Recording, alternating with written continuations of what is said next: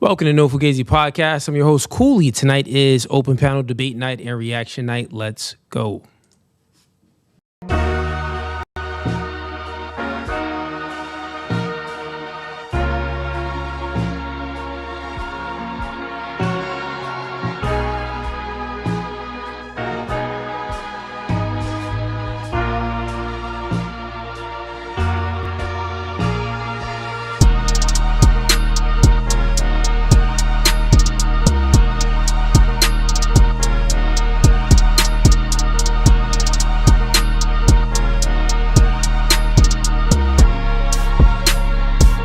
Actually, Gabby, off. You done. And you want to leave too? This is how our relationship goes. God over man, man over woman, woman over children.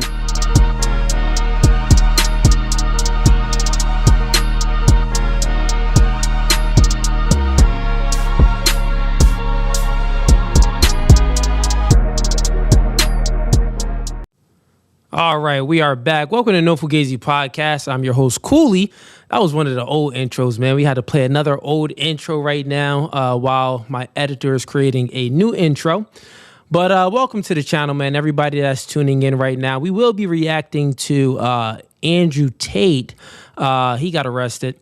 And Piers Morgan had a specific lawyer on his channel that he interviewed. So we're going to go ahead and react to that. Looks like there's been some, not new information, some new information, but a new perspective with someone within the Florida system that knows a little bit what's going on. So I'm going to go ahead and react to that and give you guys my take on it. Then we're going to react to also some other content from the members.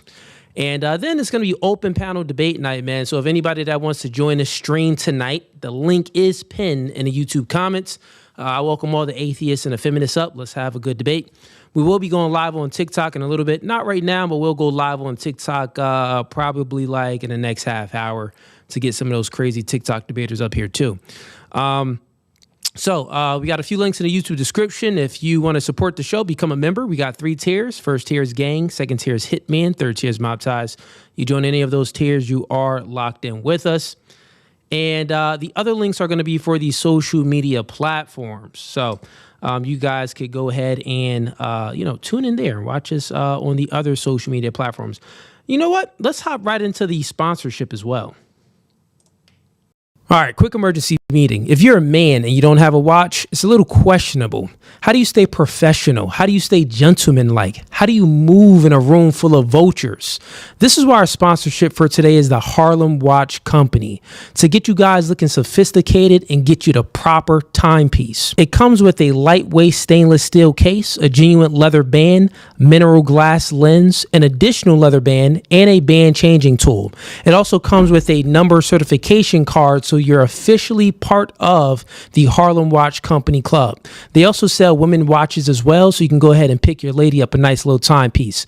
If you want to do so, go ahead and click the link that's below in the YouTube description and go ahead and get you a beautiful timepiece from the Harlem Watch Company. All right, chat, we are back. Let me know if that audio was a little bit muffled or anything. It seemed pretty loud on my end. Not sure why, but definitely seemed loud and muffled. Put a 1 in the chat if the audio is good. Put a 2 in the chat if the audio isn't. So 1 in the chat if audio is good. 2 in the chat if audio isn't. And you know what? I am going to, let's do this while I'm reacting to these clips. Let's go ahead and turn this off right fast.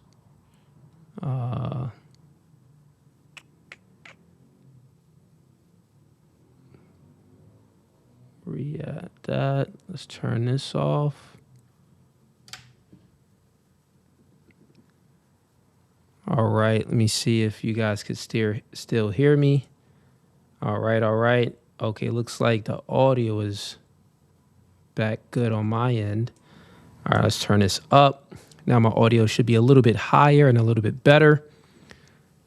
That should be sounding good for you guys. Now let's go here.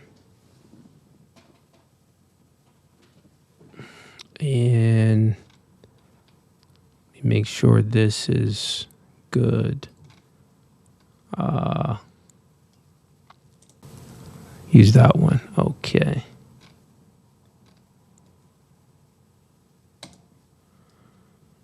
All right, chat. Let's hop in right into the reactions. Let's see who we got in here real quick. Shouts out to Wit Kid. We got the Fallen One.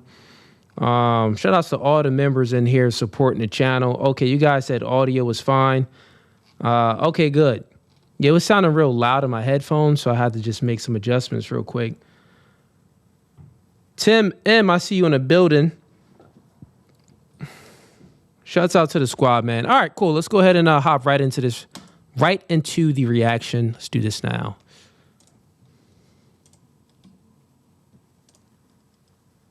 While it may take a year, it may take 2 years, but these brothers, I believe, will be sent back to the UK and they will face justice. Quite surprising to hear because, you know, I thought I was going to run into the Tate brothers. I think it's a bit of an embarrassment to the United States.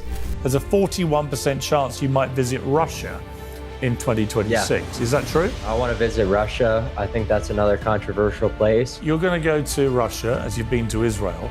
Well, why not go to Ukraine and go to Gaza? Well, probably because they're losing. If Vladimir Putin invited you to go and see him when you were there, would you go? I'll see him tomorrow. We'll begin with this.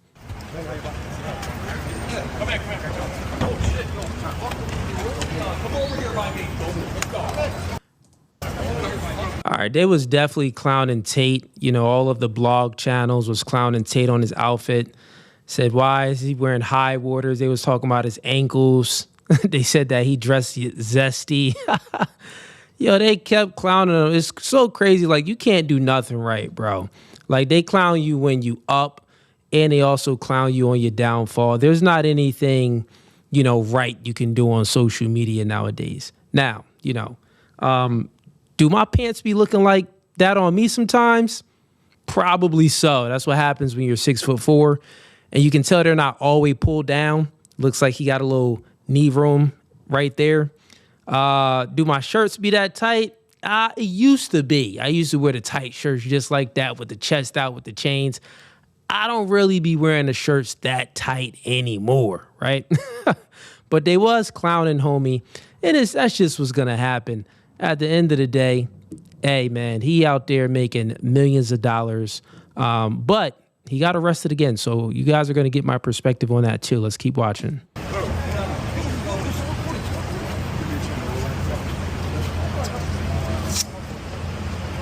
Now that's Justin Waller right there was taking off his chain. Shout outs to Justin Waller, man. You know, taking off his chain, trying to help his friend out.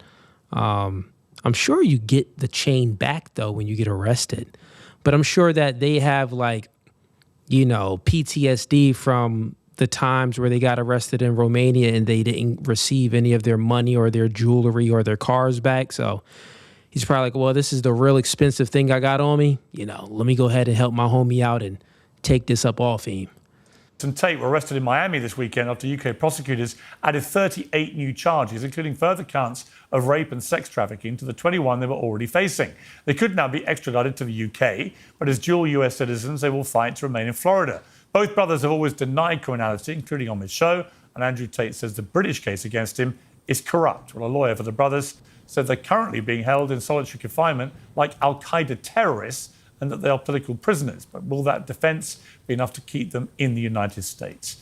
David Arenberg is a U.S. attorney and a former state senator in Florida. It's crazy, man. Like 30-something new charges. Like, what's going on? We know that they've already been after the man for years. What is it? It's been about, what, at least 3 years they've been after him. He got arrested in Romania. You know, and then he got arrested like for a short time. Then he flew over to Dubai. Once he flew back, then they arrested him again. That's when he was really in jail for a long time. The first arrest, they let him out in like, you know, 24 hours or something like that. The second arrest, when he came back from Dubai, he was arrested for, what was it, maybe 6 to 9 months or something like that, him and Tristan Tate. So it's like, is it the same charges in Romania? No, they're saying that it's different charges coming from the UK. So let's listen to this attorney's perspective and the information that he has. This is a Florida state senator. And he joins me now. Mr. Arenberg, thank you very much indeed for joining me. How significant are these arrests of Andrew and Tristan Tate on United States soil, especially given the fact there is an extradition treaty, obviously with the UK, and the belief is the UK are pushing to have them brought to the UK for justice. Piers, good to be with you. It's very significant. We're talking about 59 total charges now, relating to 7 alleged victims for offenses that span between 2010 and 2017. You have the 21 original charges, and now you have 38 new charges. Oh, 21 original charges. Okay, and then 38 new charges. Let's keep watching. And so you have 3 alleged victims in the first round of charges, and now an additional 4 victims here. And I know that there's talk on the internet that somehow the Trump administration and allies are going to somehow block the extradition. But since the extradition treaty has been signed between the UK and the US, only one case has ever even been held up for extradition. This is a matter of course where people accused of serious crimes, and this is a serious crime, and when there is at least probable cause that there's enough evidence to... All right, so already off the bat, you can see that this attorney is 100% biased. He mentions Trump name just by reading his body language. He had a little smirk on his face when he mentioned that, so we can say that he's most likely of a liberal ideology. Also, it's a attorney that Pierce brung on, and we already know that Pierce, he hates Andrew Tate and Tristan Tate. He does not like those people at all because they're like polar opposites. Like Pierce is what he wishes, Pierce is like the person that, like he just wishes he was like Andrew Tate, right? Like Andrew Tate is the person that Pierce wishes he was. And we know that because it's just like, Pierce's wife. Pierce's wife posts, weird pictures all the time, says all of these weird things all the time, how she's attracted to other men, how she may even desire other men as well. Make sure the audio is good real quick. Oh, Jake Raid. Okay. Looks like Jake raided over. Okay. Shout outs to Jake Rattlesnake for raiding everybody over, everybody that's coming in. We are breaking down the Andrew and Tristan Tate via Pierce Morgan. We're reacting to that. Also, we are opening it up for open panel debate night too. We'll be bringing up some crazy TikTok debaters. So you guys, you're not going to want to miss that. The last stream I did was last Thursday. 8-hour stream.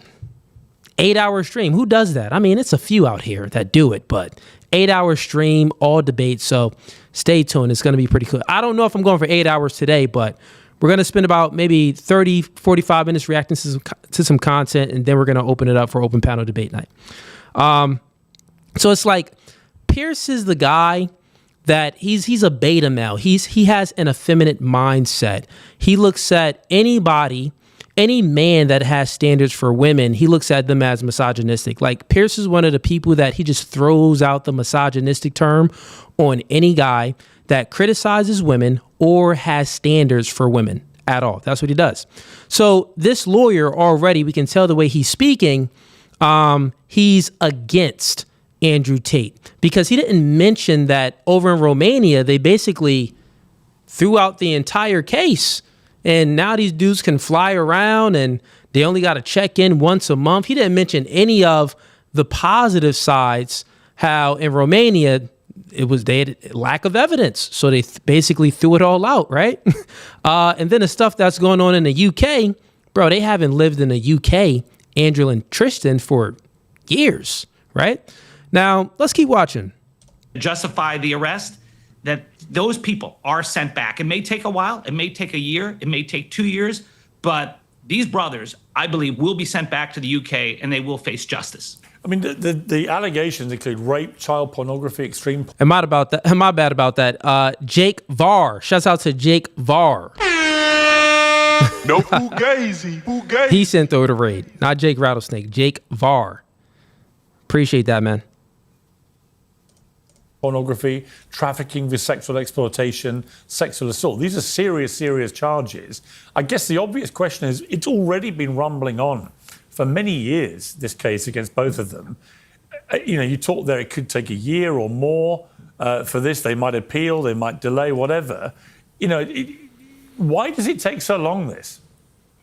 It's a good question. The wheels of justice move slowly, Piers. So in the meantime, while the cases are still pending in Romania and the UK, now you have an additional delay in the United States because the brothers are going to be able to try to fight extradition. It's a loser. They're not going to stop the extradition, but they can go from judge to appellate court, even to the U.S. Supreme Court. They can fight it all the way. But here's the bright spot for those of us who want justice, is that as they appeal, they are most likely going to be held in a detention facility, in a jail. They're not going to be out. Yeah, it's so funny. It's so funny how he says, good news for those of us who want justice. Well, wait, we don't even know if they're guilty or innocent. But somehow, some way, you're speaking as if they're already guilty. He's speaking as if they are already guilty, like they've already committed the crimes. He's 100% confident, and we need justice. He needs to get extradited over to the UK and spend life in prison. That's how he's speaking right now. So, and Pierce, poor job on Pierce, man. Pierce, you got to get at least, try to find an unbiased attorney, not just a radical left wing. I'm sure if we ask this attorney how many genders there are, he'll be like, oh, there's 40,000 million genders. If we ask him, what is a woman? Well, whatever you feel like, he wouldn't give any straight answers. He's just a propaganda tool. Like, who is this Florida attorney? He actually, Florida is a conservative state, but he's gay. Yeah, that's what he is so far, from what I'm hearing. They're living the high life like they have been in Florida. They're not going to be co-hosting bare knuckles fighting competitions. They're going to be in a cell while they wait through the appeals. There was a statement from Joe. Tim M., what link you send to me on IG? Let me know.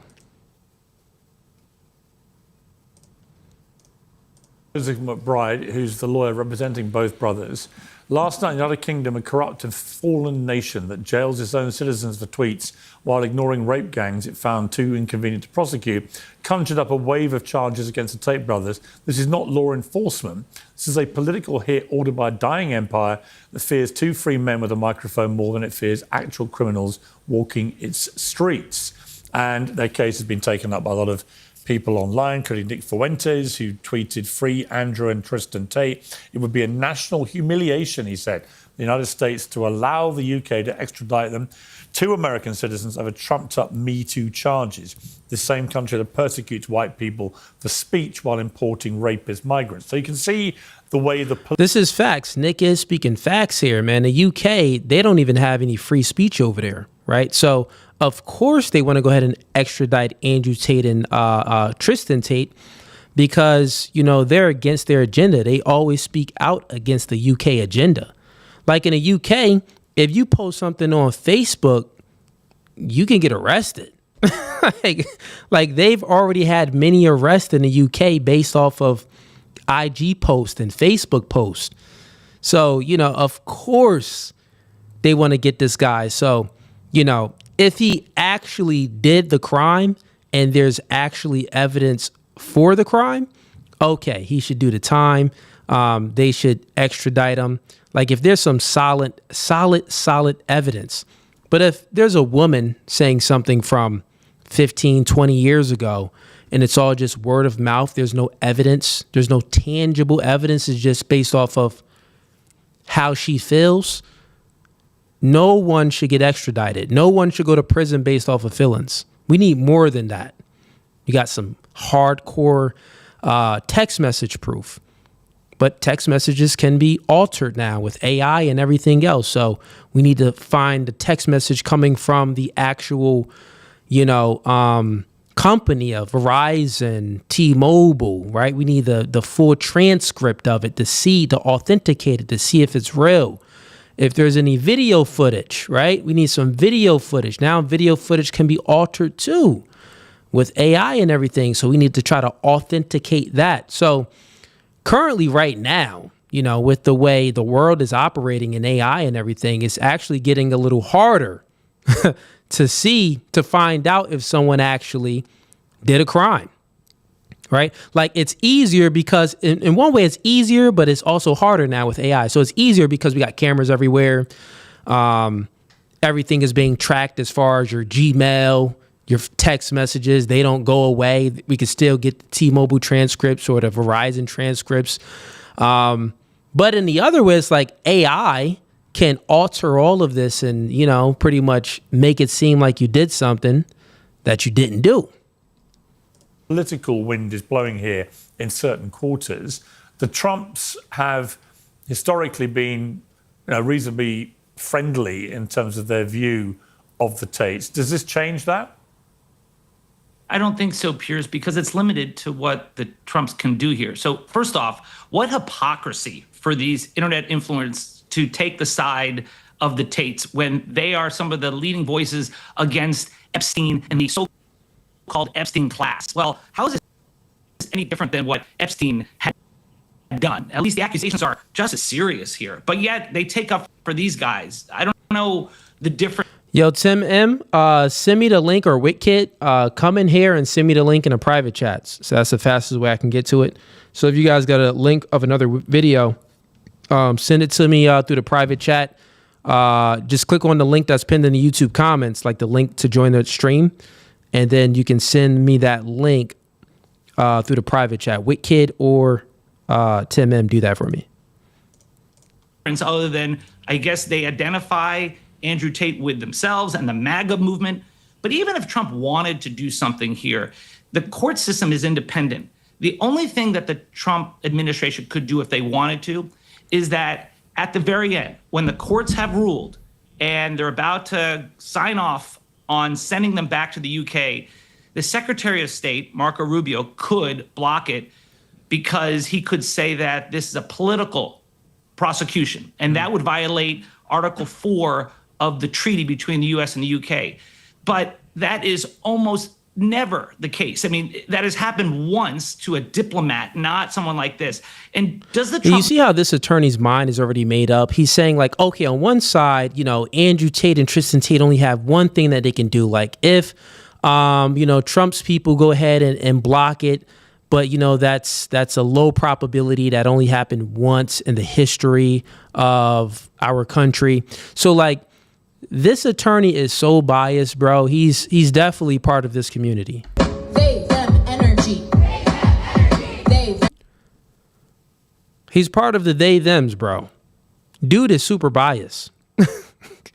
Like, how you go on a platform, you're an attorney, you're supposed to have the facts, right?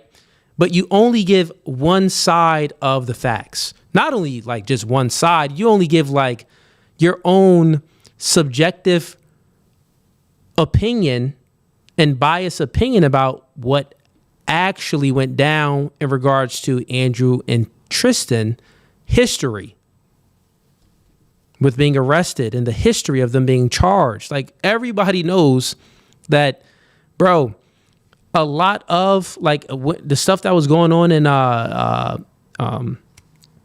what is it? I was about to say Ukraine and Romania.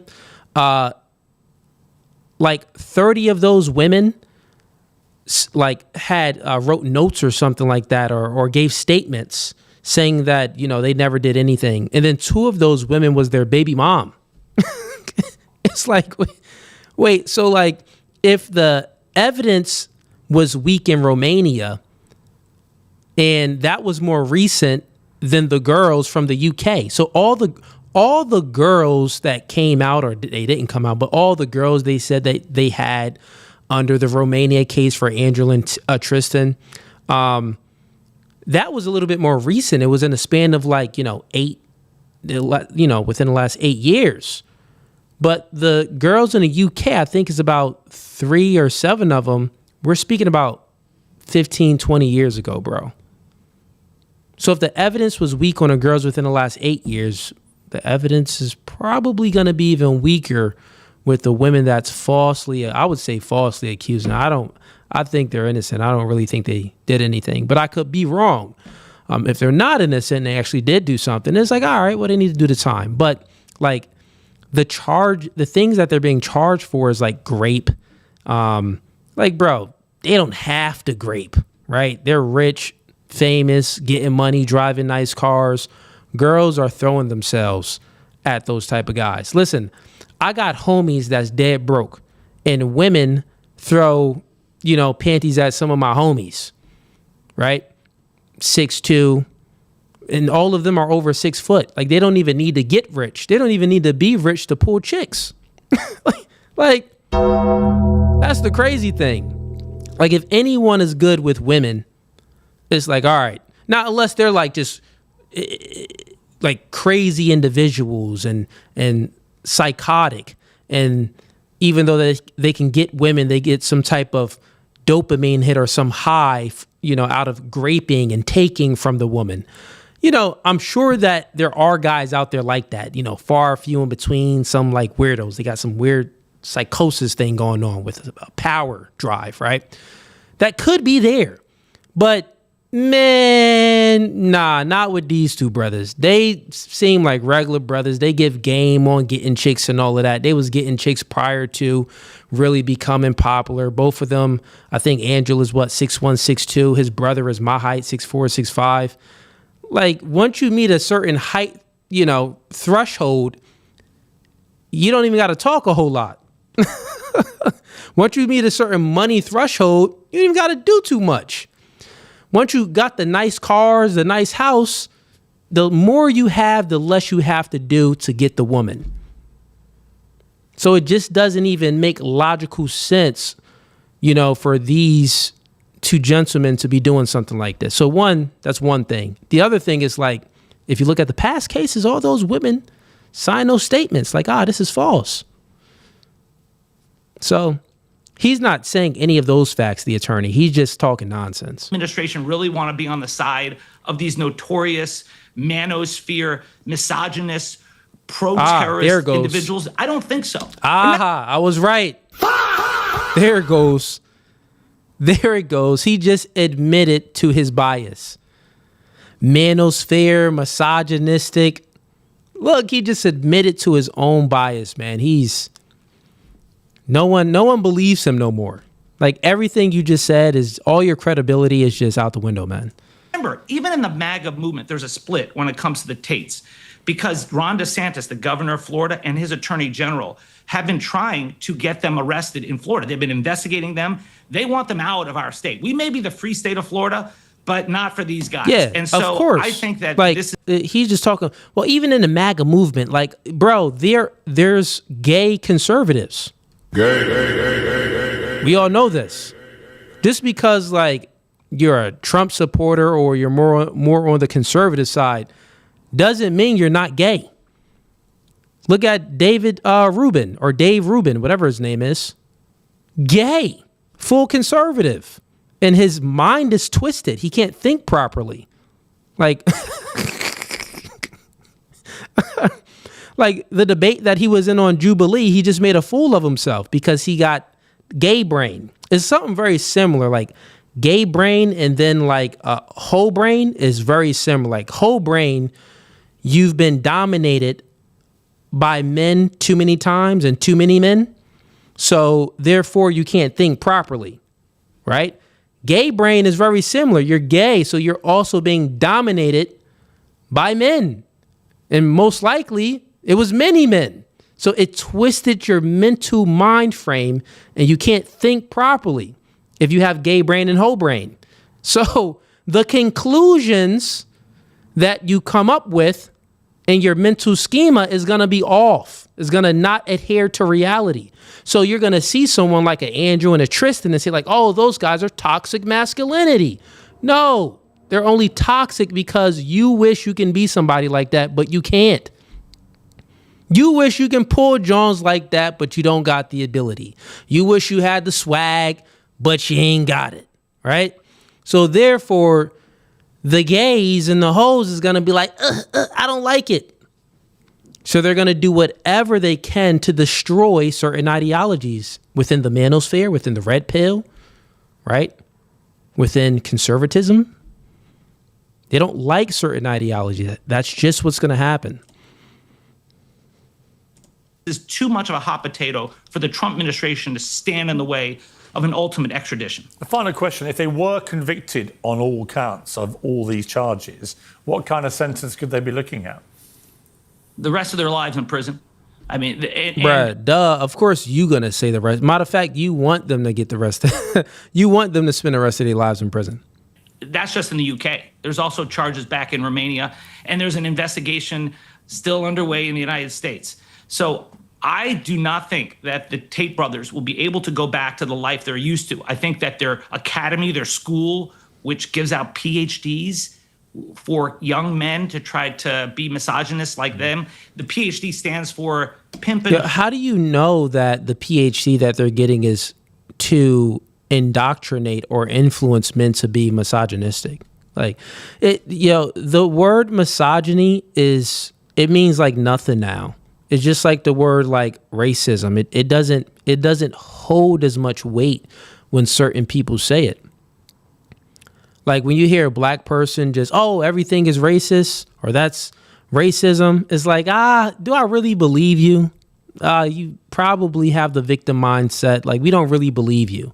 Then when we hear a beta male or a feminist or any type of male feminist speaking about misogyny, it's like, well, we don't really believe you, right?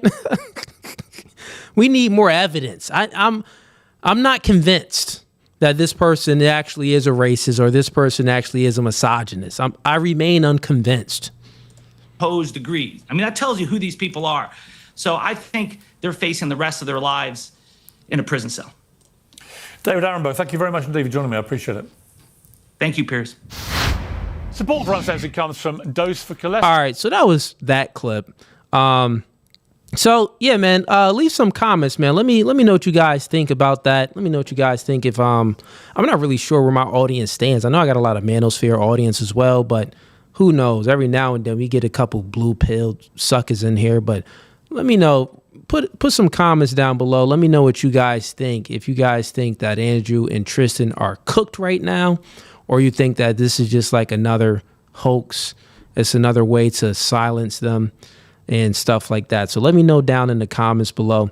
We're going to go ahead and react to some other clips too. Give me 1 second. Let me go ahead and pin this link in the YouTube comments.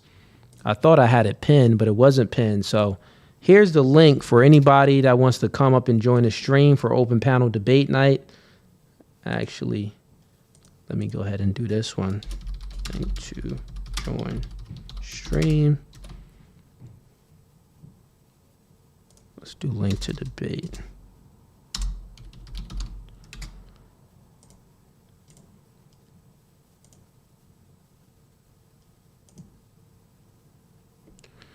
I feel you with, kid. Whole thing is a joke. Yeah, man, it's just a joke. But you see, like, the liberal media, Shade Room, Hollywood Unlocked, TMZ, all of the liberal media outlets out there, they're clowning the Tate brothers. Oh, well, wow, they got arrested in the United States. They got arrested here. They actually must have done a crime. Well, they only got arrested because they've been extradited out. But I think we got another clip here to react to. Let me bring this one up. Thanks, Wit Kid, for sending me this one. Let me just preview it real quick. And this is another clip of what went down. Oh, this is old. That was his girlfriend. Yeah, I'm not playing that on here. So the clip that you just sent me, Tim M. So that clip was from his ex-girlfriend. And his ex-girlfriend already came out about that video. And she said that that's what they used to do. They used to have that type of foreplay interaction where they used to, what is it called? Like BDSM, where, you whoop your girl with the belt or your girl, whoops you or something like that. They were into that type of stuff with his ex-girlfriend. But yeah, that girl in the video, I'm not going to play it on YouTube. I don't want anything to happen. It's blurred out a little bit, but, I don't want my stream to get banned or anything. But basically, it's a video of Andrew Tate doing some foreplay with his woman and, whooping her with the belt. Not hard. You see, it's kind of like playful. But yeah, that girl in the video, though, she came out like 3-4 years ago, said, he didn't harm me. Like, this is what I wanted to do. Like, this was fun. But they just took that and twisted it. So, yeah. So I know people in the comments probably seen that on X. Nah, I already reviewed that a while ago. Right? That junk old. They been spoke about that. All right, let's go live on TikTok. We're going to react to some more clips too.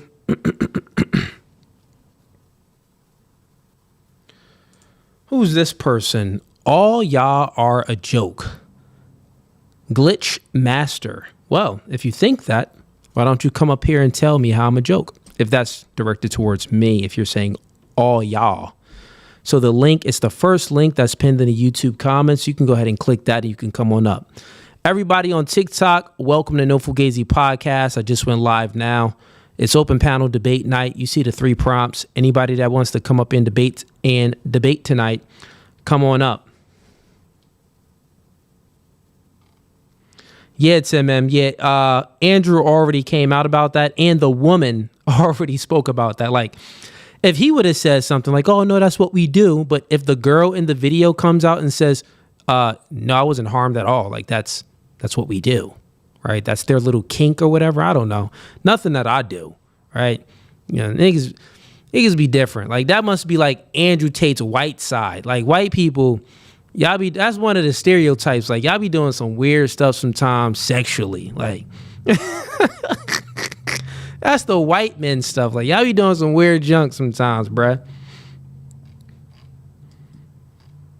Like, can I spank you with a belt? Like, come on, bruh. Like, why you gotta do the crazy stuff? Like, white dudes be into that stuff, man. I don't know. Okay, so all right, let's get to this next clip. We already got people on TikTok right now that's trying to join stream. Imani, Big Frenzo. Imani, stay right there. I'm gonna bring you up in about 5-10 minutes, and then Big Frenzo, you're right after Imani. I'm just gonna react to some clips, and then you two are gonna be the first 2 to come up and debate tonight. Now, you can debate about any of the prompts, the 3 prompts, or if I'm reacting to something and you don't like my perspective, then you can go ahead and debate.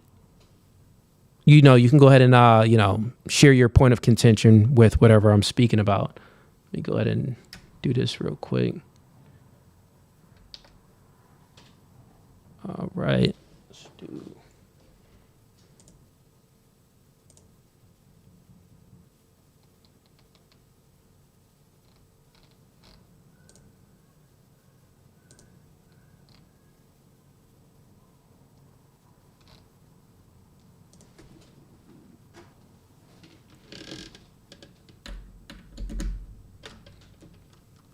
All right, chat.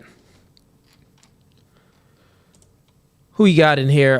We got Kickboxing sending in $2. He says, yo, Cooley, no gay stuff. Would you have come on, bro. That's mad gay. What? Yeah, man. It's someone, even though he sent them money, one of the we don't play that over here. Somebody on in the members, one of the mods, ban that person or put that person in timeout. He gets in timeout for at least 10 minutes. So one of y'all, Wit Kid, somebody put him in timeout for saying that. That was weird, bro. I know you trolling, but it was still weird.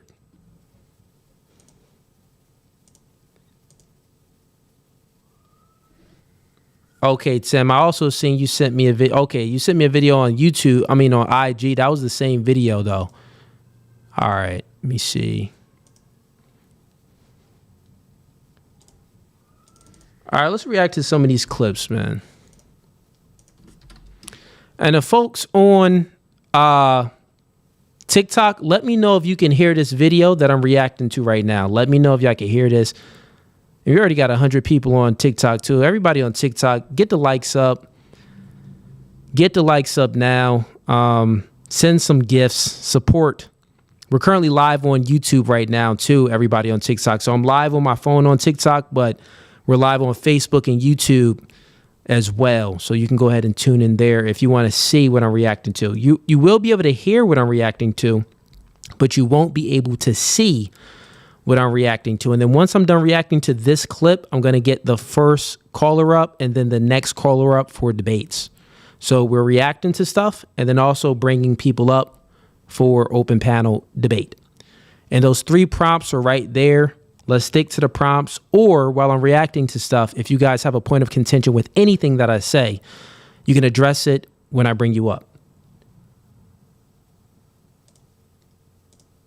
Everybody's had a turn and nobody's enjoyed it. Why do I want to get you now? We both go to a used car lot. One car is totaled. One car has the engine blown out twice. Head gasket never works. Always has to be replaced. Another car has a fender bender. Which one are you taking? I reject the analogy because it presupposes that there's something about sex that is destructive to a body.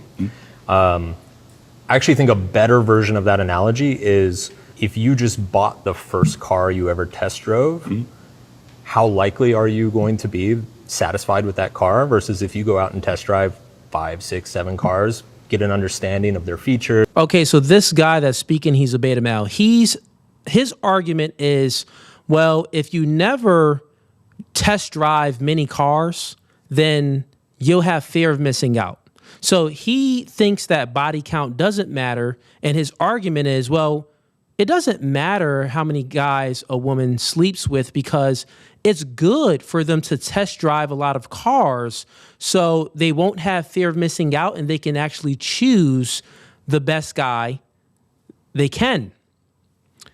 It's just flawed ideology. Now, the guy's argument was simple. He just made the car analogy like, come on, man, if body count matters because, all right, would I want a girl that has, would I want a car that has 200,000 miles on it, or would I take a car that has only 20 miles on it? All human beings are going to say, yeah, give me the car that only has 20 miles on it rather than 200,000 miles. So the guy, the black guy, he's making a good analogy from how men view body count. Not even how men view it, how the entire world, how all human beings perceive of it to be accurate. The other guy that said that, well, body count doesn't matter because women need to be promiscuous and should sleep around so they won't have fear of missing out. So that would increase the probability of them finding the guy they really want. The reason why he's wrong is because women don't operate like that. And there's studies out there. The more men a woman sleeps with, the lower the probability is for her to find a man that she's going to feel satisfied with. Because women, when they sleep around, they pair bond with their mate, similar in a way where how they pair bond when they have a baby. Now, women pair bond, man. They have oxytocin, and oxytocin is that pair bonding mechanism that allows a woman to pair bond with the children and with their mate. Now, when it comes to with the mate, the more people, men, women sleep with, well, the lower the probability for her to actually pair bond with her future guy. It's very, very simple, right? Now, men, we don't operate the same. And this is what happens when you have a male feminist speaking about dating and relationships, because they think that men and women are interchangeable widgets, and they think that we're basically the same, right? So they think that, well, men are hypergamous too. No, hypergamy only works with women, right? Women, they're hypergamous. Their prerequisites are generally taller, stronger, makes more money, and very competent. Our prerequisites for a woman is not someone better than us. Their prerequisites for a man is someone better than them. We'll take a girl that's 5'2". If a girl is 5'2", she's not going to date a guy that's 5'2" or below. We'll take a girl that works at McDonald's. If a girl works at McDonald's, no, she wants the guy that owns the McDonald's. So it just doesn't work that way. So in his ideology is that of a They, them, energy. There's what you like about them, what you don't like. Then you're able to make a much better informed decision. Let me ask you this. Yes. A lot of men treat body count as a proxy for trust, right? TikTok folks, put a 1 in the chat if y'all can hear the video that I'm reacting to. Put a 1 in the chat if y'all can hear the video I'm reacting to. Put a 2 in the chat if you can't hear it. And so what I ask guys is I say, okay, perfect. Y'all can hear it. imagine 2 women. One of them is a virgin. She has 0 sexual experience. Fender bender. Sure, fender bender. But you catch her lying to you. She doesn't keep her word. She's unreliable. And then there's a woman who, let's say, she's been with, I don't know, 10 guys. Sure. Whatever. But she's honest with you. She always shows up when she says she's going to show up. She does what she says she's going to do. She's very loving. She's very caring. She's never broken your trust once.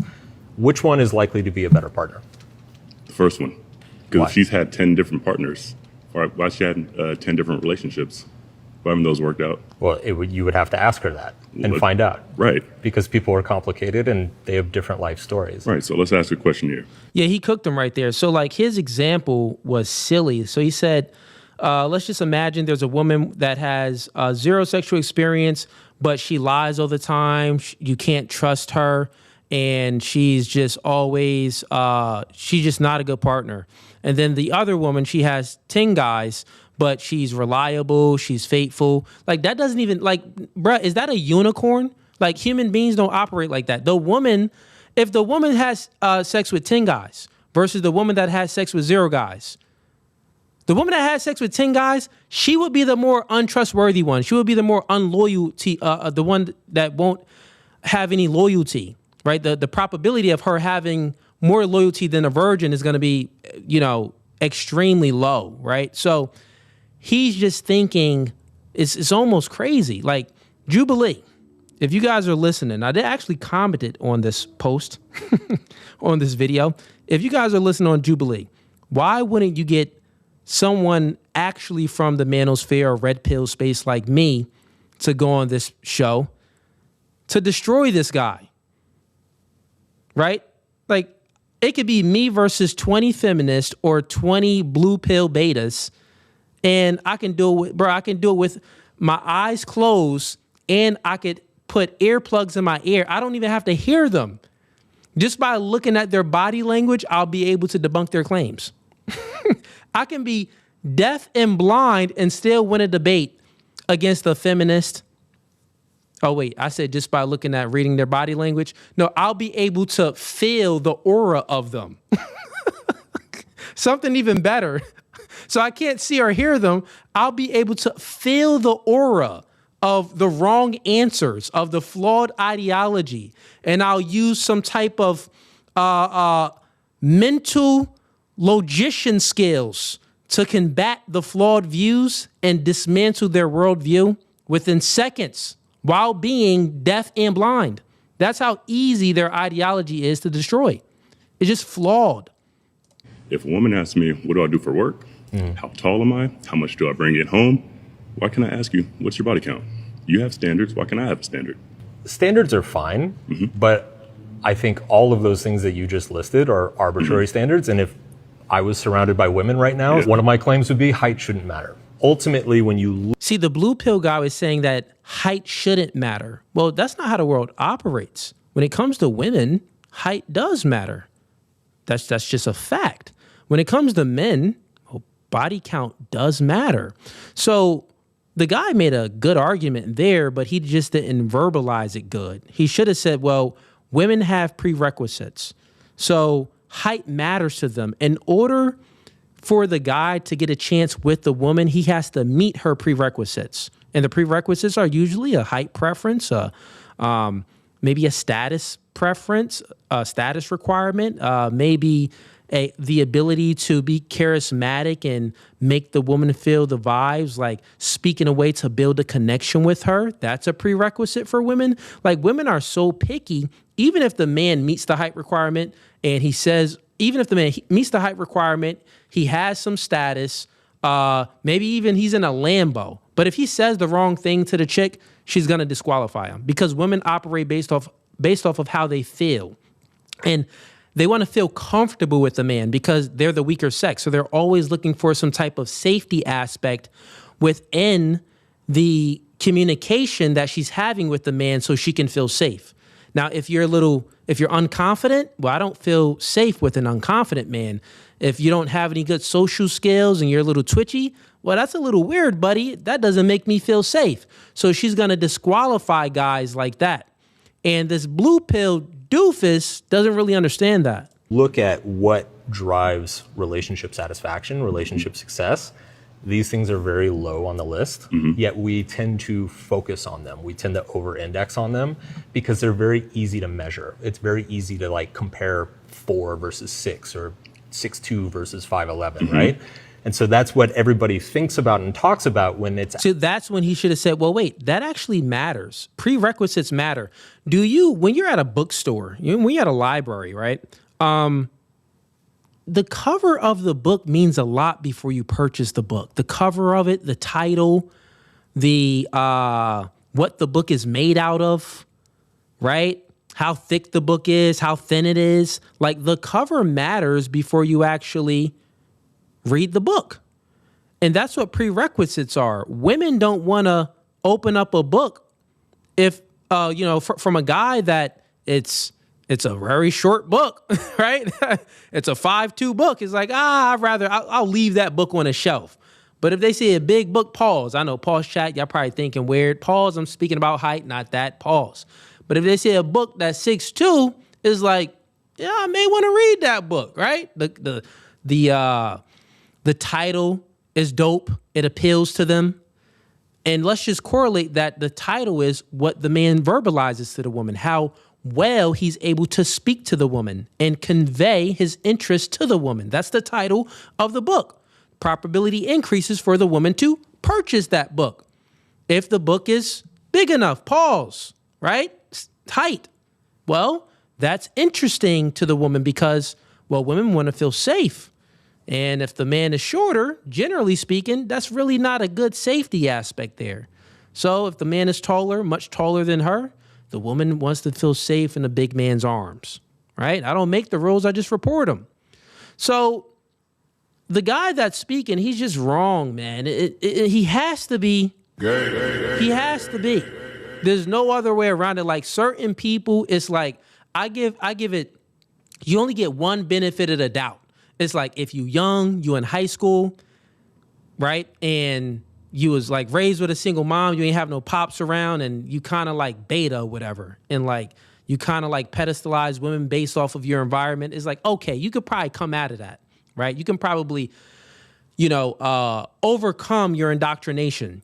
But if you're 40 years old, like the dude that I'm looking at, the dude that I'm reacting to, you're just gay, bro. It's nothing else. Like, if you have this mindset, you're just of the rainbow community. And it's okay, but we just need you to come out, right? Just come out the closet. Then we all gonna understand. Actually, when you look at the research of like what makes for a happy relationship, these things aren't even on the map. Okay, so if a woman has, let's say, 12, 13, 17 bodies, how many relationships have you been in? 3. What's up with the other 14 people? She probably likes to party. Then go party. We don't have to be together. But you can. Or maybe she used to like to party, but now she's ready to settle down. Not with me. Go. If you can decide who you open your legs for, you can't decide who gets down on one knee for you. Can I ask? That's facts. He made a good point. You can decide, who you open your legs to. You can't decide who gets down on one knee for you. And he has to, like, he's not really making, like, is that an argument? He didn't say it good. He should have, that's a good argument, actually. I would say maybe that's one of like the first arguments he made, the black guy. The white guy didn't make any arguments. He's just speaking from how he feels thus far. Why not with you? If everybody's had a turn and nobody's enjoyed it, why do I want to get you now? If we both go to a used car lot, one car is totaled, one car has the engine blown out twice, head gasket never works, always has to be replaced. Another car has a fender bender. Which one are you taking? I reject the analogy because... See, he rejects the analogy because he's... Anytime, like, when you're speaking and they say, oh, don't compare women to cars, or don't compare women to like this. Like, don't compare. You can't compare a woman to this. Yeah, I can. It's called an analogy, right? I could definitely make a great comparison to that. If someone ever says that to you, if it's one of your friends, you need to get new friends. Because it presupposes that there's something about sex that is destructive to a body. Okay. The white guy argument is it presupposes that sex is something destructive to a human's body. Well, I would just say that, well, if it's the case that I would grant it, say, okay, well, under that view, sex isn't destructive to humans' bodies, then, well, grape should be legal. Under his ideology, well, why not? It's not destructive to anyone's body, right? But he would make the argument, well, that's like, without consent. Oh, okay. Well, what about your daughter? See, this is when you personalize the question, right? You personalize and you make an argument. You say, well, would you prefer your daughter to be gangbanged by 3 black dudes that look like me, 6'4", 205 pounds, or be in a committed relationship in a marriage with a guy that loves her and she loves him? Which lifestyle would you prefer for your daughter? And he's going to lie and say, oh, well, I don't have a preference for my daughter. If she's grown, she can do whatever she wants. We know most feminists, male feminists, and even women feminists think like that. They don't have any preferences for anyone else other than themselves, which they're lying because they're the ones that want to, restrict people from choices and freedom of speech and all of these other things, but somehow they don't have any preference for anyone's life. It's just weird, right? But an argument like that would at least get him to answer some questions so you can then pick at his flawed logic. Because any rational man and father is going to say, no, I want my daughter to be with a person that has good intentions with her rather than live a lifestyle where she's getting gangbanged by dudes that look like me. 3 big black FBAs. You ain't gonna want that for your daughter, bro. And if you do, you are of the devil. Then you're just showing who you really are if you want that type of lifestyle from your daughter. It's not just one time. It's like, that's a lifestyle. She's going to these 3 big black ones, then another 3 big black ones. And that's what she desires, right? It's like, you don't want that for your daughter. You're going to want a more, a well-groomed lifestyle for your daughter. A gentleman that's going to protect and provide for her rather than just splash. Never mind. I'm saying too much stuff. All right. We're on TikTok and YouTube. Let me chill out. But you guys get what I'm saying. So an argument like that would work. I actually think a better version of that analogy is if you just bought the first car you ever test drove, how likely are you going to be satisfied with that car versus if you go out and test drive 5, 6, 7 cars? Okay. And that was the argument. So that's the end of this right here. Okay, chat. Let's get some people up that want to debate tonight. Let's see if we have any super chats in here. Support the channel. All the folks on YouTube, if you are watching right now, we do appreciate super chats. So send in some super chats. The more super chats I get, the longer I will stream for. That's what we're doing today. So super chats, that's going to convert to how long we stream for, how many debates we have up and we get to. Let's see who's back here. Krautmik, I see you just came back here. Cool.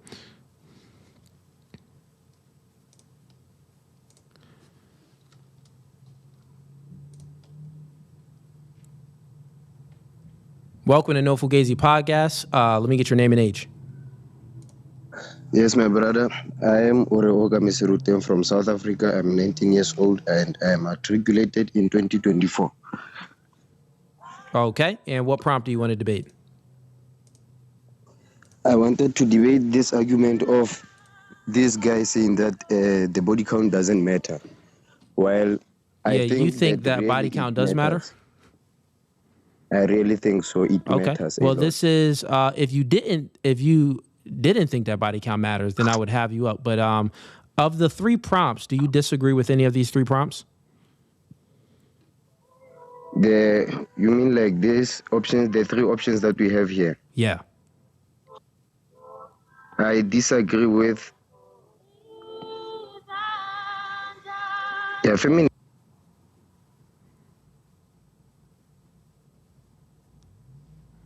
All right, how to get him out of here. He didn't even disagree with anything. Anybody else that wants to join Open Panel Debate Night, just request to come on up on TikTok and on YouTube. You can click the first link that's pinned in the YouTube comments, and I'll bring you on up. Let's go ahead and react to some more stuff while we're waiting for more folks to come on up.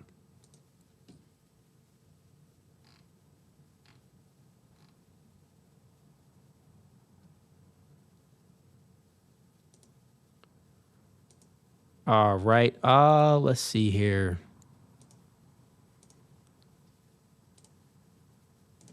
Here's the next clip.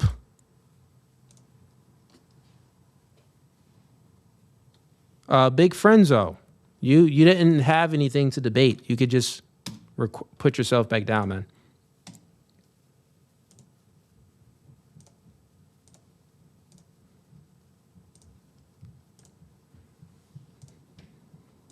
I'm convinced the men of this generation hate us. Like, there's honestly something in the water. Like, sure, the men of my dad's generation were misogynistic. There's plenty of misogynistic men in my family. But I feel like they saw the value in a woman and what a woman can bring to the table. See, it's a complete oxymoron. How can you be misogynistic but also see the value in a woman?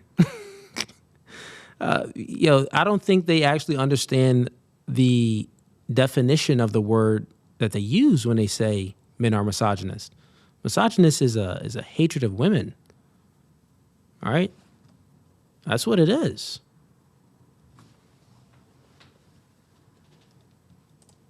They had a provider mindset. They had a family mindset.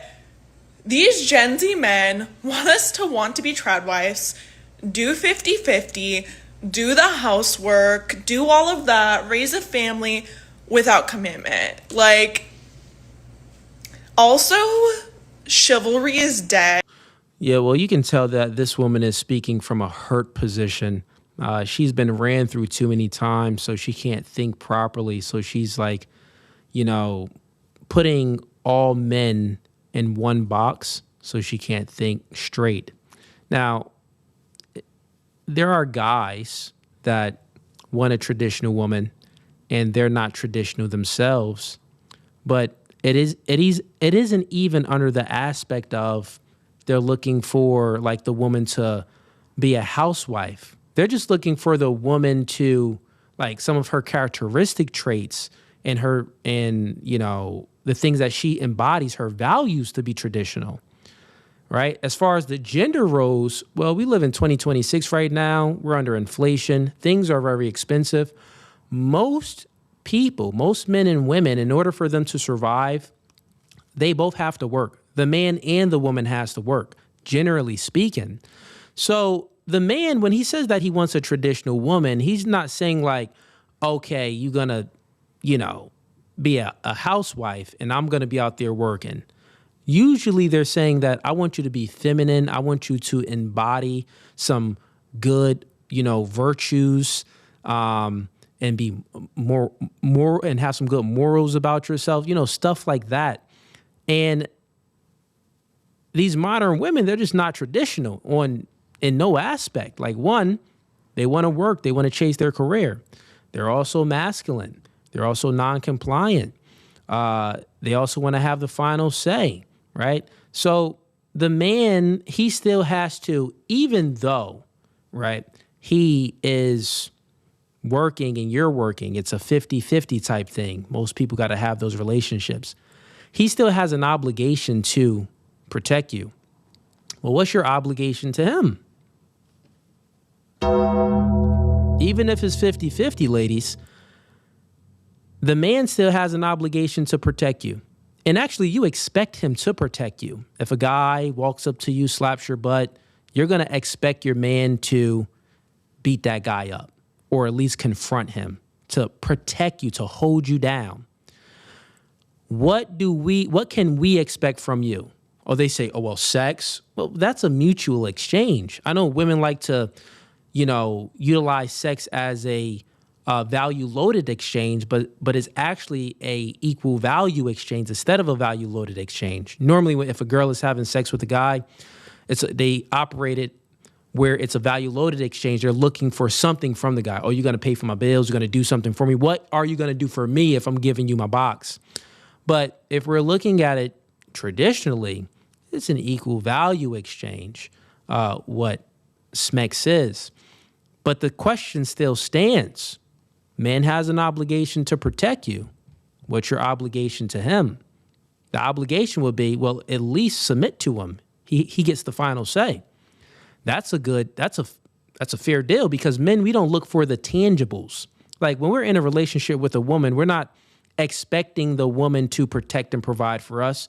No, we're looking for the intangibles. We're looking for, if I say something, just listen to me, right? Don't do that. Listen. Don't go there. Listen. We're looking for the woman to observe us, observe our lifestyle, and then assist us. So you're already watching me all the time, woman, and thinking about a multitude of things. Make my life easier. I wake up at this time. I go to the gym at this time. Make sure the breakfast is done. Pack my lunch or something. Do something like that. Be in service. If I have to protect you. Now, some people are going to say, Cooley, well, we live in a pretty safe society. There's not danger at your front doorstep how it used to be, 500 years ago, maybe 100 years ago, right? Nah, depending on the neighborhood, there's a full obligation for your man to protect you. He's going to be using his protective measures more often than the guy living in the suburbs. Now, it's still insurance, though. If in case something happens, the man is there to protect you, and that's an obligation, right? So, same thing for the woman. She has to have some sort of obligation. But I'm sure this woman isn't going to speak about any of that. Like, even when I try and go on dates with guys that are older, seem respectful, seem like green flags, they immediately expect to get laid for doing not even close to the bare minimum. I went out with You see, chat? Women view sex as a value-loaded exchange. They don't want to give up no box unless it's like, well, what are you doing for me? this older guy the other day that I thought was respectful. He literally bought me a beer, a beer, which I don't even like beer, and expected to get laid. And he also like nagged me in subtle ways the entire time. And you know, this is all lies coming from women. Like she's saying that this guy expected to have sex with me. This guy, you know, nugged me in certain ways. This is lies. The dude was probably trying to be flirty with her, but she wasn't interested in him. So since she's not interested in him, the way she's going to speak about him is going to be negative. Now, if it's a guy that she's actually interested in, she would be like, well, he was actually very respectful. He was gentlemanlike. I don't drink beer, but it's like, at least he got me a beer. He's very considerate, right? Like, that's how women tend to operate. If they're attracted to you, then it's like, it's not much you can do wrong, right? But if they're not attracted to you, breathing is wrong. Breathing around them is sexual harassment. Oh my gosh, he just breathed on me. Ugh. He's fat, he's ugly, he looks broke, he breathed on me. Ugh. But, oh, tall, handsome guy. Oh, he breathed on me. Oh, let's breathe on me more. Right? That's how women operate, chat. And made me feel uncomfortable.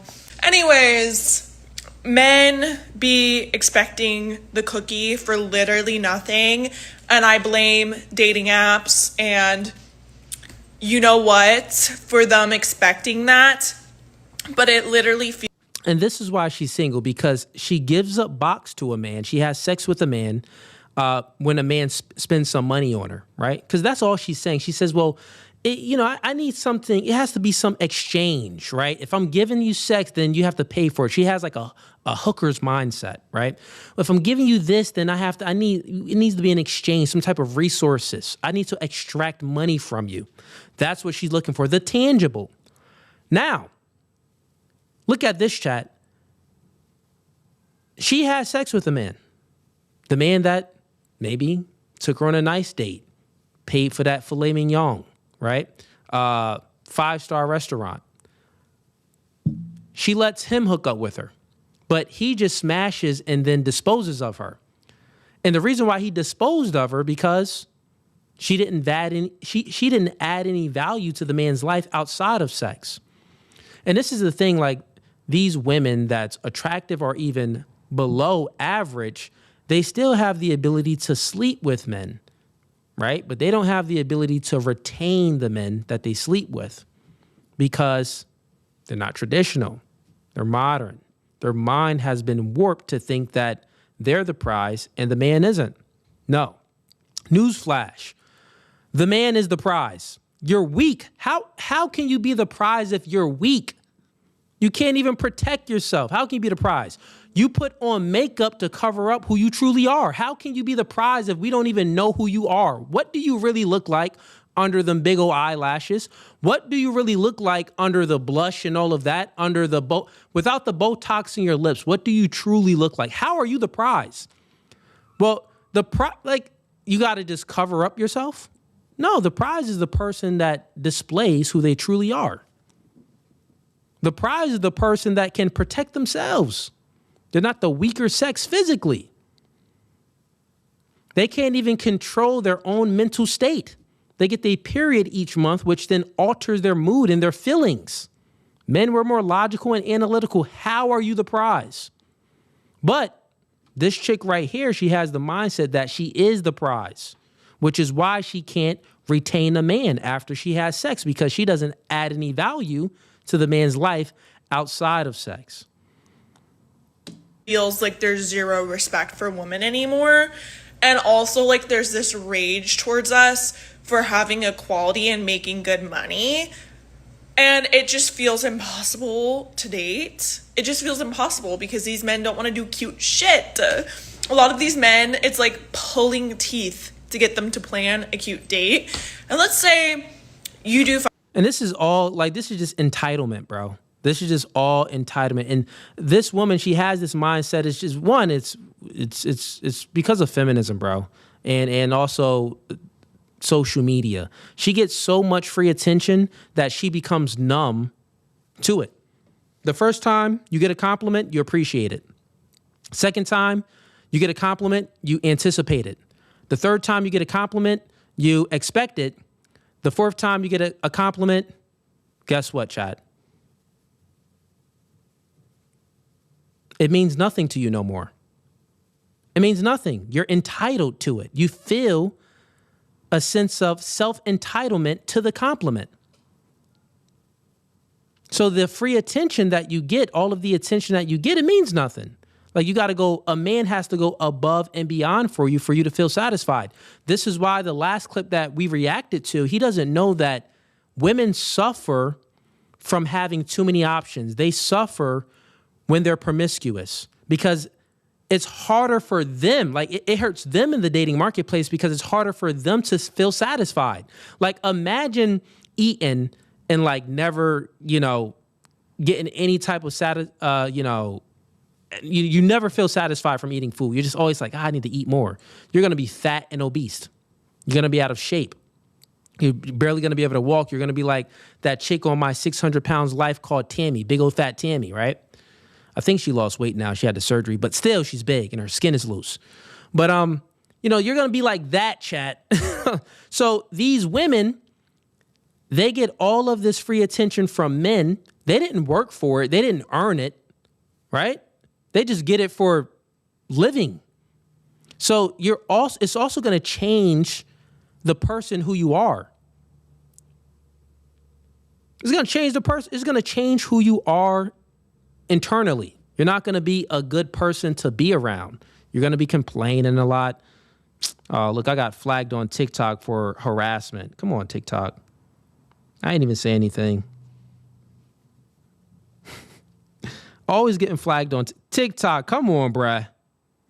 I ain't even say nothing. Whatever. But anyways, it's like, maybe because I was talking about the heavy set folks. Who knows? It could have been that. But anyways, it's like, man, this chick's for the streets, bro. For the streets. Let's react to something else. Also, chat, anybody that wants to join the stream and debate tonight, we're live on YouTube. We got the link pinned in the YouTube comments. If you want to come up, click the link. I'll bring you on up. The Atheist, the Feminist, please come on up. On TikTok, we got 3 debate prompts. First prompt is women single and 30 is their fault. Right? I think that if you're a woman and you're single, well, it's your fault why you're single. Most women, generally speaking, they want a relationship from a man, right? Even in 2026, they still want a relationship. They want something long-term, right? That's embedded into the biology of the woman. She wants long-term. She wants quality. So I think that if a woman is single and 30, she's doing something wrong within the dating marketplace to why she can't get a relationship from the man that she wants. Right? Now, a lot of women, they can get a relationship probably from a simp, a dude that they don't want, a dude that they're not attracted to. But the men that they are attracted to, they find it very hard to get a relationship from those guys. Now, prompt 2 is atheists can't give an account for logic, right? When we look at logic, we're not just speaking about logic in the way we utilize logic, but we're speaking about logic in and of itself, right? Now, if the atheist worldview is true, there is no God, well, they'll have to give an account for this transcendental category like logic. Logic is immaterial, it's invariant, and it's conceptual, it's universal, right? Now, I don't think that atheists can give an account for logic, so we're just going to leave that there, and hopefully we'll bait some atheists to come on up and they can debate tonight. So that's prompt 2. Prompt 3 is feminism is bad for society. I mean, you get it right there. I take the affirmative position on all of these. So if anybody wants to debate via TikTok, come on up. Let's go. Kid 40, you said you're agnostic. You want to come on up? Sure. That's going to be even simple. Yeah, come on up. Click the request to come up. Big friends, Finzo. Yeah, bro, you agreed with all of the prompts. You didn't disagree.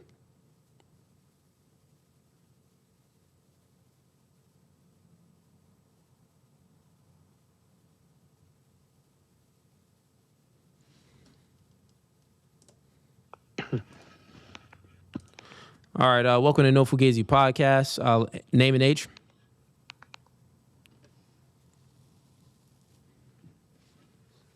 What's up, bro? What's up, man? Yeah, name and age. Hey, Daniel, 29. All right, Daniel. And what prompt do you want to debate? Number 2. Okay. All right, so atheists can't give an account for logic. All right. So sure, man. I think that was you in the comments. Yeah, it says Kid 40. So that was you in the comments that you said that you were agnostic, but you want to go ahead and debate this. So you think that as an agnostic or as an atheist that you can actually give an epistemic justification for knowledge, for logic? Go ahead. Like you're saying, like the fact that they can't give an account for logic makes their claim untrue. Is that what you're saying? Yeah, like when we look at the world, the external world, things make coherent sense. The world, how we view it, it's in a very particular, specific way. And I think that if atheism is true and there is no God, I think that, well, they would have to somehow justify these universal categories like logic. They would have to give some sort of an account to ground logic. Because when we look at logic, it's conceptual, right? Like logic it's a principle that's conceptual, correct? Yeah, it is. Yeah, it's conceptual. And logic itself, we would say that if it's conceptual, it's immaterial, right? Like you can't touch or smell or taste logic itself. So then also when we look at, well, logic also will be universal, meaning that it applies everywhere. Like you can't point out any scenario or make any, claim or any proposition where logic wouldn't apply. Could you? No, but if you're saying like I agree that you would have to know everything to say definitively that nothing exists after. So like I don't really see like how you can claim that. But being agnostic, you can say that. Being agnostic, you can say that you don't know what happens. You know what I'm saying? But it doesn't necessarily mean that there's something out there that cares about us. It could just be, hey, we're here, and then our atoms, which have always existed, just go back into the next whatever they're around, because all we are really just our memories, and that's kind of our basis for logic. Like that's like, do you think we have like so you think we have like a special like soul like that goes somewhere, is what you're saying? Well, yeah, I do think that we have a soul, but so let's get back to logic, right? I don't think that all we are memories. That's illogical. That doesn't really make any sense. Because we have the external world. Like we know that things, even though that we have thoughts in our mind, we know that we can map certain things onto the external world. But let's just go back to logic. You said it's conceptual. You said it's immaterial. You can't touch or taste it, right? Now, universal, it applies everywhere. You can't think of a scenario or give any proposition or make any claim where logic wouldn't apply. And then also it's invariant. So that means that it doesn't change over time. Like logic would still be the same on a Monday as well as on a Friday. Correct? You think that logic itself can change? I think we don't know everything. So yeah, I think it could change, just like the way physics could work here could not work somewhere else, What's the 3 classical laws of logic? I don't know, what are they? Yeah, so you're probably not prepared to have a conversation like this. It's the law of identity, the law of excluded middle, and the law of non-contradiction, right? So we know certain things to be 100% true. Everything isn't just relative. Like there are objective truths. For an example, I can't be you and you can't be me, correct? Yeah. If so, we would violate the law of identity. You know what I'm saying? So when we're thinking about logic, well, it applies everywhere. We can't think of a scenario where it wouldn't apply. If you think about 1 + 1 equaling 2, could 1 + 1 ever equal 11? Yeah, it could. Where? Tell me how. 1 + 1 could be 11 if society decided tomorrow that 1 + 1 was 11. No.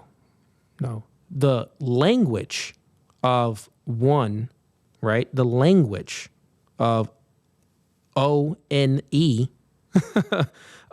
that can change, but what it means, right? The having one meaning thing and then of one thing does not change. The concept of 1 would never change. The language could change, but the concept of what I'm speaking about, that can't change, right? No, like the concept can't change, but like the language can change. Like a unit of a thing, this concept that can't change. What you observe in the external world, when we're looking at 1 unit of a thing, that can't change. That concept, correct? Right. Yeah, the concept can't change. Okay, so if the concept can't change, then what I'm telling you is 1 + 1.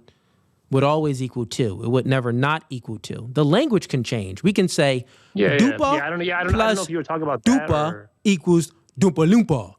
Like the language, sure, could change, but the concept of what we're speaking about does not change. Right? Yeah. Okay, so if that's the case, if it doesn't change, it's universal. It applies everywhere. Right. You get it? Now, this universal concept of logic, you already admitted that it's immaterial. You already admitted that it's universal now. Now, let's go to invariant. Invariant means that it doesn't change over time. Now, if you said that it's universal, you're basically admitting that it's, invariant. It doesn't change over time, right? Like 1 + 1, the concept of 1 + 1 equaling 2, that wouldn't change, 50 years from now. Still be the same, right? Still be true 50 years from now, right? Yeah. Okay. So now human beings' minds is finite, correct? Right. So we cannot hold a universal concept because we're finite. Correct? Yeah, we okay. can't. So if we can't, in this concept, we just said it's immaterial, it's invariant, it's conceptual, and it's universal, and concepts are held in minds, correct? Yeah. So are you saying so? Like, well, look, let's just walk it through real quick. Concepts are held in minds. The human mind cannot hold this concept, the principle of logic, because we're finite and logic is universal. So the type of mind that this concept would need to be held in is an eternal mind, a divine mind, an omniscient mind, an omnipresent mind. So it's invariant and also universal. No, see, you get what I'm saying? That's what I get what you're saying, but okay. I don't necessarily agree that has to be true. Okay, if that isn't true, but you see how I just walked you to the logical conclusion to how this universal concept, the principle of logic, how it's universal, invariant, and immaterial. Human beings, we made out of material. We can't ground universal concepts. We can, of course, ground certain. We can of course ground certain concepts in our mind, but not universal ones because we're finite. And then also, it's invariant. These concepts apply all the time, at all times, and we don't apply at all times. We're not omnipresent, right? So what I'm saying is this sort of concept of logic that shares these properties, that has a specific type of ontology about itself, can only be grounded in a specific type of mind. And my argument is it's the mind of God, because God is the certain type of entity and being that can ground the concept like logic. Okay, so do you give the same thing to animals? No. No. So I'm just asking. So like, what do you mean? If a animal dies, that's their soul is not. They don't have the same thing as us. Is what you're saying? That's where you're going. No, I'm not going there. I'm just speaking about logic right now, man. I know, but you're saying it would have to be in a mind, like a human mind, which is, or an eternal mind to be able to comprehend, logic. So no. I'm not saying that. I'm saying that my argument and position is very simple. It's a transcendental argument for God. I just did it a different way, right? So the transcendental argument is super, super simple. X is a necessary condition for Y, therefore X. So we have logic, right? We have logic. So, something must ground logic, right? So logic, God is the necessary condition for logic. Logic, therefore God. We have logic. God is that necessary condition for logic, therefore God. Now, under an atheist or agnostic paradigm, you can't give a justification or an account for logic. If you can, please let me know how. Well, because agnostic simply means that you don't know. You don't have the answers. You're attributing it to. Well, listen, if you don't know, then you can't give an account for the thing we're speaking about. It's a self-refuting. If you're agnostic, you have a self-refuting position because you don't know anything. I'm not saying you don't know anything. I'm saying you don't know. You don't know the things that we're speaking about within the debate. The debate is about, well, is God true or is not God true? You say, well, I don't know. Therefore, you can't give an account if God is or if God isn't true. So, no.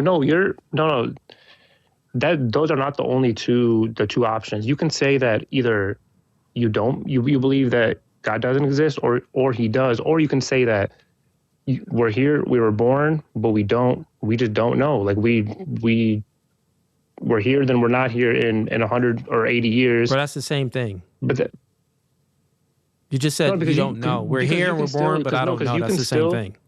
You don't know how we got here. That's the same position. Right. That's not a illogical thing to say. How is that an illogical thing to say that you don't know? What I'm telling you is, in regards to prompt 2, it's not a position. Your position is self-refuting. It's not a position to know something if you say that you don't know something. You're taking a position in a debate and you're saying that I don't know. And okay, if you don't know, then your position is self-refuting for this prompt. That's all I'm saying. You don't actually have an argument. You haven't given one argument for your position. Like, try to give a position for I don't know. Your position will be I don't know. Therefore, it's not an argument. It's not a position. It's self-refuting. It's a self-refuting worldview, self-refuting ideology to have. I think that also atheism is self-refuting as well. I don't think that they can give an account for it, for logic. Hold on. So you don't think that people can so you think being agnostic is an illogical thing that people can't, like, that's not a belief that people can have? I'm saying that maybe I'm misunderstanding what you're saying, but I'll just speak. Let me know if this answers the question. What I'm saying is all human beings can utilize logic. Atheists, Christians, agnostics, we all have logic. You're speaking sentences to me right now. You're utilizing logic, right? I'm just saying if your worldview is true and we don't know, the worldview is just I don't know, then we wouldn't know if we actually know any type of truth claims, because your position is, well, I don't know if it's a creator or if everything was just predetermined. Well, how can you make any truth claims, truth propositions about anything? Well, because on the start of your worldview is I don't know. Well, then the words that come out of your mouth, we can't really trust it. No. Because the things that still occur. I'm saying on if Earth, your worldview is true, that's what I'm saying. If even if it's true, like the thing you're doing is the thing that I notice people that believe in God do is they try really hard to cope with the fact, like they try to give meaning to something. So you went on this like elaborate explaining how logic can only be given to someone that, an eternal being that can fathom it, basically from a God, right? X is Y, Y is X. So that's not necessarily true, because we can observe the world and we have brains that can process things, and we've gotten to this point as humans. So that it's not necessarily true that it's just a logical thing that humans developed over time. Hey, Kid 40, sorry, I forgot your name, but I know what you're saying. I don't think you're just prepared for the debate. You don't actually understand the level of question that I'm asking you. So I'm asking you an epistemic level question. How do you know something? Epistemology is the study of philosophy that talks about how we know things. I got your answer here. I can give you the answer real quick. But you're saying that you don't know. No. Here, look. We don't know. In my opinion, we don't know the creator who created it, but because of all the coincidences, the same thing that you're talking about on Earth, and how the Earth is a certain distance from the sun, which if it was a little farther or a little closer, we wouldn't even exist, and all this other stuff, and gravity is just right, the temperature.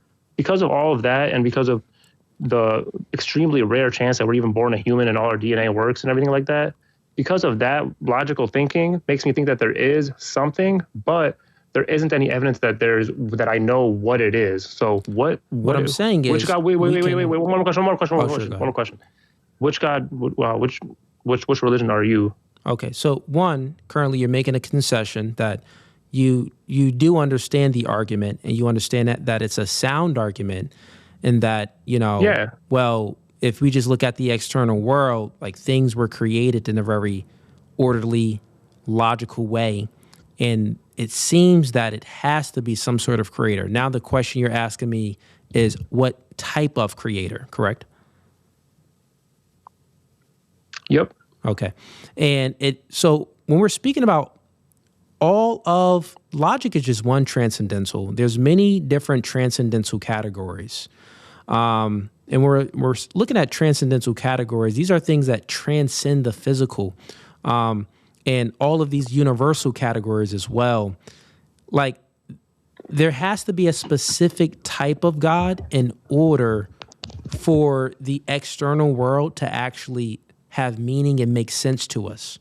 Like, we all have this sense of morality within us, whether if you believe it's subjective or objective, you have this sense of, well, this is wrong, this is bad. Well, this is right, this is good. And there has to be a specific type of God to create some uniformity and ground all of these transcendental categories, like morality. That's a transcendental category. Like logic, like reason, like the self, like induction, deduction, predication. Many transcendental categories. There's many transcendental categories out there, but my argument is that the Christian God is the only God that can ground all of these transcendental categories and give an epistemic justification for the possibility of knowledge itself. So that's my argument. So it's a transcendental argument to God. But listen, man, good speaking with you. Good to have you up. I'm going to get to the next caller, okay? Yeah, I appreciate it, bro. Have a good one. Man. Have a good one. All right, chat. Yeah, if anybody wants to debate about anything else or this, you guys can. We got the 3 prompts up here. So we got Reckless. I'm going to bring you up. We got Conrad. Going to bring you up. We got King Dancer. We got Juan. And then we also got this other guy in here. So I'm going to try to do it in order. I'm not really sure of the order because you guys all came up. So let's just start here.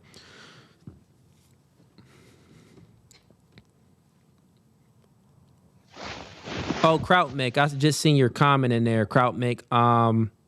Just let me know if you want to debate one of these guys. Just say, like, so I see it quicker, like say something like bring me up, right? And I'll at least get you up for a few minutes if you want to tangle with one of them. Name and age. Do I have to say my Leon and then I'm 20. Okay. And what prompt do you want to debate? Feminism is bad for society still. Okay. You think that feminism is good for society? I believe extreme feminism is bad for society. And what's the distinction between feminism and extreme feminism? I would say anything that pushes beyond equality for everyone is extreme feminism.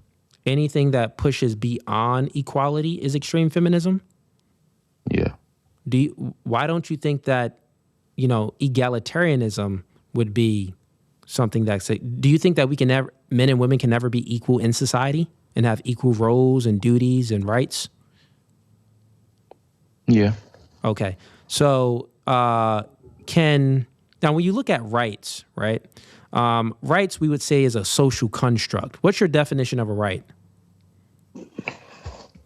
Cool. I do believe that rights are a social construct. However, I believe in a first world country, not even just a first world country, because that is where it's most likely to occur. But in general, I believe that. Wait, sorry, what was your question again? I'm just speaking about rights. Rights is a social construct. Right. Sorry, I just look at my train of thought. Okay. So rights is it's a social construct, and this social construct, this idea, the thing that we agree on, who enforces this social construct? Who enforces the right? Like, who makes it come to reality? Men or women? Everyone. Everyone. How can what do you mean everyone? Is everyone in the military? Is everyone in the police force? Free socialization. There's more. I understand the point you're trying to make, but a lot of all of the laws, the rules, and the rights. Listen, all of the laws, the rules, and the rights we have, don't matter if you're in a first world country or a third world country, all rights, laws, and rules. This creates order. Who upholds the order, men or women? All the people within the society. Okay, the people within a society, duh, but is it going to be men or women? It would be everyone in the Okay, what about this? When someone breaks a law, who's going to put consequences on the person that breaks the law? Men or women? I understand the point you're trying to make. Men or women? But you have male police officers. Men or women? Female police officers. Men or women? Answer the question. No obfuscate. It's a role. Whoever's playing the role of police or lawyer, not lawyer or judge. In all of governor. societies that we have throughout all of history, who played the role of being in the military? Men or women? Okay, cool. Now that is a better question. Pre-2000s, pre-2000s men, yeah.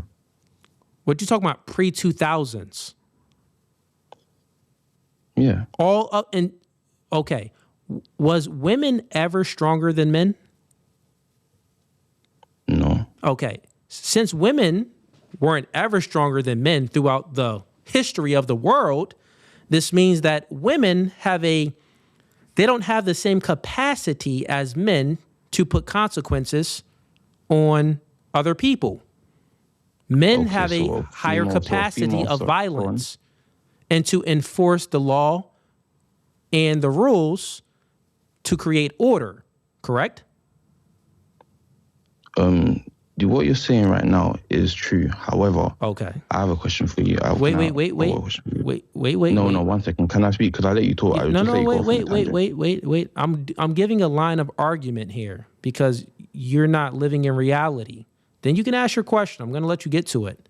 But we're speaking about rights. Now, since you just admitted that men have a, bigger threshold to capacity of violence and physical strength than women do. Men are going to be the ones to put consequences on people that break the laws and stuff like that. So we would have to say that it's going to be men throughout history that always created order, correct? Yeah. Okay. So if it's real quick, if it's the case, listen, if it's the case that men throughout history, when a planet first started, I don't care if you believe in a God or you don't believe in a God, you can believe in evolution for this. Men are stronger than women. Women never evolved to be stronger than men. If it's like that, the two sexes, they're going to go into certain roles. Men are going to go into the roles of protecting and providing and building and maintaining the infrastructure. Women are going to go into roles like assisting the man, nurturing, and childbearing, right? So therefore, when we speak about a society, a society is a community of people in an orderly fashion. So the men are the ones that create order in a society, not women. So all of these rights are always going to come down to men enforcing the rights. So it's never going to be equal because women cannot enforce rights for any men. That's the argument. So you said that, we should strive to be equal and we can be equal one day and have equal rights. Well, we can't have equal rights if men are the only ones that can enforce the rights and women can't. Women have to always appeal to a collection of men to enforce the rights. Women can enforce the rights. How can women enforce any rights? Go ahead. Okay, I've got a question for you. So let's say you break a law. Okay. You got to break a law. So let's say just to make it extreme so that you will be punished. So let's say it's murder. Okay. A female police officer comes to arrest you. Okay. You don't think you're getting arrested? If I didn't want to be arrested, I think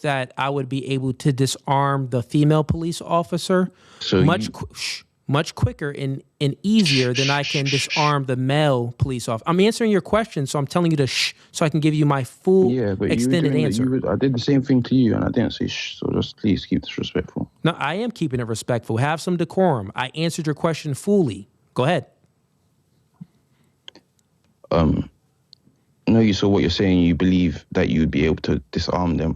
Yeah, if you look at the stats, okay, so the statistics shows that women police officers get disarmed at much higher rates than male officers.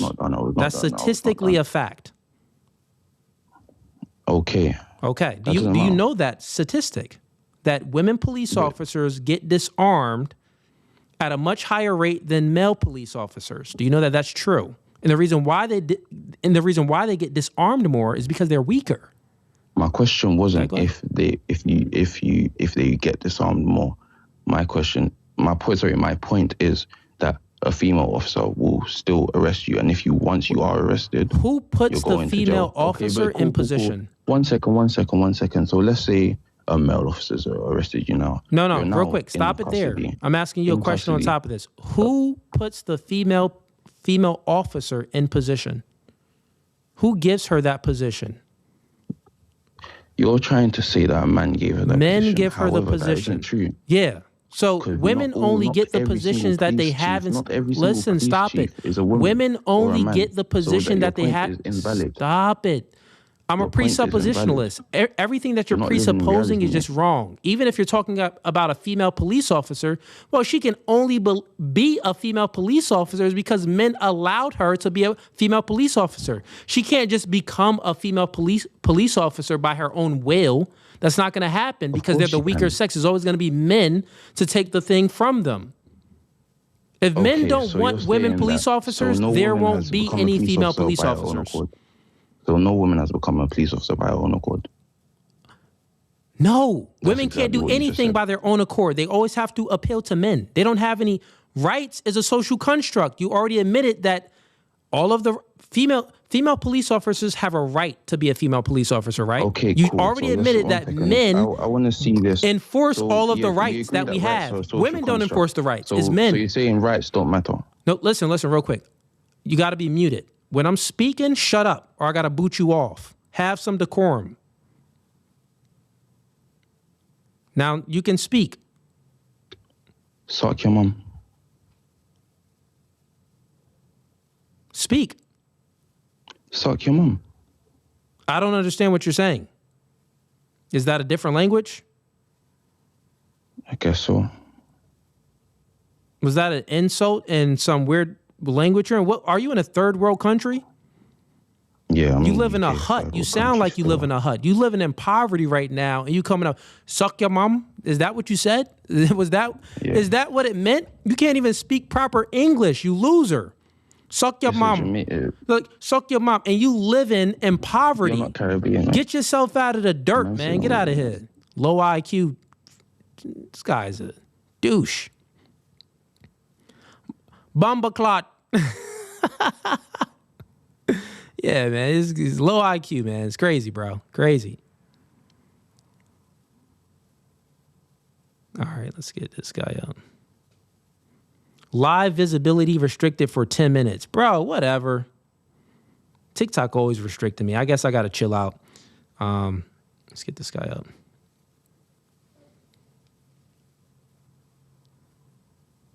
All right, next guy. Where we at? This one. Welcome to No Fugazee Podcast. Name and age? Nazir, 26 years old. Okay. And what prompt do you want to debate? Number one, I'm gonna be honest with you. I feel like it's men's fault. I feel like if women are single and after 30, it's men's fault. Okay. And why is it men's fault?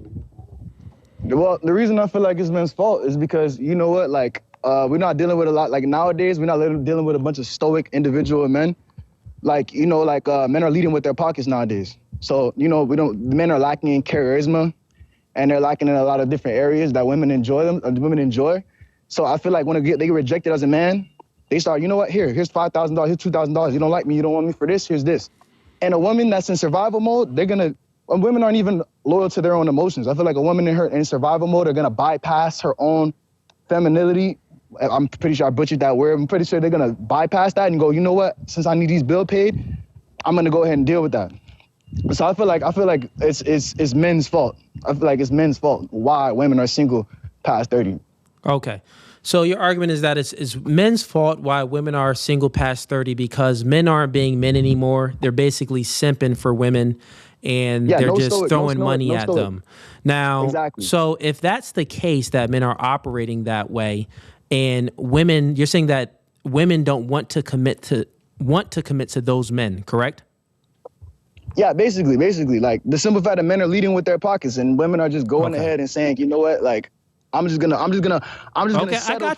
I get it. So I get your argument. So women do not want, it's men's fault because certain men, right, are simping and women don't want to commit to the simps. That's your argument. So now my question for you is, do women have options of other men rather than simps? They do, but it's not going to be the guys they want. Real quick. If women have options of guys that are simps and guys that aren't simps, maybe they don't want a relationship from the guys that are simps, but they do want a relationship from the guys that aren't simps, correct? Yeah, basically. Okay, so if they want a relationship from the guys that aren't simps and they can't get said relationship from the guys that aren't simps, thus proves my point, it's their own fault because they can't retain a relationship from the guy that they truly want. You proved my point. You didn't refute. You proved my point. You didn't refute my point. But check me out. Why doesn't women want? Like basically, you said that women want the guys who like, you know, basically hypergamy. They want the guys at the top and they don't want the simps, basically. But what makes the women not want, like, what's making the women consider these guys simps, basically? Like, I feel like it's the guys. You're thinking about things a little improperly, right? So you're thinking about a small group of men that can simp. Do you think that most men have the resources to just give to women? The thing is, it's not even about the answer resources that. Because I feel like a man. Well, that's your position. You said that there's men that's like spending on women. They're leading with their resources. And I'm asking you, do you think that most men can even lead with their resources? Women are so broke. No, answer that. Do you think that most men can actually lead? Wait, most men can lead with their resources? Like they actually are financially stable enough to lead with their resources? You can lead with your resources and not be financially stable. You could be giving out your hard-earned check to a woman. You know that, right? Listen. So that would be in a different category. Yes, can a man? No, listen. You need to learn how to like make clear distinctions between categories of men and women when it comes to dating and relationships. So your first argument was, well, it was men, they're splurging on women. They're just leading with their money. They're simping. They're just giving everything to a woman.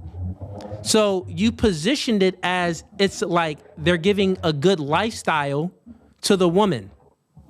That was your main position. Now you're like basically saying that the men that's leading with their wallet, they're not really financially stable. No, I'm just saying they can. I'm saying the fact that to the degree, it's going to be it's going to be a different degree. So like the guys that are not financially stable, they only got this one paycheck. Well, they can't really splurge and simp for a woman to the same degree like a guy that's making $500,000 a year. Depends on the woman though, because you know these women are broke. You can give a girl $300 and she's ready to go. Bro. It's not specifically $300 just to do what you want to do. I'm saying $300 to get in the door. There is okay. If it's the case, so you're okay. So then your argument is that most guys will go broke for a woman? My argument is that the problem wait. Women will most guys go broke for a woman? Yes. Okay, so you're okay. Real quick. Right? Statistically. Real quick. I'm speaking about in the start of it. like just to get the attention for the woman? You think that I believe that, yeah, a lot of guys may go broke for a woman in a relationship, but like in a courting process, are you saying that most men will go broke for a woman? You know why? Because they go out and they have these women telling them that they want to, they're at least allowing these women to tell them where they want to go. $200 date. Oh, let me go buy $1,000 red bottoms. Yeah, you're just living in a delusion if you think that like guys are if you think that most guys are just going broke for a woman, that's just not true, bro. What makes you think that? Why not? It's just not. We don't see it. It's just not true. I do think that I will give you it still doesn't correlate, but I will agree to some of the claims, even though you're jumping around with like the amount of money a man is making. So I would agree that, yeah, even a guy is, even if he's going to pay for the first date, right? Even a simp or not a simp, he's going to pay for that first date. The difference is that, well, women have options, right?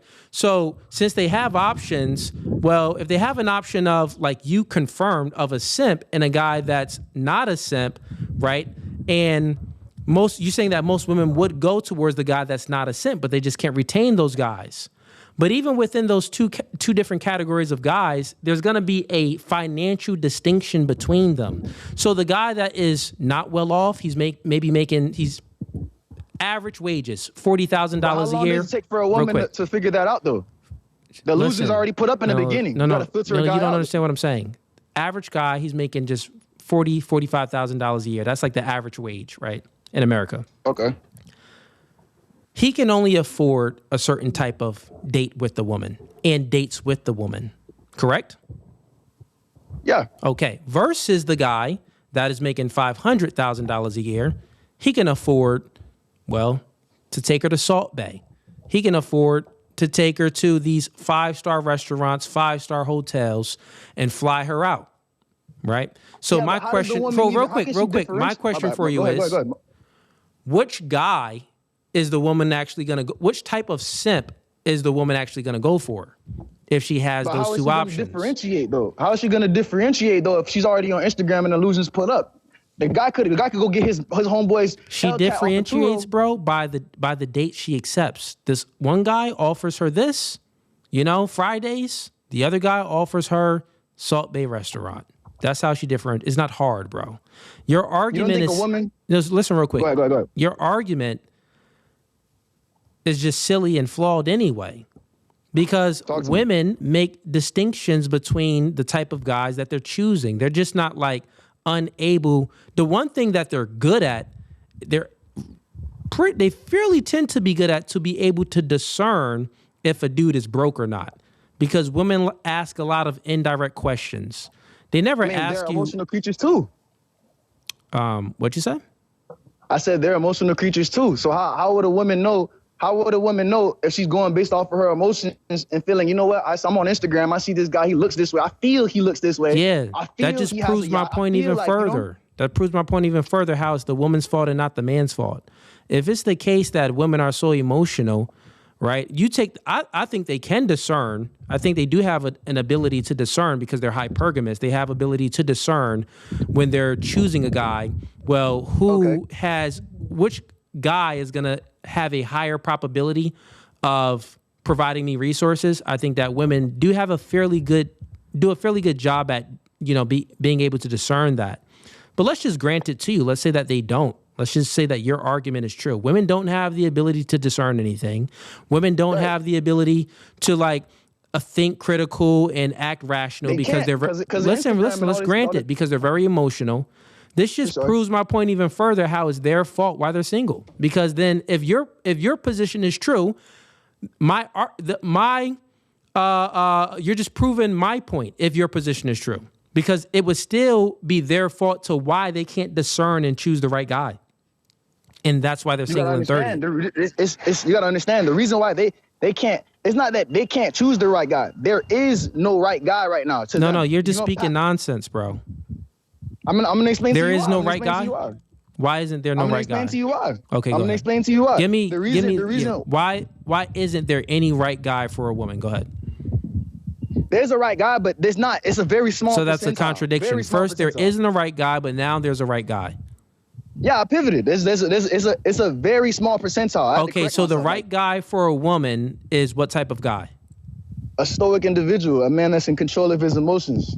Okay, so that's a right guy for the woman? I mean, yeah, because women aren't in control of their emotions at all. They most definitely would need a guy that's more charismatic and more outgoing, that's able to speak to them and tell them, well, that's the right guy for women, right? And can women get those guys? The reason why they can't get these guys is because... Because what? The reason why they can't get these guys to me is because, you know what, these men... Wait, stop. You just said the right guy for the woman is a stoic individual guy. What's the reason why she can't get that guy? Because there are not many stoic individual men out here anymore. What's the reason why she can't get that guy? Because there are not much stoic individuals to go around for anymore. Okay, so then whose fault is it? It goes right back to what I said. The man, because the man does not... Wait, time out. So you're saying that because it's not enough, the right guy for the woman is a stoic individual guy. Correct. And because there's not enough stoic individual guys, then therefore the problem is, well, it needs to be more stoic individual guys. Yes. Okay, got it. So your argument now, that's totally fine. Now watch this. What's the standard for a stoic individual guy? What's the qualifier of that? A man in control of his emotions, a man that can get made fun of at school and not go and shoot it up the next day. Okay, well, how many school shooters are there? Versus to how many? Are there more school shooters versus to non-school? Let's say scooters. Let me expand a little bit more. No, answer the question. Shooters, are there more? Domestic violence. Okay. Is all of these things going on? Is this prevalent? Is school, let's not say, let's say scooters, right? Yeah. Because we're on TikTok. Yeah, of course. Yeah, I got you. So is school scooters and domestic violence, is this prevalent in America? What, in America? Whoa, man. Is this prevalent? This is happening on a day-to-day basis. We have a domestic violence. DV isn't prevalent. DV isn't prevalent, and school scooters is not prevalent. So that means that the majority of individuals are not the majority of men do not commit DV, and the majority of men are not school scooters. Thus, it just debunks your own position about, well, what's actually truly stoic. You said stoicism is having the ability to control your emotions and not be a school scooter and not, commit DV. Well, the majority of individuals are not that, and women still can't even get those men, which then debunks your last claim that only a small percentage of men are actually stoic individuals.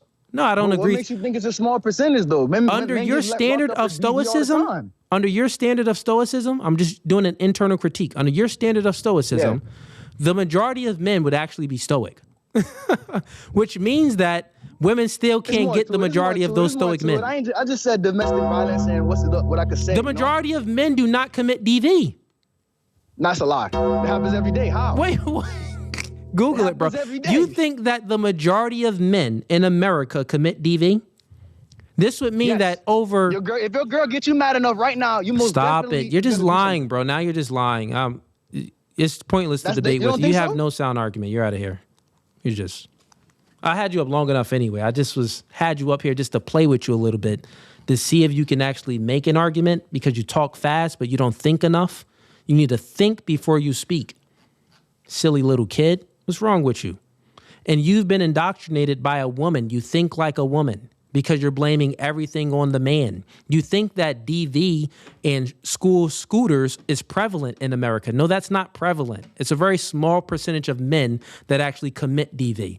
A super, super, super small percentage of men that actually commit school, that are school scooters.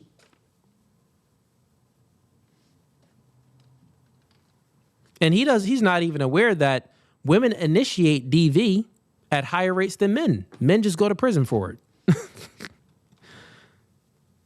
So he's just wrong on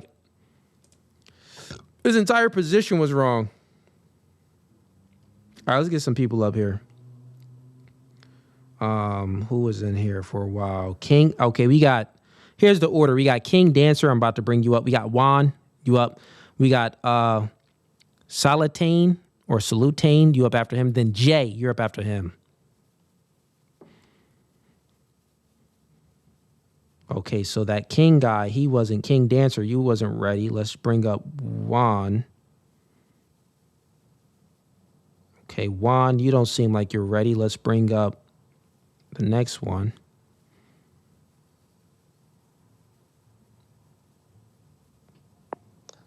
Hello. Hey, what's going on, man? Welcome to No Fugazee Podcast. Let me get your name and age. My name is Sultan, and I'm 19 years old. Sultan. Okay. And then the guy, let me see if I can get this other guy. Jay, let me get your age. Yes, I'm 32. 32. And Jay, what prompt do you want to debate about? Oh, I thought I was supposed to be answering all three. No, it's a debate. Do you disagree with any of these prompts or no? I would have to agree with, I agree with one. Okay. Do you agree with two? I can't really say for number two. Do you agree with number three? Yes, I agree with number three. Okay. And the first guy up, let me get your name again. The 19-year-old? Sultan. Sultan. Okay, Sultan. What prompt do you want to debate tonight? I wanted to debate the second one. Second one. Okay. I guess I'll just keep both of you in here then right now, since you guys both want to debate prompt two. Okay, so second prompt is atheists can't give an account for logic. Sultan, go ahead. Try to give, and by account, I mean give an epistemic justification for logic itself and under the atheist worldview. So go ahead, Sultan. So firstly, when it comes to logic, I feel like it's kind of a simple matter in terms of like how we physically know it exists. We know that like when it comes to animals that don't have like abstract thought like we do, they can still make decisions based on like what is profitable for their survival, which is how we have like survival of the fittest or whatnot. It's all pretty much in the brain. And over time, as we evolved as Homo sapiens, which means intelligent human, we gained the ability to talk in language. We can then use language to then interact with each other, which then kind of brings about other concepts like logic and all the academia studies we have. Yeah, that's kind of a simple gist of it. Okay, so you're speaking about the like process of logic and how we can use logic. I'm speaking about logic itself, how it came about. Like, so you don't believe in a creator. You believe that like an evolution or something or a Big Bang cosmology theory, right? Yes. Okay, so you have a worldview, how things came to exist. There's no purpose or telos, correct? No objective purpose other than, I guess, like if you want to say to reproduce, then okay. Sure.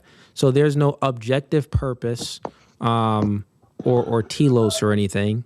And also, under your worldview, everything came to exist. Everything came to existence, well, in existence, random, correct? Not randomly. I mean, if you want to attribute randomly to like a phenomena or like a way that we don't know of, sure. But however life came to be, it was kind of over a long period of time. Since it was such a long period of time, I guess you can say it's random since a lot of like, you know, interactions had to occur over about a long time. Oh my, I'm so sorry. That was my sister in the background. No worries, man. Sorry about that. Yeah, if you could just try to keep the background noise down good. So basically you're saying that things are, it was like you like said it's random, but then it's not random. Like, is it random or is it not? Can you answer that? Yes or no? No, I wouldn't attribute it to randomness. No, I wouldn't say it's random because things happen. Okay. Not for a reason, but because they happen. That isn't like for example, things happen because they happen. That's circular. That doesn't make any sense. Well, why does things happen? Because of how they like objectively work. Like let me give you an example. Okay. Like let's think like the sun, right? there's no why the sun shines or why there are light rays emitting from the sun, but it simply acts in that way. There are light beams that travel, and it takes like 8 minutes for it to reach Earth. That's how we have our daytime and nighttime. What made the sun? What brung about the cells sun? that make up? I mean, like if we were to go deeper, the cells that make the light, and is that all the physics that go behind it? Okay. Yes. And is that random? Or was it a purpose about like for that? Is there any intention? Yeah, the origins of the universe. Is there any intention and intentionality within the origin of the universe? Was it created for any intent? Well, from what it looks like, since I don't believe in a deity, I'd say that there is no intention. Okay, look, right there, stop. Right? So, therefore, if there's no intention to the start of things, it means that it came about with no intention. You would have to then give me an account, a clear justification of how intention came to be. So you take a more, you probably appeal to like Big Bang, right? Big Bang Theory, or, you know, human evolution and stuff like that. All of these, this worldview, this is an atheist worldview. This atheist worldview, there's no purpose to anything. There's no true intentionality for the existence of the universe, right? It's just that, it just happened. Things happened and it happened. It's just like very, very circular, right? There's no creator to anything. And when we're speaking about logic itself, the claim I'm making and what I'm looking for you to give me an epistemic justification for logic. Like, well, do you think that there's intent for logic?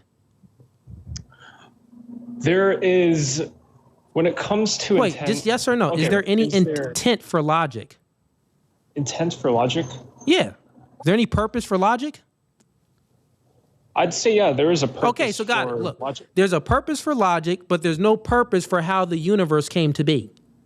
Let me just preface this by saying, when I say there's purpose for logic, that doesn't mean that there is an objective, like, divine inspired purpose as to why we have I get logic. it. You don't believe in a God, but I'm just I'm asking you, if under your atheist worldview, if everything came to existence with no intent, no purpose, no telos to things, and you say that, well, there is a purpose to logic, then I'm asking you, that's a huge leap. You need to give an epistemic justification for this huge leap. Under my worldview, I take a Christian worldview, and well, there's a purpose for why God created the world. There's a purpose for why God created human beings in his image. There's a purpose for why we have logic. So you see how it's actually coherent? Within your worldview, you say that, well, there's no purpose, but then all of a sudden there is purpose for a thing that is incoherent. Well, I wasn't isn't really consistent. able to expand on my point. Okay, go ahead. You can expand. Thank you. So when I said that there's I'm bringing you up now. When it comes to logic or making choices in general, the purpose in which the meaning behind those actions that we choose, whatever situation we're using logic for, it obviously depends on what you're trying to make a decision for. Like if you're doing mathematics and logically you're going to use, whatever you're doing for that math problem. But if it's for like survival, your purpose for logically choosing to stay in shelter is because you don't want to die, because you don't want bug bites or you want heat or cold or whatever. So you're speaking about the purpose of the utilization for logic. I'm speaking about the purpose for logic itself. Yeah. So the purpose for logic itself, prior to the utilization of logic, we know that we're speaking sentences right now. We know that logic is useful. It helps us it governs our thought. So I'm asking you, but logic itself, what's the purpose of that? Like, why govern our thought? Like, logic is It governs our thoughts, making sure we're, thinking and speaking coherently and not contradicting ourselves and able to point out contradictions. Why do this? What's the purpose of that tool itself? For survival. It's okay. like with any but other real organism. quick, if the purpose of it is for survival, but if you go back what you previously said, there's no purpose for the universe at all, then there's no purpose for survival. You're jumping now. No. That itself does not make sense. Just because objectively there is no like divine purpose as to why we should live. You don't got to say divine. You're an atheist. I'm addressing Christianity, so I am saying divine, referring to like God and Jesus. Yeah, but that doesn't matter under your position. I'm speaking under your position. It doesn't matter. You don't believe in divine purpose. With your position, you don't have to try to smuggle in any divine purpose. I'm asking you, if it's the case that the world came to exist with no purpose, you say that, well, there's a purpose for logic itself, and that purpose is to survive. Then you need to take a step back. Then did the world come to exist for the purpose to survive? So does the world actually does have some purpose, and that purpose is to survive? Well, again, like the Earth that we live on, like it took billions of years to get to the point that we're at now. Well, that's that's a claim. We emerged as multicellular beings over a long period of time. So like the qualities that sustain life on this planet are only like, we only have this on this planet, obviously not on any other planet in our solar system. And there are other planets that can also sustain life as well. And so like when you say, what is it, that there's no purpose for us being here? It's like, well, cells don't really care how we, don't care about us. They act on their own. And so the way they behave is not up to us. You can get cancer, you can, all these horrible diseases that that proves my point. How does this prove your point? If cells don't care about us, there's no purpose to anything, and we're the only ones that like care about these things. We're the only ones that like have this purpose within our thought. Well, you're making a jump. I need you to give some type of an account for how human beings have some purpose. There's a purpose to logic. You also say that the purpose is because there's a purpose to survive. Why is there a purpose to survive if our cells in our own body doesn't even want to survive? Well, I think we're using purpose in two different definitions. Telos. Well, even so, like, okay, let's backtrack here. So you say, why is there a purpose to surviving if, for my worldview, there is no like reason to even live in the first place, right? Since there's no God, there's no heaven or hell. Is that what you're trying to say? Listen. I'm listening. I'm asking you very simple. Forget about the heaven and hell stuff. Stop trying to pivot. That's what you're doing. Right? You need to give an account for the possibility of logic under your worldview. You just claimed that there's no purpose for things to come about under your worldview. There's no purpose for things to exist. You make a leap and say that, well, there's a purpose for logic. I say, well, what's the purpose for logic? You take a step back. There's a purpose to survive. Okay? I'm asking you, well, what's the purpose to survive if how everything came to existence was no purpose at all? Where did the purpose to survive come from? You say, well, in our cells and molecules and things don't even care about us. Okay, well, there's no purpose for our own cells to even keep us alive under your worldview from what you just said. I was giving like an example of like how cells in general, like when it comes to like disease or whatnot, like obviously as an organism, we have organs and like systems to keep us alive because that overall is the objective of life. And even our whole bodies are oriented around surviving, which is why people who are like dealing with illnesses have bodies that are like, we have antibodies and white cells and all this stuff. But I was just talking about cancer specifically as in like, you can contract cancer at any time, maybe like through genetics or from smoking too much. Yeah. And like objectively, it's just going to kill you, even if you don't want it to, because again, it's going to just cellularly start killing you. Yeah, I know that was all I was saying. But what I'm saying is, okay, How about we do it this way then? Because you're not really following. You don't see the gap within your logic. You say that the world has no purpose. It's like saying this, right? It's like saying this. Look, it's like, wait, what'd you say? I said, I feel like you're kind of taking my arguments like out of context and then using it in your worldview to kind of make it sound worse than it really is. Because I wasn't arguing that cancer itself, our bodies aren't designed to keep us alive or anything we know we got white blood cells and all of this, and we have an immune system that, fights off bacteria and viruses. I get all of that. But the reason why we have the immune system and all of these things under your worldview, there's no purpose to keep us to survive. And if there is a purpose to keep us to survive, then I want you to justify how. What you're explaining is that, well, our biology, our white blood cells, and our immune system, it does what it does because it works. You're not giving any telos to it. Well, it does this because it works. And if it's not doing it, then it doesn't work. That's not purpose. Actually, you pretty much just gave exactly what I think. Well, I know that's I'm still I'm letting you know that I understand what you think and what you said. This is why I'm telling you that's not purpose. Because something does something because it works, that doesn't mean that that's purpose to life.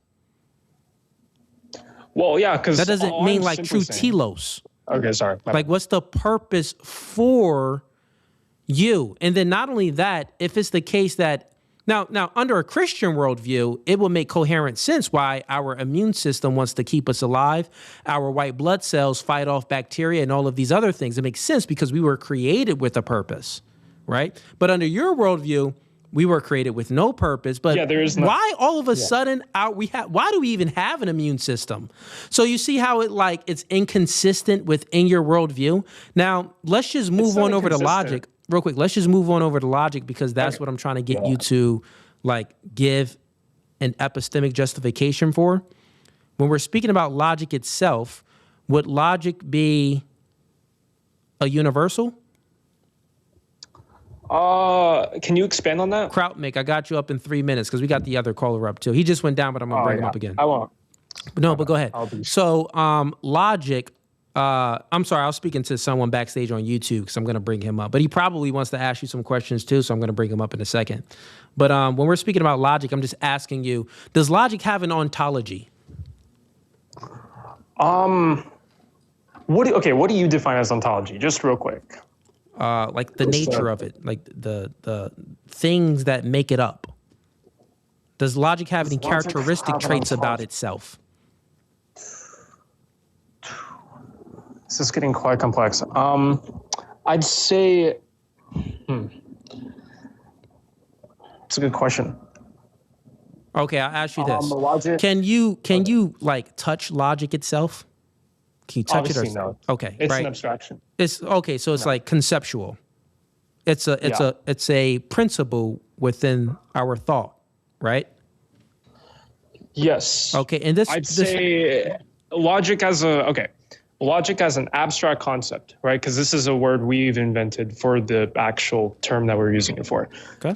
As a concept, yes, it's more abstract, and obviously we've taken it to greater heights than most animals. But again, animals, even on that are less intelligent than us, can use logic without knowing about the concept of logic itself.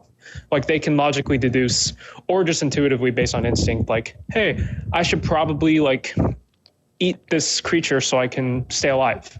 That's not really them knowing about food or logic or anything or decision making at all. They don't know language, but they can intuitively do this because they process or have some sort of logic. But answer the question. Logic, what's the ontology of logic? So logic, you said that it's conceptual. It's a concept in our brain. And this concept, is it immaterial or is it made out of material? I'd say to an extent it's kind of both, because you need neurons and you need organs to do and perform logic, obviously. Okay, so you're saying that logic wouldn't exist if human beings wasn't here? Well, seeing as how they're if seeing life as we have wasn't here, would logic exist?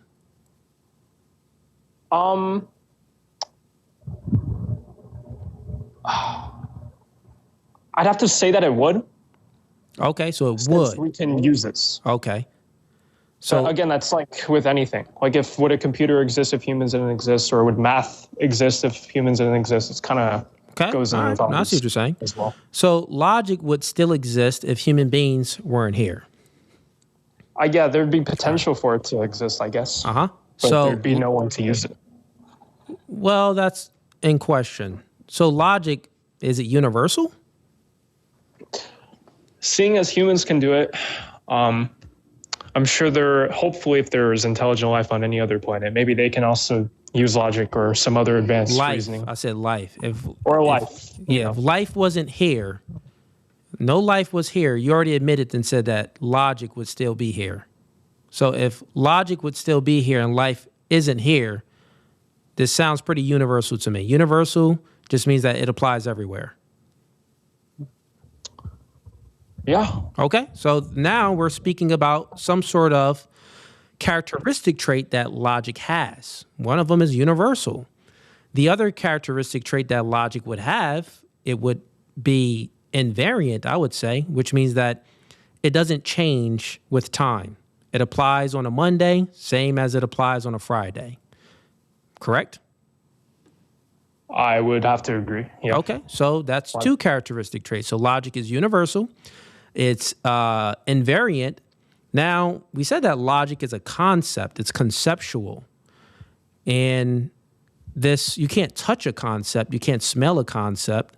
And it would exist if life wasn't here.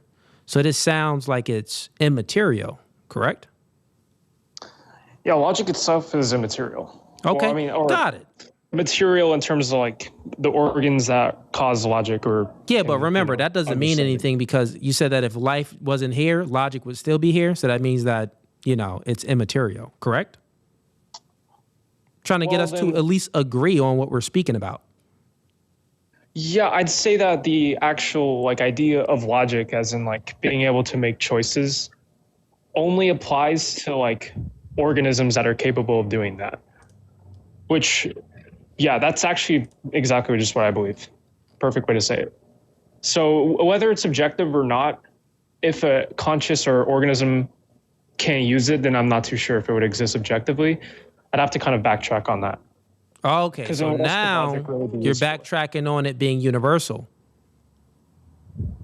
Well, if it's in the universe, then it is that by definition universal. But again, only conscious now you're contradicting yourself. Logic. So because you're backtracking and it's contradicting what you previously said. So you just said that you don't know if logic can exist without life, without some sort of human conceptual abilities. But you previously said that... Then we wouldn't... Because logic itself, isn't it just the ability to use deductive reasoning to reach a conclusion of something? Well, yes, to reach a conclusion of something, it's the three classical laws of logic: law of identity, law of excluded middle, law of non-contradiction. But give me something. Is it universal or is it not? It doesn't matter. I'm not trying to get you to an answer. I just want you to give me some sort of characteristics of what it is, what you truly believe it is. So yeah, I mean, logic itself is just how we use reasoning to get to a conclusion for anything. And so seeing as, it is or it isn't universal. Just before I answer that, what's the purpose of it being universal or not? What does that answer for you? Well, the reason is because then you'll be giving me a characteristic of what logic is. If it's not universal, then this just means that, this concept that's in our minds isn't universal. It only applies when human beings or some sort of sentient life, maybe similar to human beings, exist. That's fine. Yeah, then I'd say it's universal if for intelligent forms to be able to use it, or at the very lowest level for organisms to be able to make choices as well. If human beings weren't here, would the sun still be the perfect distance from the moon and the earth? objective phenomena would still exist regardless of life. Yeah, but what I'm saying is when we look at how life came to be, even under your paradigm in evolutionary paradigm, the reason why there's life under your paradigm is because the sun being the perfect distance from the earth and gravity and all of these other things, these all take into play of what we discovered utilizing logic, how things was created in a logical way. Like that would still exist even if human beings weren't here. I'm not too sure what you're getting at. Are you trying to kind of when make a we point based view on, the like, external world, right? Okay. So we view the external world, we can see even without us being here. Well, things was created in a logical way. Well, not created, we can use another word. Things just happen to be in a logical way. Like, why is the sun however many miles it is from the earth? Like, why isn't it closer? You're using logic incorrectly here. There's nothing logical about having life-sustaining qualities. That's just how it operates. I feel like you're I'm not even speaking about the life-sustaining qualities. I'm speaking about even if life didn't start. Well, I'm just confused because there's nothing relevant with logic in that case. Because no, you don't get what I'm saying. So even if we weren't will 1 plus 1 still equal 2 if we weren't here? Yeah. Okay. Therefore, logic would exist if human beings weren't here.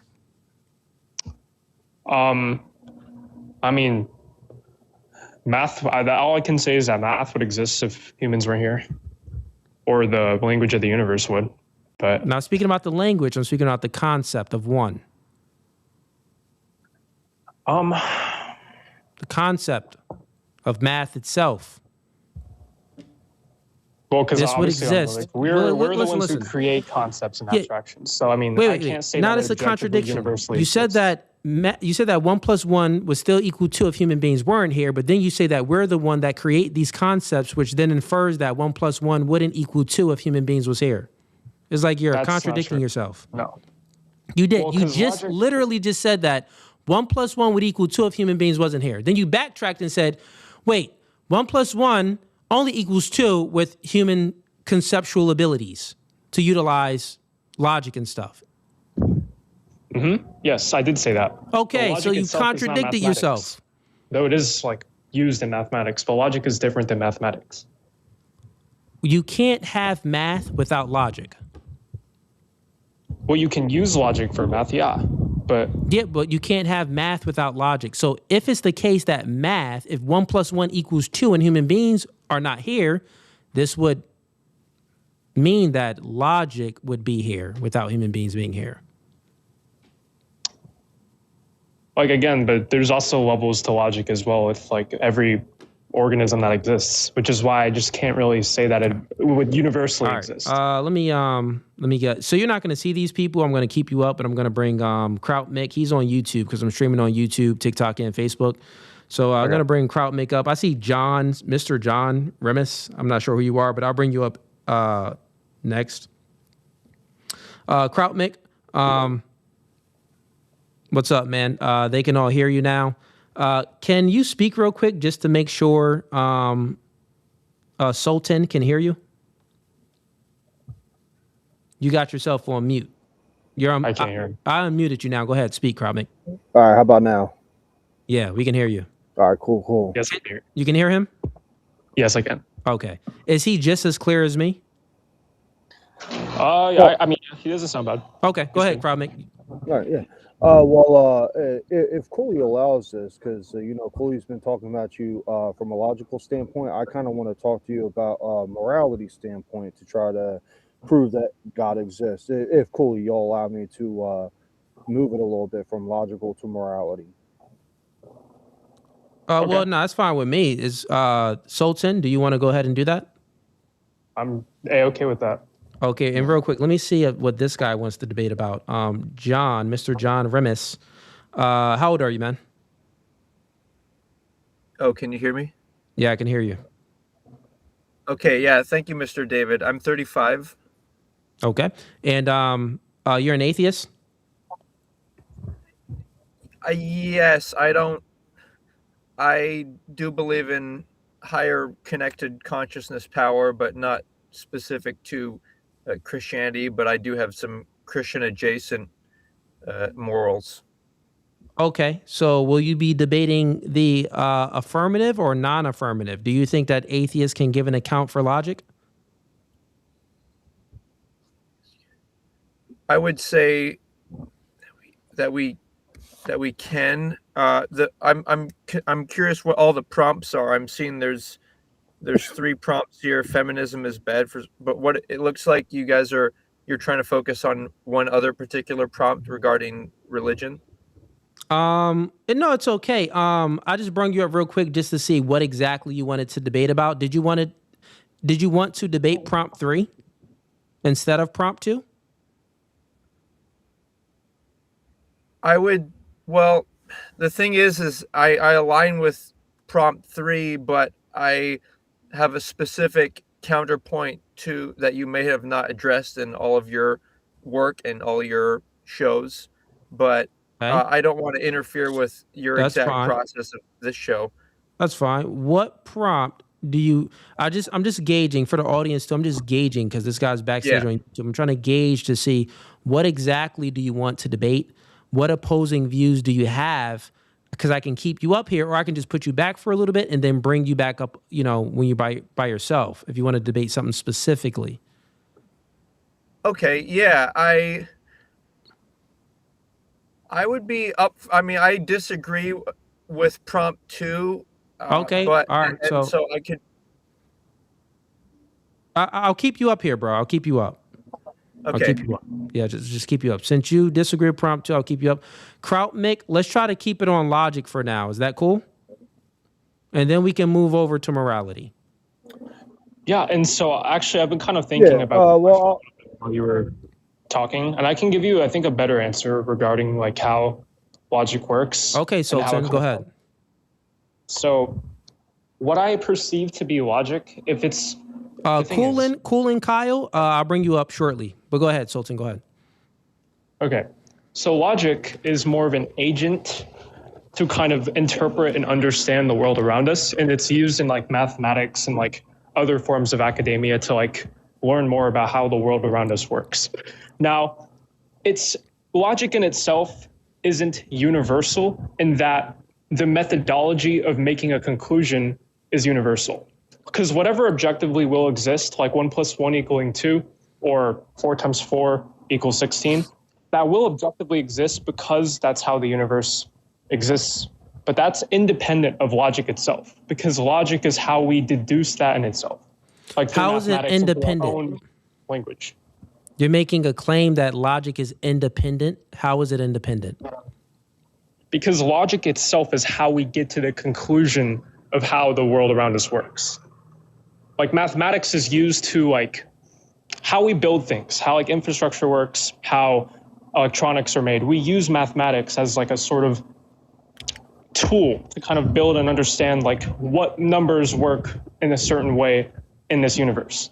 We use logic to work with the universe, but the universe itself will always just be that's incoherent. That doesn't make sense.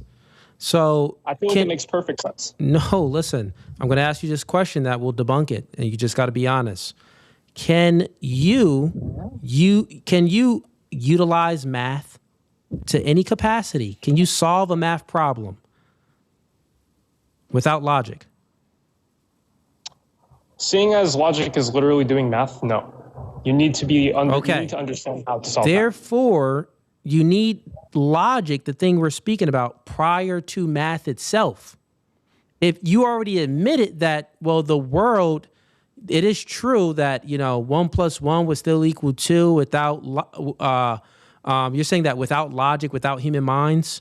Because remember, you're taking your argument is that, well, logic can only exist with like minds, intelligent minds. And I'm saying that, well, if 1 + 1 still equals 2 without intelligent minds, well, that's a contradiction because you just said that you need logic to get to 1 + 1 = 2. Well, yes, we need to understand the ability of like knowing what math is. No, listen how crazy your claim is. Your claim is you're trying to debunk it, but you're utilizing logic to try to debunk it. You're utilizing the thing, you're confirming the thing you're speaking about to say that it doesn't exist. I'm not saying it doesn't exist. I literally just said that it's an You agent said that used it to doesn't figure things exist out. without intelligent beings, without human beings. And I also said earlier too that it varies on organisms, because again, like apes and like other less intelligent That doesn't beings matter. can still use That logic to make choices. that doesn't even matter, bro. It doesn't matter if other human, like a baby, is a baby as logical as a grown adult? No. So obviously a monkey won't be as logical as a human being. That doesn't matter. I'm asking you about logic itself. So you just contradicted yourself. It's an incoherent position. You're trying to reject logic, but you're also utilizing logic. I'm not rejecting logic. You're rejecting it as being universal. I am rejecting it as being universal. How can because you it's simply reject a it as tool being that we universal? use. Okay. If you're saying that it's not universal, is that universal by you saying that it's not universal? If I'm rejecting it being universal, am I saying I am so confused? That's a very... Okay, I'm going to ask you the Repeat question that one more again. time. When you say that it is not universal, logic is not universal, is that itself a universal claim?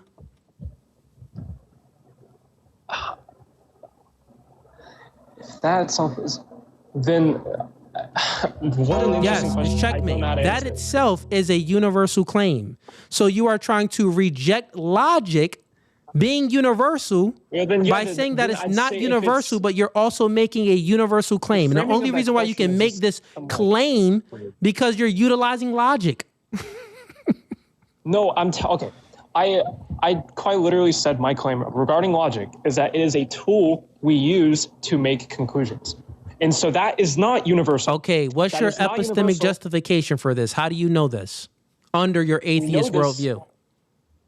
Under our atheist worldview, because not only are we exclusively capable of using logic at a better rate than other mammals and other animals because we are Homo sapiens. but That's not also an epistemic because justification. Even so, You're that's where my saying point- you're saying this is true because we can do it better than other animals. That's not the level of question I'm asking you. You agreed to some of the characteristic traits of logic, but then you kept walking it back. You admitted one thing you didn't take back is that it's invariant. You said that logic is invariant. It apply on it's timeless. It doesn't change with time. If it doesn't change with time, okay, that's one characteristic trait. The other two characteristic traits you walked back on it being, universal and immaterial. But let's just stick with the one characteristic. Let's see if you can ground that one characteristic trait that you agreed logic to be. Timeless, correct? Okay, sure. Okay. Let's focus on that. Let's focus on that, right? Logic being timeless. Are human beings finite? They are finite. Booyah. So then if human beings weren't here, logic would still exist. No, it would not Wait, exist at the capacity what? of how Wait, humans what? use it. Yo, hey, chat. That Let doesn't me make explain any my point. sense. Hold on, before you soundboard me and make me look whatever, let me expand on that.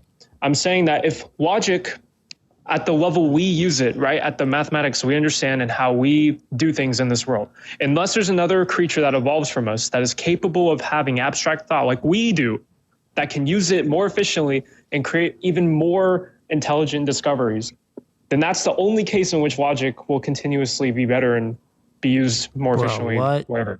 I'm going to ask That's you all the I'm question saying. again. Does logic change over time? Is it timeless? Yes or no? If we learn more stuff, then logic by definition would change. Yeah. Now you just contradicted everything you previously said. So now logic does change. So now it gets rid of, now logic isn't invariant, correct? Because it can change. okay. So listen, real quick. Let me quickly tell you something. Let's take the logical entailment of this position. If it's the case now, because now you're in another hole you got to dig yourself out of. Now you just said that Well, you actually are describing some of the characteristic traits of logic and you didn't know. If you say that is not immaterial, you are saying that it's material. It's made out of some sort of material. If you're saying that it's not universal, well, you're saying that it applies only in specific times. If you're saying that it's not invariant, then you're saying that, no, you're saying that it applies only at certain locations with universal. If you're saying that it's not invariant, you're saying that it applies only at certain times. Now, let me ask you this question. Does 1 + 1 always equal 2? Yes, 1 + 1 will always equal. Bro, what? Yo, Kraut Mick, you can speak to him, bro. I quit. You won this debate by being nonsensical, by being so incoherent and contradicting yourself so much. I quit. You win, Sultan. You are the winner. Yes. Kraut Mick, you can speak to him. Go ahead. So you want me to keep it on logic right now, right? Now, Kraut Mick, you could go to real quick. You could go to morals if you want. It's up to him. Sultan, do you want to speak about morals?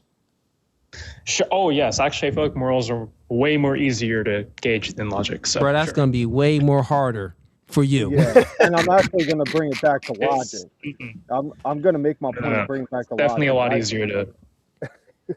Okay. Well, the first, I'll try to make this real quick for semantic purposes. Do you believe the subjective, intersubjective, or objective morality?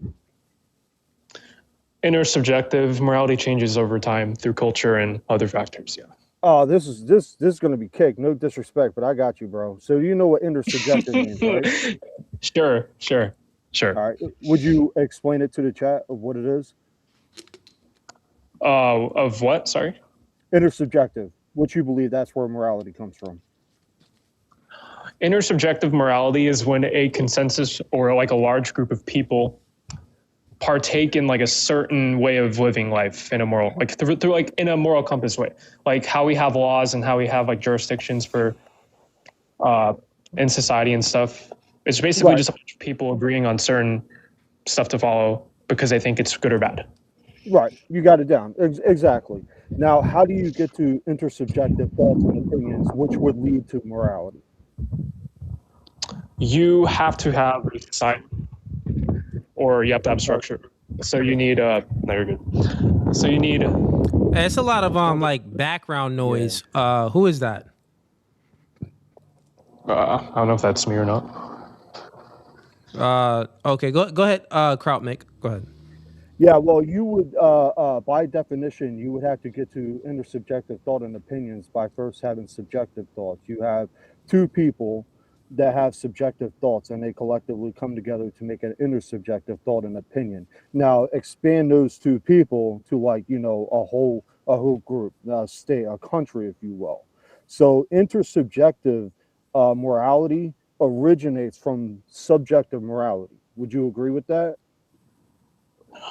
It's that and a bunch of I feel like that sentence kind of leaves room for confounding because it's like we also have like a government and also like we elect officials that also kind of choose what policies and laws we have as well. It's not entirely based on like what two people choose.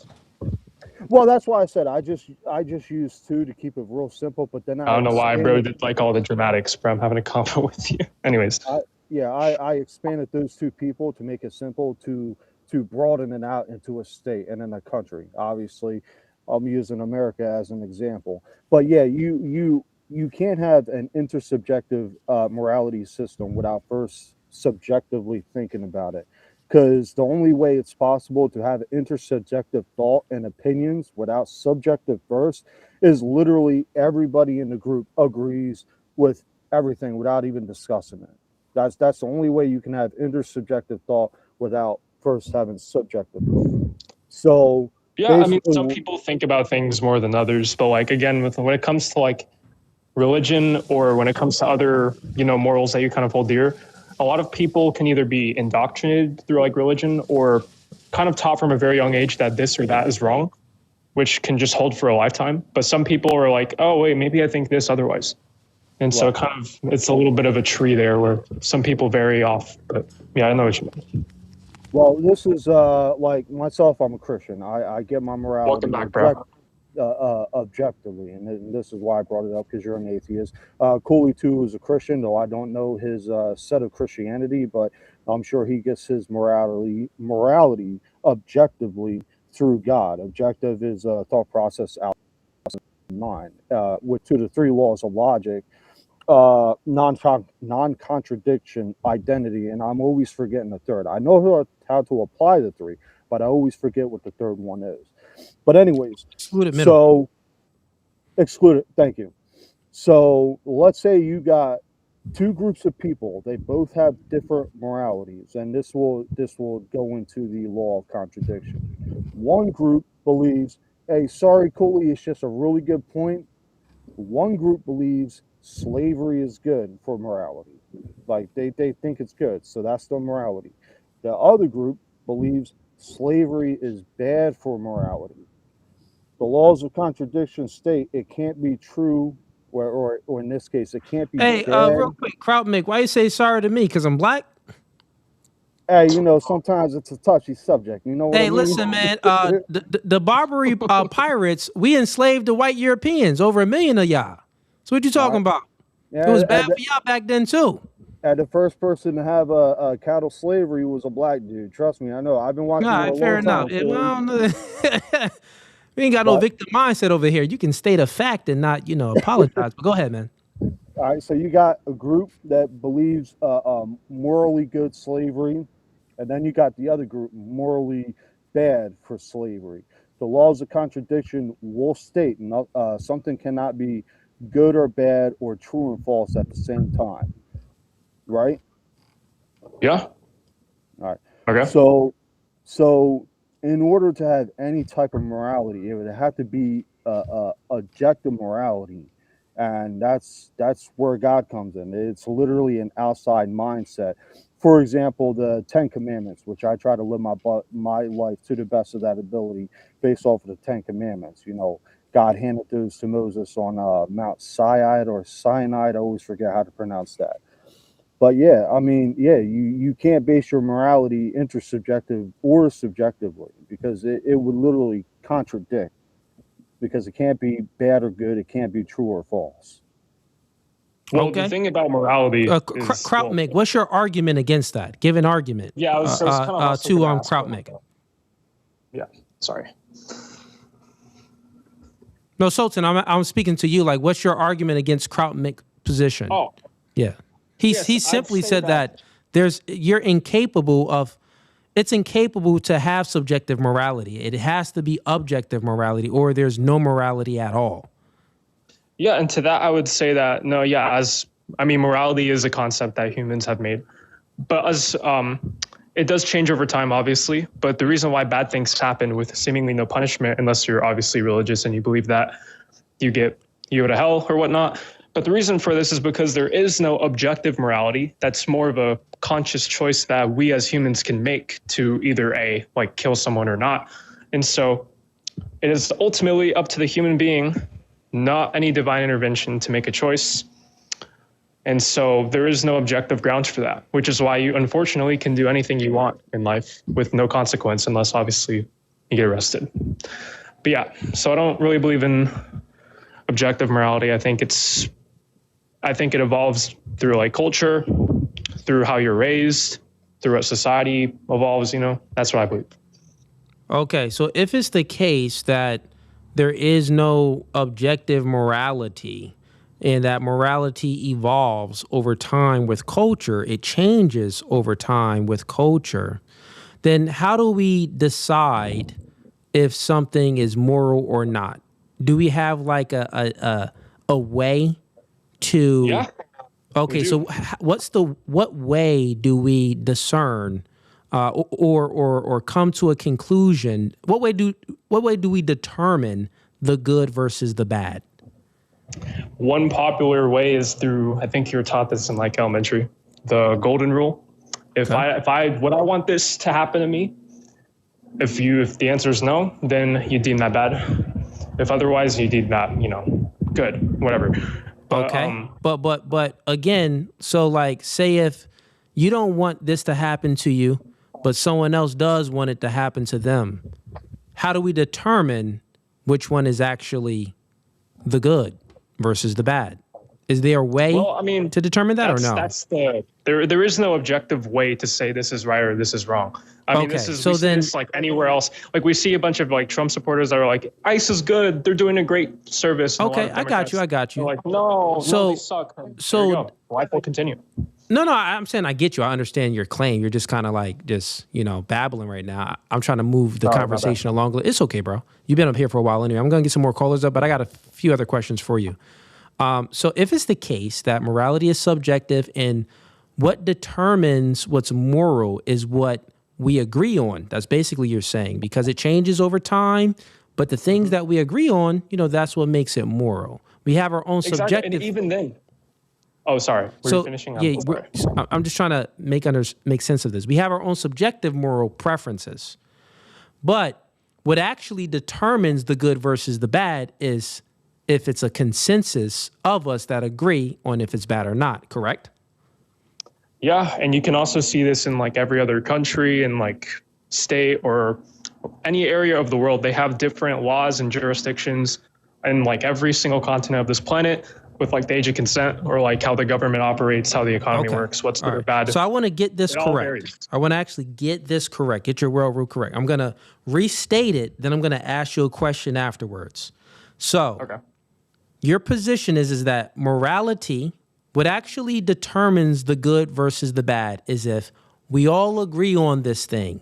And your evidence of this is that, well, throughout history, we see laws change, we see things change because certain people agree on it and that determines the good. Certain people agree on this at another time and that determines the good.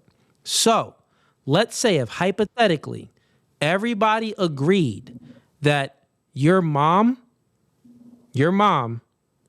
should be gangbanged. And that's good. What? That's good. Everybody agreed. Listen, Sultan's mom, it's good for her to get gangbanged. That's a good.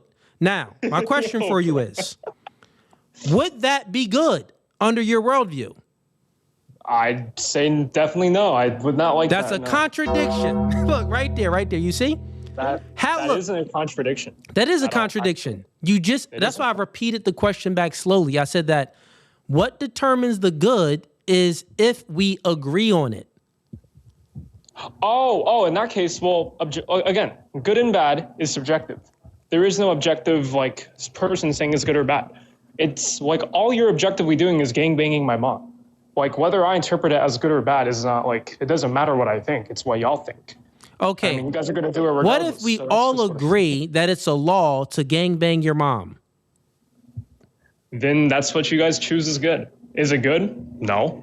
Is it bad? No. That's just what you guys choose. Wait. I thought you just said what determines the good versus the bad is consensus. We all agree on it or not? Yeah, from what we deem as good. From what we deem. It doesn't mean it's objectively good. That's how we base morals. What we deem to be good is how our concept of good evolves. Because again, it varies. So the we is you included into that. Sure, including me. Okay, Do I think murder is wrong? Sure, it's wrong. But does the universe care if I murder someone? I say no. So what this gets rid of, it actually gets rid of morals all over. So if it's the case that you're reducing it fully down to preferences, and then morality is just based off of how you individually feel about said thing, then that's not morals, that's just your feelings. Well, yeah, of course Sultan doesn't want his own mom to get gangbanged, but the rest of the world does. Who cares about your feelings, Sultan? That doesn't mean that you actually have a moral position.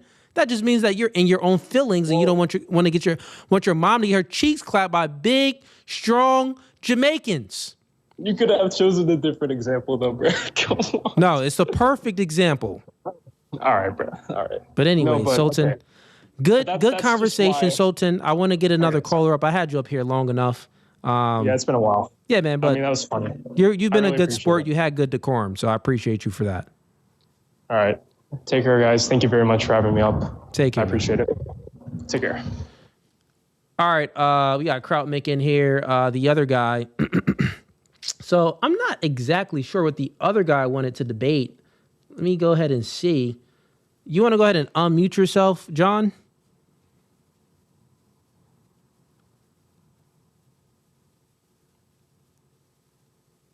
You're still muted, John. Let me bring up someone from TikTok real quick, though. We got people up here. Bring up two folks. Welcome to No Fugazee podcast. Let me get your name and age. Bring up two folks. Welcome to No Fugazee podcast. Let me get your name and age. Yeah, you gotta turn down the podcast in the background, man. So currently, I bring you up, but the podcast is playing in the background. Like maybe you're on the laptop or something. You gotta turn that off. So while you're turning, just come back up. I'm gonna bring up another caller.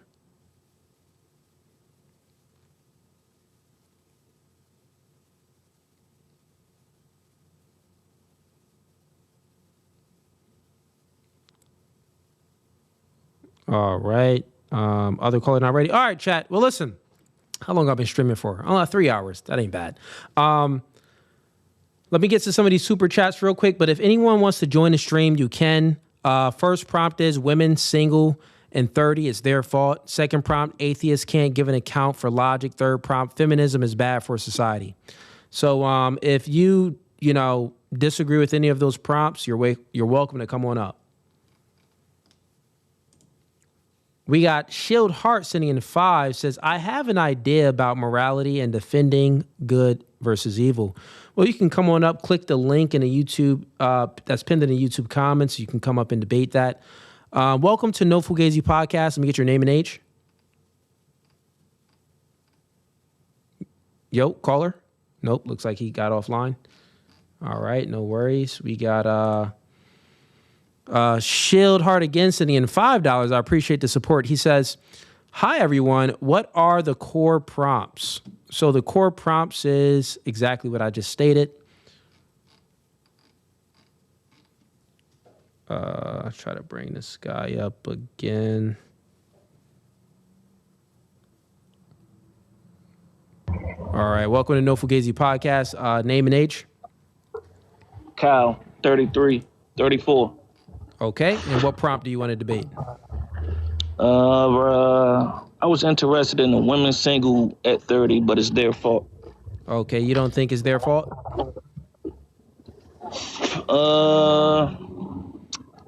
No, and I don't think it's our fault either. It's the society, social media, all the things that's been put into the world that's making us think how we think. Like, I don't know. It's just, I feel like it's set up for. So that's an illogical statement. If you say that you don't think it's men's fault or women's fault, you're saying that it's society, and the society is a collection of men and women. So then you're just basically saying that it's men and women's fault. See how logic works? Yeah, no, but I'm saying like social media, that's not men and women. It Those can't are be like true and false at the same time. Well, I'm be saying yes and no. Well, yeah, okay. You want to be 100? It is their fucking fault. It's the woman's fault. Yeah, man, I know it's the woman's fault, and I know you already agreed to it. This guy just coming up here to try to get some 15 minutes of fame. Appreciate the support, though, man. Peace. This guy, funny. All right. Anybody want to come up? Let's go. Open panel debate night. For the folks on YouTube, we got over 200 people in here on YouTube. Any of you guys that want to debate tonight, you can come on up. We will be in Dallas this weekend doing a full panel dating and relationship show. We actually missed 2 weeks of doing a full panel dating and relationship show. The last week that we just missed, man, was because it was like an emergency storm alert where we're located. So like almost all the girls canceled besides 3 girls. So I'm like, man, we already did so many shows with only 3 girls. I'm like, I'm not about to do that. And like 3 of the girls was repeats. Like they came back before. So I'm like, man, forget about that. Okay. So again, if anybody wants to come up and debate, we got these 3 prompts up here. Or, if you watched any of my content and you disagree with any of the things that I said, you can come up here now and you can point out your grievances with me now.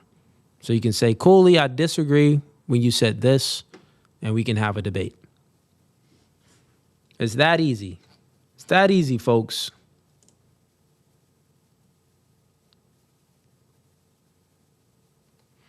John, I see you said you're pro-femininity, anti-feminism. Okay.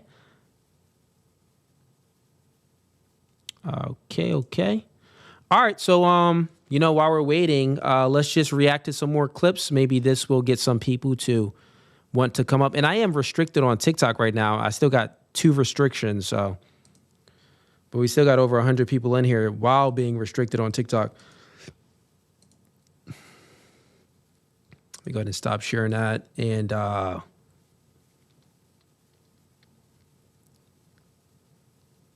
let's react to some clips while we're waiting. For John, I see you backstage. John, you can write me in a private chat. If you disagree with anything, you can come up and debate. Once again, I'm a Christian. Don't believe in feminism. I don't believe that people are born gay. So if you disagree with I believe that men lead, women follow. So I see you backstage via YouTube, but if you disagree with any of my worldview, write me in a private chat, let me know, and I'll just bring you up and we can debate that. Because it's debate night. We want to have debates. Let's see.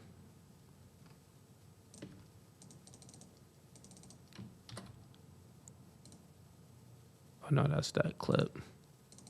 Get the likes up, chat. Let's go.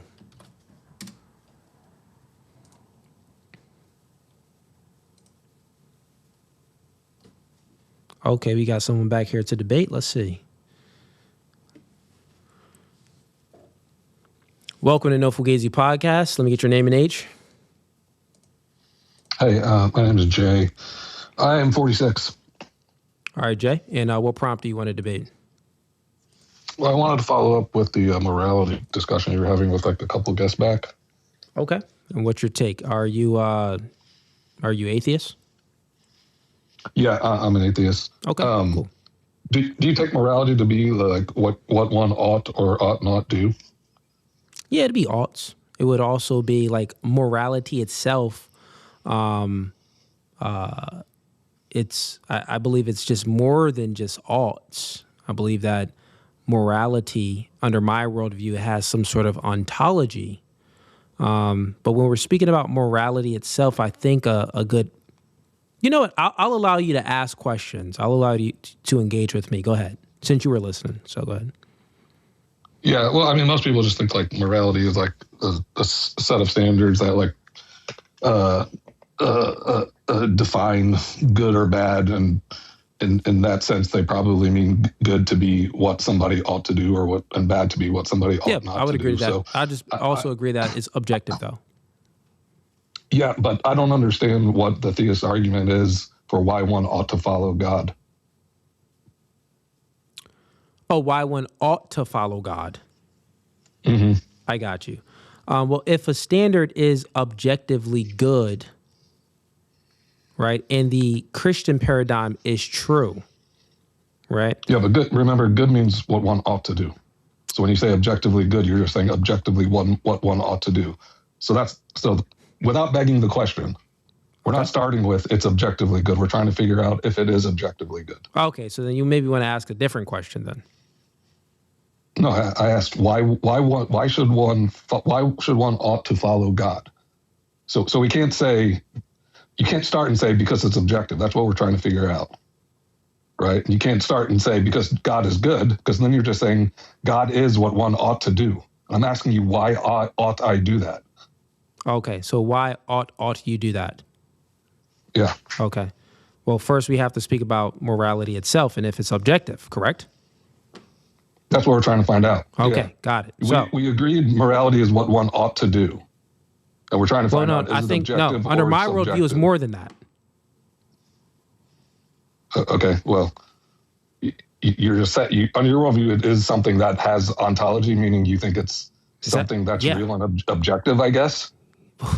Well, yes, you're asked. That's what I'm saying. Okay, the well, question. what's the argument? What's the argument? Listen. The question that you're asking me, Well, if you're saying that why one ought to believe in God, I'm saying that, well, we would have to determine if morality, if God exists. You get what I'm saying? And if the Christian... I'm just granting you that God exists. Oh, okay. Before you wasn't granting me that. But now you are. I told you I was an atheist. I told you I was an atheist. But look, the argument I'm making is it's an internal critique.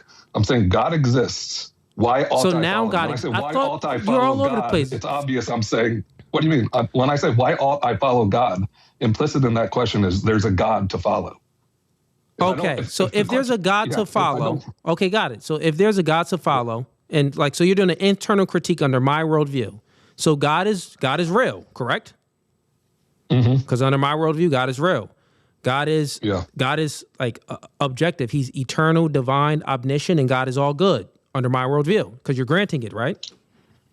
No, all good just means what. Wait, time out. Are you granting my worldview or no? No, I'm granting there's a God. Look, under my worldview, morality does not mean what we ought to do. That's not what it only means. Are you going to grant just a part of my worldview and not the whole thing? Yeah, look, I could say, look, my worldview is that your worldview is wrong. So critique my worldview. Do an internal critique of my worldview. Listen, you would have to internal critiques work only if you understand the person's worldview.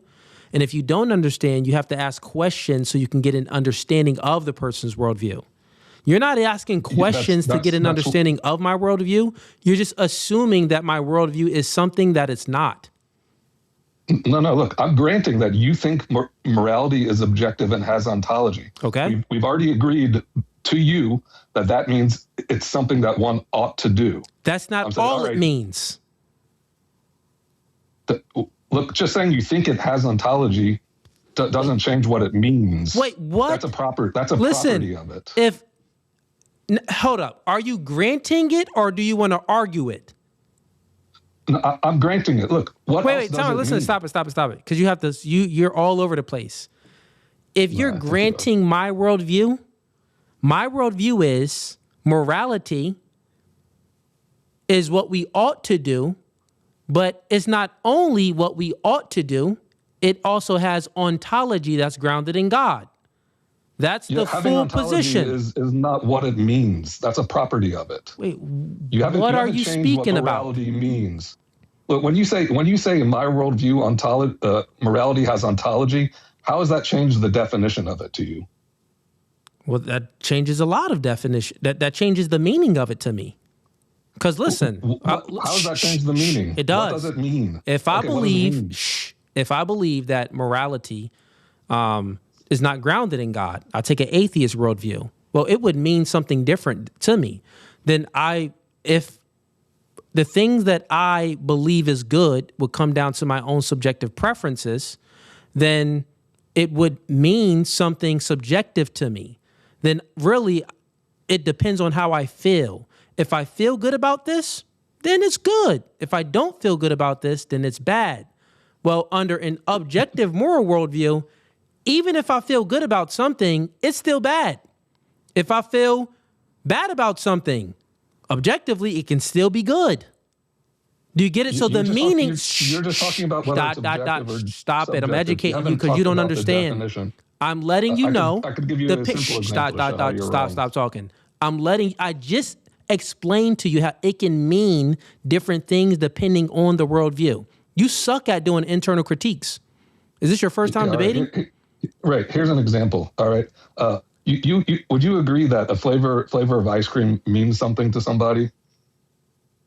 It could mean something to somebody. Well, look. Morality isn't the same as a flavor of ice cream. Under your worldview, it is the same as a flavor of ice cream. Well, it may or may not be, but it's not analogous. I didn't make any claim there. What I'm saying is, look, we could agree that somebody's preference in ice cream is either objective or subjective, correct? If you have a preference of ice cream, I mean, like whether if you like it or not, that would be subjective. Yeah. About the ice cream itself, well, if ice cream exists, human beings created ice cream, well, the ice cream is objectively created. That's here. Whether if you like it or not, well, that would be subjective. Yeah, I'm just saying, I would agree with you that someone's preference is ice cream is subjective, but it is something that could be either objective or like all things could be subjective or objective. Whether they are one or the other. I don't believe in that. Whether they are one or the other has dumb. no bearing on what they mean. No, that's just dumb. It doesn't make any sense. Is a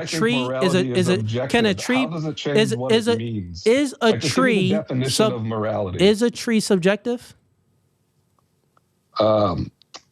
I'm not sure. I'm not making a claim on that.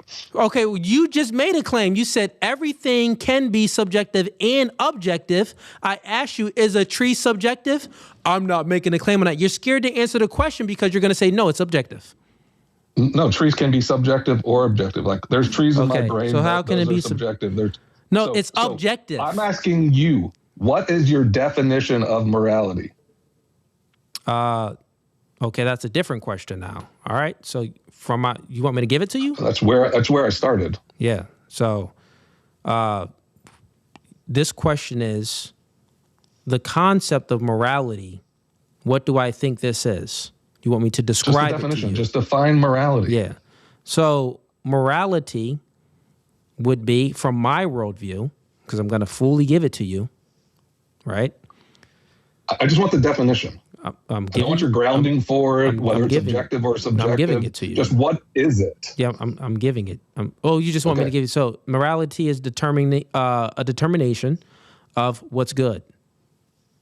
Yeah, and what does it mean for something to be good? The good, in my worldview, that would be grounded in God. So good is just grounded in God? No, the good itself, like the good. Like, can you touch and taste good? No, I'm just asking what is it? What's the definition of good? No. Can you under my worldview, can you touch and taste good? I have no idea. You can't even give me a definition under your worldview of what good is. I'm describing it to you. Can you touch and taste it? Yes or no? I just want the definition. Why are you asking me a question Stop it. I'm describing it to you. You just stop. Answer my question. Answer my question. I just want a definition. Answer. Stop it. Can you touch and taste it? Yes or no? Under your worldview?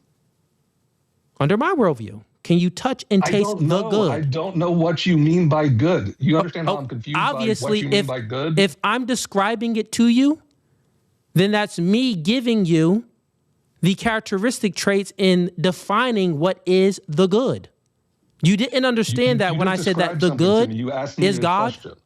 I'm asking you for a definition. Stop what it. is Stop the it. definition of good? Under my worldview. Why this is hard for you. Do you want it under my worldview? Give me the definition. No, stop it. Stop it. What is the definition of good? Can you touch and taste good?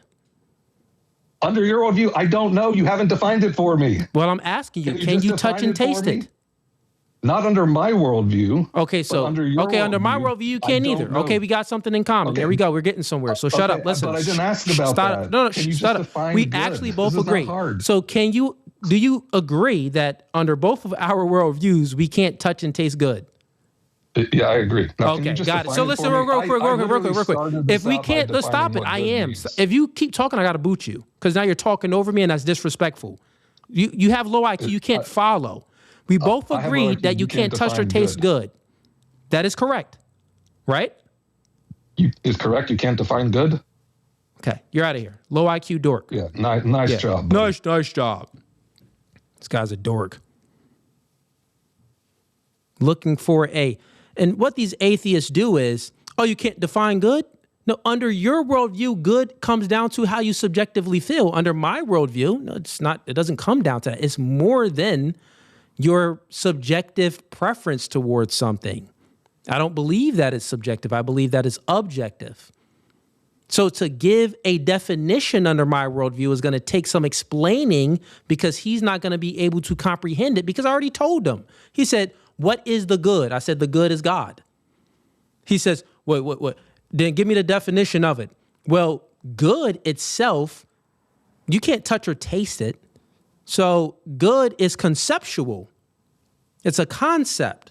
And if it's a concept, this conceptual idea that we have of what good is, well, this concept will be grounded in God.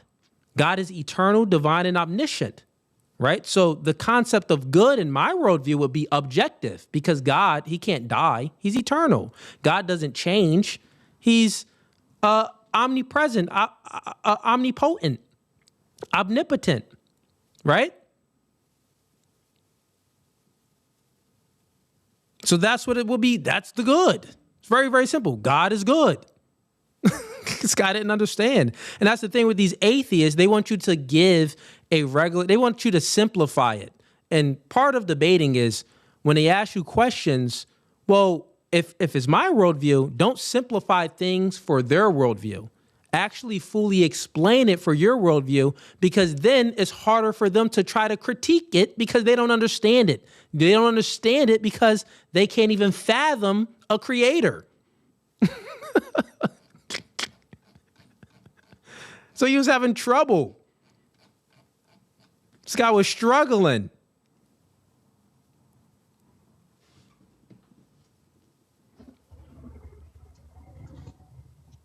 What's up, Cooley? What's going on? Welcome to No Fugazee Podcast. Let me get your name and age. My name is Sean, and I'm 36. Got it. And what prompt do you want to debate? The first one. That kind of intrigued me. Okay. So what makes it the Do woman's you disagree? fault? You think that it's not their fault? I believe it depends on case to case, but overall, no, it's not their fault. Okay. Whose fault is it? Why women are single and 30? Mostly men. And why is it men's fault? I believe because of decisions that they had made have forced them into a delusional state that they think that they have to in order to make do. Okay. So men forced them into a delusional state? Yes. And how did men force women into a delusional state? Walking away from their responsibilities, walking away from their families. Even if men walked away from their responsibility, that's not force. They still have a choice, right? No, not much of a choice. No, wait. If your girl leaves you, right? Mm-hmm. Well, are you just gonna you have choices to get another girl, right? Depends on who you are. Wait, but bro. If your girl leaves you, do you have a choice to get another girl or not? Depending on who you are, yes. I mean, okay. I'm asking you. If your girl leaves you, do you have a choice to get another girl? Yes, I'll have another choice. Okay. If it's the case that men are not doing their duties, and they're basically, let's say men are leaving them, and they're not anyway. Women initiate 70 to 80% of divorces. So it's not even the man leaving, but let's just say men are leaving. Do women have a choice to get another man? Depending on case to case, but do women have, okay, if it's the case that women do have a choice to get another man, thus your argument is destroyed on his face because it will be their fault why they're single, not the man's fault. Because they have a choice to get another man. You said 70 to 80% is initiated by the divorces by the women. Well, I was granting your position first, as if men were actually leaving women. Reasons? Do you think they have reasons to initiate the divorce? If you was doesn't matter the reason. If you was unhappy, unsatisfied, and wasn't getting what you needed, even if she wasn't cooking or cleaning, don't you got a choice to get a divorce?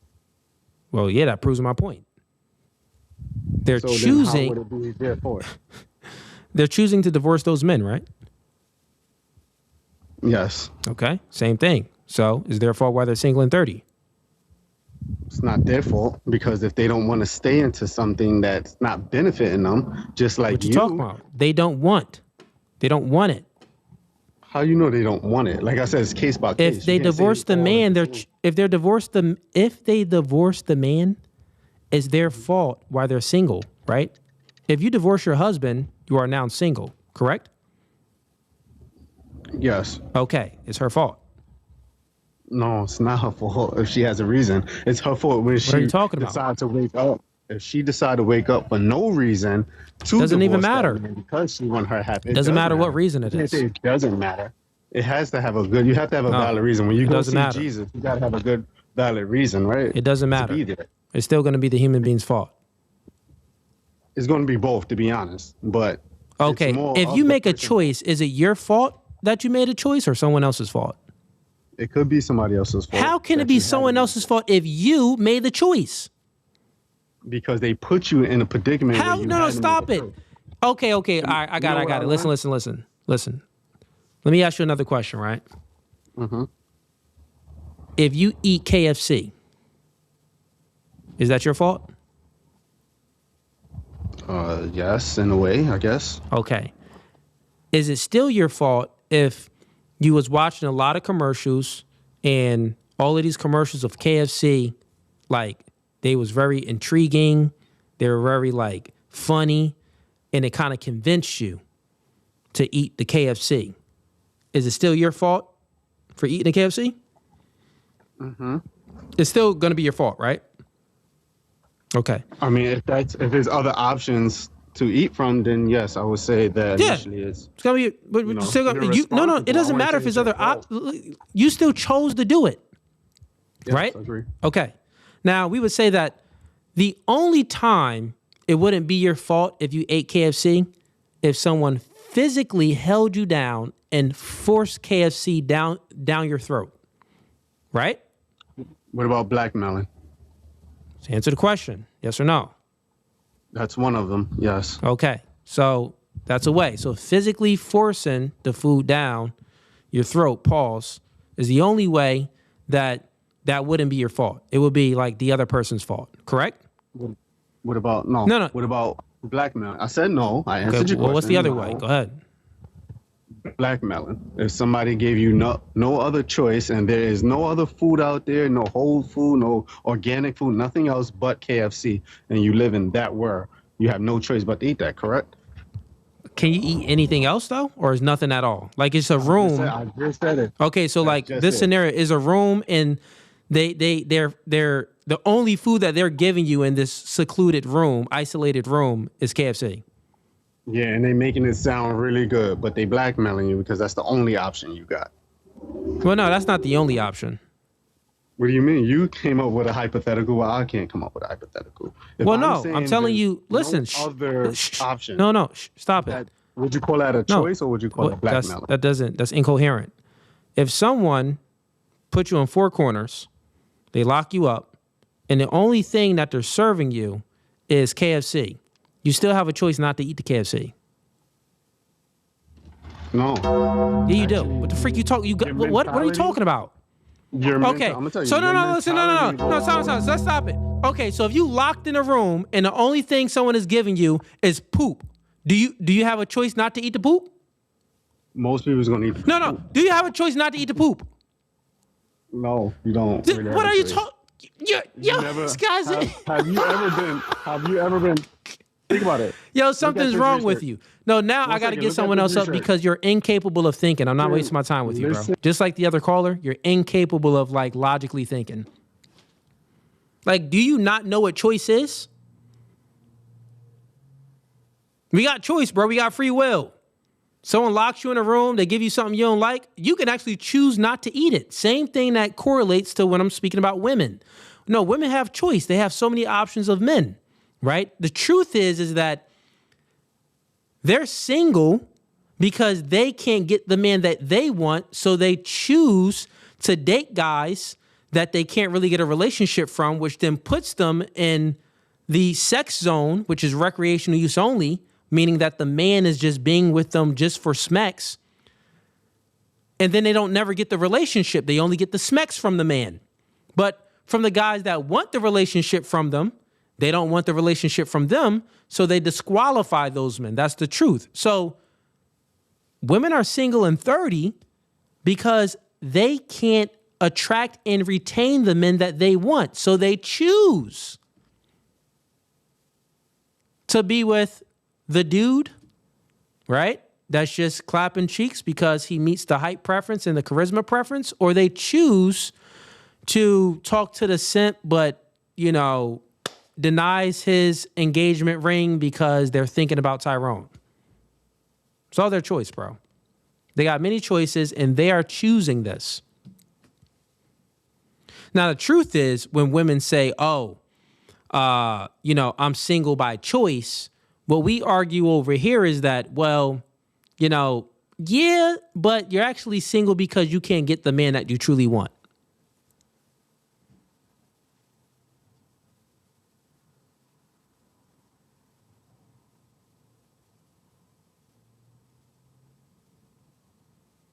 All right, let's get some more callers up here. Let me see. Hello. Welcome to No Fugazee Podcast. Name and age. My name's Sam. I'm 18. Okay. And what prompt do you want to debate? All of them, actually. Well, let's start with the first one that's on your mind. The one that you're most confident about. Let's go with that. Atheists can't account for logic. What does that mean? Atheists can't give an account for logic. So atheists can't give an epistemic justification for logic, a good reason for the possibility of logic under their worldview. As in logical reasoning, or just our ability to learn? Like, what do you mean by logic? Like logic itself.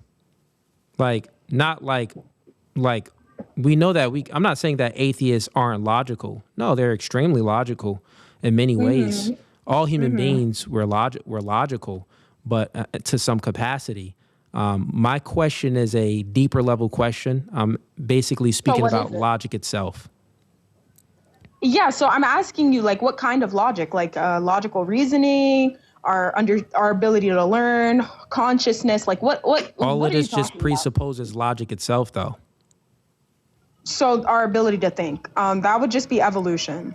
We have evolved. Yes,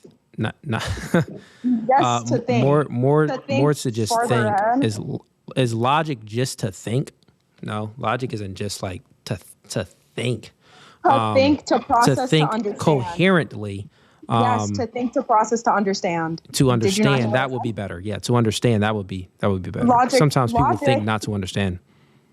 Logic would be to think, to understand, and to comprehend. Because you can understand something and not necessarily comprehend it in its fullness.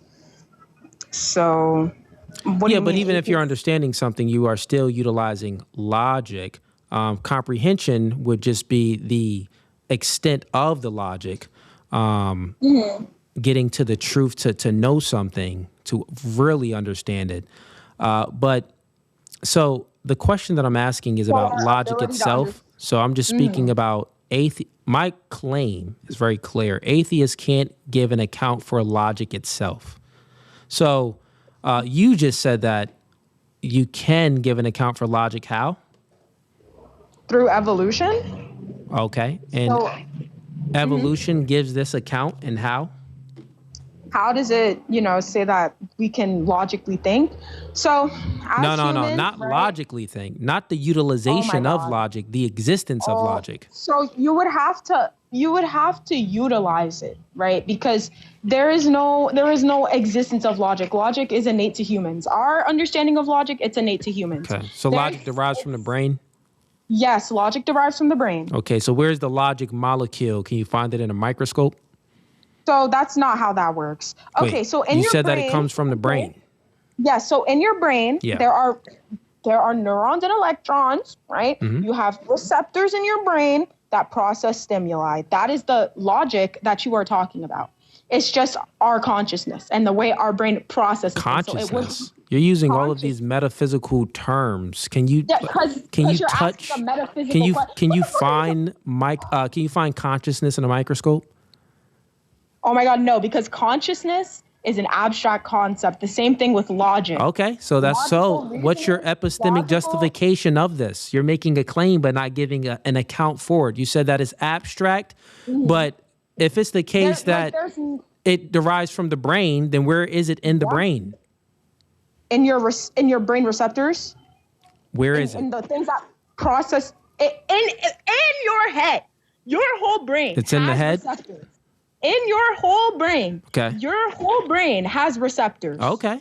What these synapse, receptors? Yes, thank you. Sounds like synapse. Yes. I'm got talking it. about So synapse. logic That is exactly what I'm talking about. Is it made out of matter? No. Wait, so if it's not made out of matter, then how is it in the brain? Made out of stimuli, my love. Stimuli in your brain. So stimuli, can you touch stimuli? Can you measure the stimuli? So if you touch the floor and the floor is hard, that is a stimuli in your brain. Yeah, I get what you're saying, but you're not making any sense of what we're speaking about logic is. You just said this. Listen, you said that logic derives from the material brain. So the material brain, right, produces these immaterial things. Yes. Okay, if it's the case that the material brain produces these immaterial things. Well, they're not necessarily immaterial, but sure. Wait, then what are they? What do you mean? Because I'm getting confused because I'm telling you that you have parts of your brain, right? There are not even parts. Your whole brain, right, reacts to stimuli and has synapse, right? That's where your logic and your. I understood you the first time you said it. Okay. But listen, so is it or is it not? Is it or listen? I understood you. You don't have to repeat yourself. Is it or is it not? I have to because you're just. Stop it. I understand you. Logic itself. Is it material or immaterial? It's immaterial. You cannot touch logic. Okay, so then what I said, you're stating that the brain, right, that is all made out of physical matter, yes. Right, physical matter produces this immaterial thing. Yes. Okay. Yes. And this immaterial thing that it produces, do you have any empirical evidence for the production of this? So when you do an MRI, right? Like let's say we put someone in an MRI machine and we give them some sort of stimuli, like happy stimuli. Where's logic at in the MRI? I'm going. No, I'll Google it. Okay, so logic in an MRI. Where is it? I'm going to Google it. Logic in an MRI. Where is logic? Yes. Yes, because that's exactly what I'm talking about. This guy has a 9th grade reading level. I hope y'all all know that. This guy. Did you go to college? Saint, no? Whatever your name is, don't obfuscate. That's what I said. Don't obfuscate, right? You have a mind of a woman that gets plowed by many men. Your mind is tangential. You can't think properly. So let's stay proper because I will destroy you like I'm destroying you now in this debate, but I also will destroy you within the banter. Within rhetoric, you will be destroyed. I will make you cry up here. So let's stick to the debate, right? So it's very, very quick. It's very, very simple, right? So you just said that logic is made up of physical it derives from the physical matter. So the physical brain creates this immaterial stuff that's immaterial. Yes. I'm asking you for empirical. Listen, you know how nonsense. I'm asking you for empirical evidence of the empirical evidence on a concept. Stop it. It's a concept. Okay, so you can't, right? So you can't. Yeah, you can't. So great, thank you. So if you can't have, so stop it. So listen, stop it. How does this pertain to if atheism? You can't, listen. How does this pertain to atheism? Stop it. Please tell me. If you How does can't, this pertain to atheism? Okay, you don't have to keep repeating the question. I'm going to ask you. If your worldview, if your worldview can't give an account for the immaterial concept, you just admitted that the brain, you gave a story, but the story is not consistent. The brain produces this immaterial concept of logic, but there's no evidence for it. So this isn't giving an account for it. There is. Yes, there. Okay, so what's the reason to this? How do you know that this happens? What's your epistemic justification for this? Bro, I got you. I'm gonna show you evidence. Give me a go second. ahead. It doesn't have to be empirical evidence. I'm just asking for what's a good reason? What's your epistemic justification for this? And now she paused the stream. Man, this girl is silly. Tricks are for kids. All right, let's get someone else up. Oh, you're mad. Oh, you're back. I was just about to get someone else up. I know. So give me a second so I can prove it. Give me a second. Oh, you had to Google something? Yes, because you do not understand the concept. Okay. So answer the question then. Please give me a second. Oh. I'm going to answer your first question. You're not going to ask me another question and throw the conversation off. I'm not. I'm asking the same question. Give me an epistemic justification for logic. I'm going to answer your first question, then we're going to move on. Okay? That is my first question. Give me an epistemic justification Yes, I'll for give logic. you your justification. I'll show you that logic in your brain exists naturally, okay, as a human. Okay, go ahead. Okay. It's immaterial. Oh, go ahead. How can you do it without using logic? That's like saying, I'm going to prove this by using logic. No, I'm asking a deeper level question than that. You need an entire paradigm to give an account for the thing you're trying to justify. You're asking me to use scientific words, right? And that's why I'm Googling it so I don't misspeak. Science? I'm speaking about epistemology. It's a philosophical question. Yes, it's a philosophical question, and you cannot understand the concept of a concept. You cannot understand the concept of a concept. Logic is a You're concept crashing out right made now. by humans.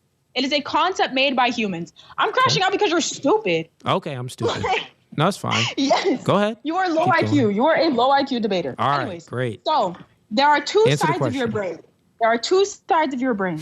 The left side and the right side. I'm low IQ, but you're reading off of Google or AI? I'm not reading anything, actually. I looked it up on my phone. This is not giving an around me is epistemic closed, justification for logic itself. Okay, now give me a second. You don't understand the Give me- level of question for that I'm logic asking you. itself, So listen, I'm going to then mute reword you it. so you can understand. Just chill out. Reword it. All right, so now I'm just going to put you backstage. You get another chance to come up. So since you're unaware, young girl, I'm not asking you how human beings can use logic. That's not what I'm asking you.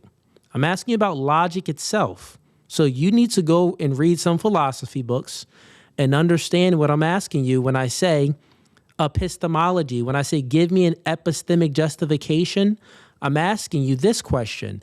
Give me a good reason, a coherent, a consistent reason for logic in and of itself to exist under the atheist worldview. So in order to answer this question, you have to, it takes a full paradigm. It takes a full worldview. You can't just say that, logic exists because I'm using it. Well, duh. That's just saying that it's self-evident. But logic itself, how can you justify how we have the ability to utilize logic without a God, a universe, a world without any God, without a creator? How are we capable to derive these immaterial concepts from our own minds? How is this even possible? So I'm asking you, it's going to be a full argument you're going to have to give. Not just look up something and say, I think since human beings are conscious, conscious, that's you granting yourself consciousness. I'm just not going to grant you, metaphysical categories. I'm asking you to justify these metaphysical categories. It's a deeper level question, young girl. So if you understand the question now, you can come back up. But if you don't understand it, shut up and stay in your place, woman.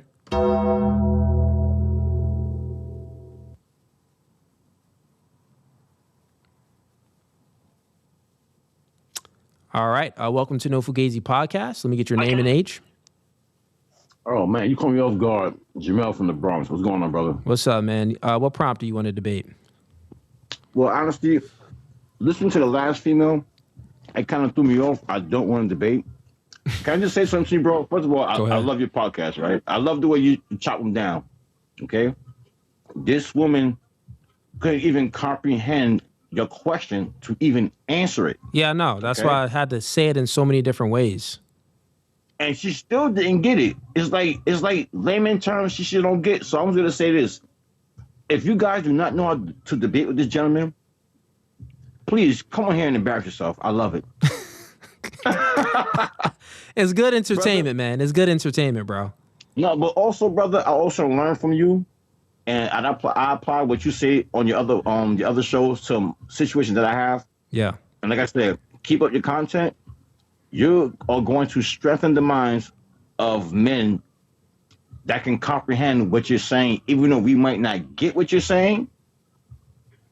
I get to where you're going with it, and I will learn off of that. I will do my research off of that. And I thank you, brother. Keep doing what you're doing and stay positive. Appreciate the kind words and the support, man. Have a blessed one. Yes, sir. Thank you. All right, we got a Shield Heart says, sends in $2. You have me muted. I am John Remus. Oh, yeah, Shield Heart. If you want to come up and debate, you can. Oh, okay. You're John back there. Oh, okay. I see what you're saying. Are you Mr. John? Okay, so you are Mr. John. All right, got it. Let's disconnect that. All right, let's get up some more callers. Yeah, she just didn't understand the level of question that I was asking, and she comes up here and she claims that I'm low IQ when she doesn't understand what epistemology is. She doesn't understand what a justification is. She doesn't even you know what? I got one question for you if you're still watching, and I'll let you ask any questions. I actually yield the floor to you if you can answer this one question to the young girl that came up. Come back up. I'll ask you one question, and if you can give me an answer to it, then I'll let you, at least argue however you want to argue, right? But it's only if you can answer this one question that I'm going to ask you. And it's a very simple question. And also, you'll have to turn on your camera so we know that you're not Googling it.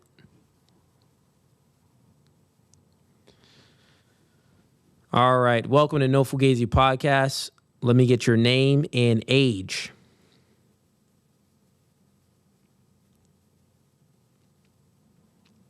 Name and age. It looks like it's a Hannah with a rainbow flag, or what kind of flag is that? Looks like one of these type flags. They, them, energy. I don't know if it's a trans flag, but it definitely looks like a flag. Well, I'll bring you back down, Hannah. I've seen some people speaking to you in a chat, Hannah, so come back up when you're prepared. Let's bring up the next caller. We got YP in here and then some Iceman. Let's get the Iceman up and then YP you up next. All right, that Ice guy ain't up. He not ready. Let's get YP. YP, you're not ready either. Okay, all right. All right, chat, let's go. It's open panel debate night. We got 3 prompts. Women single and 30 is their fault. Atheists can't give an account for logic like we just seen. I'm sure that girl didn't even know the 3 classical laws of logic. She didn't even know the level of question that I'm asking about. When we think about logic, it's an abstract concept, right? It's an abstract concept, and this needs to be grounded within the worldview. If it derives from the mind, well, that means that it wouldn't be universal, it wouldn't be invariant, and it also wouldn't be immaterial, like she said that it is immaterial. No, it comes from the mind.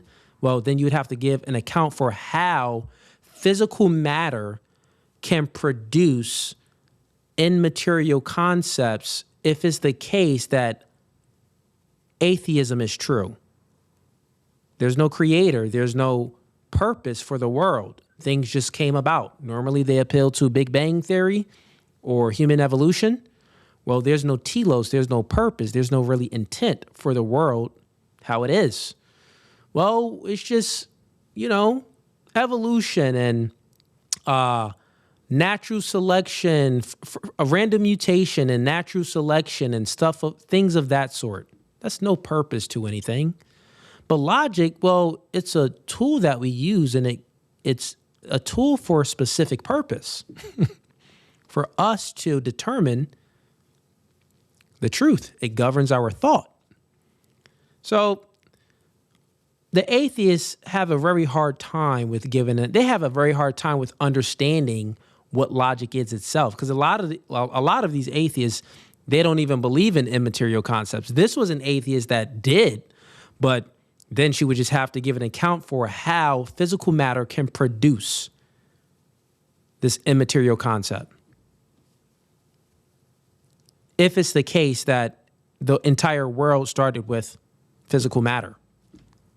Well, all of a sudden, human beings we're the lucky ones. All right, great. That's a great story. We know that we can utilize logic now, but it wouldn't be consistent with that atheistic worldview.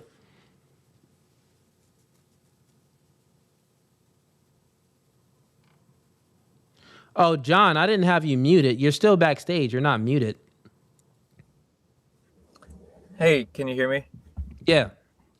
Yeah, you weren't muted before. I just had you backstage. Let me bring up this other caller real quick.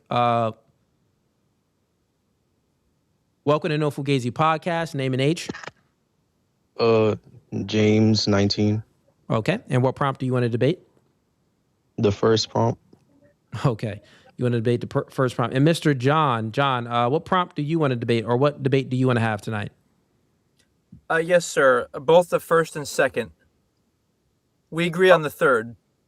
Okay, we agree on the third, but you actually want to debate about the first and second prompt now. Okay. All right.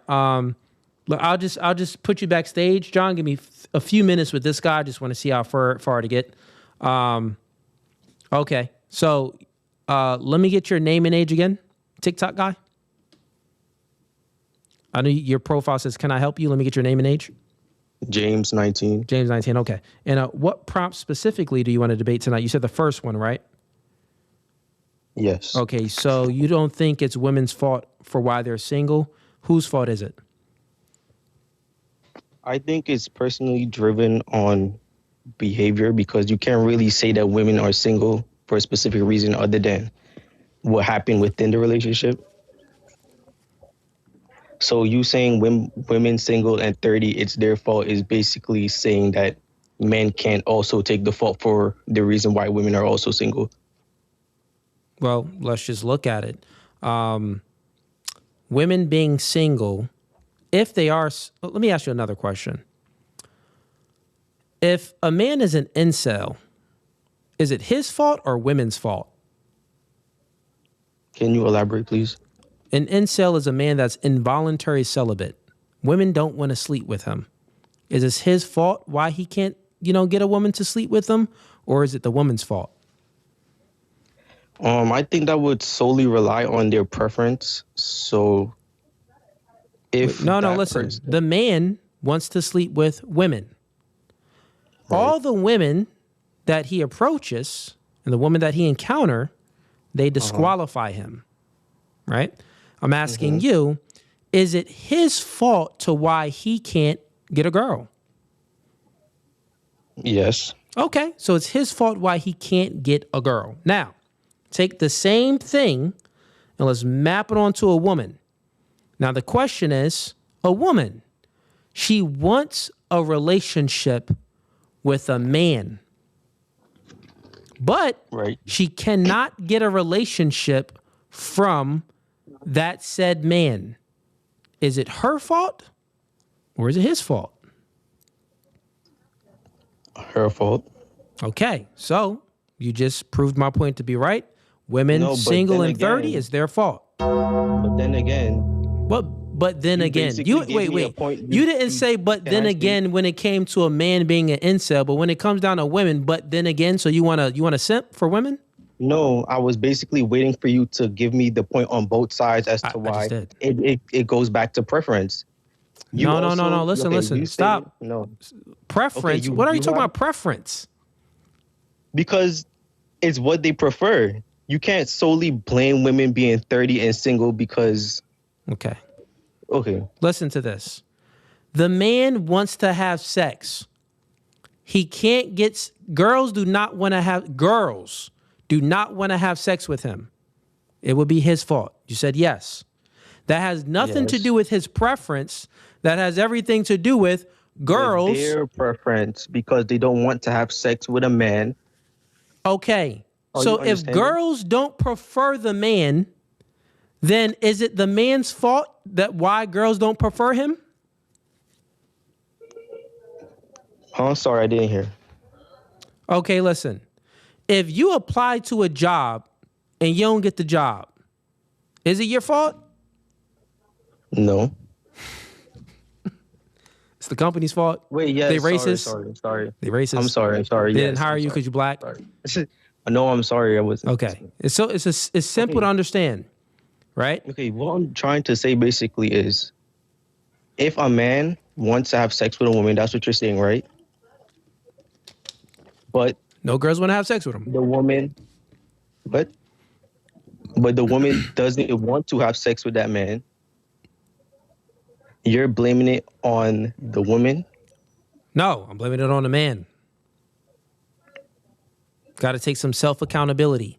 You can't get what you want, therefore, it's your fault. Okay, but it's accountability and reliability on both sides. It's not just specifically on one side. What are you talking about? Women and men have to take accountability for their own personal preference as to why they're single. You cannot blame specifically on one gender as to why they're single. No. When we're speaking about single, or we're speaking about, I get your point, but your point is presupposing things. I'm going to the root of it. You're presupposing that women have these preferences. So I'll grant it. Women have preferences. Listen, stop it. I'll grant it. Women have, I'm a presuppositionalist. So I'm defeating you on I'm arguing on what you presuppose. But I can just grant it and I can defeat you on the back end too. Let's say that women are single because it's a man's fault, because women have preferences and there's men out there that don't meet the woman's preference. That's what you're saying, right? All right. So there's men out there that don't meet the woman's preference. This would mean that the woman does have a preference, though, right? Okay. Now, do women advertise themselves? Well, do women like court men, or do they just like advertise themselves and wait for men to approach? Generally speaking. I wouldn't say that. Whatever you wouldn't say, I'm asking you a question. Generally speaking, do women approach men? Not necessarily. No. Okay, got it. So generally speaking, this means that men approach women, right? Right. Okay. If it's the case that women have a preference, right, and generally speaking, they don't approach men, this means that they're incapable of attracting and getting the men to approach them that they want. So this preference that they have, right, they're incapable of getting those men that meet that preference to approach them, correct? I have a question, yeah. No, correct? Yes. If they're incapable of getting the man that they want to approach them, it's their fault.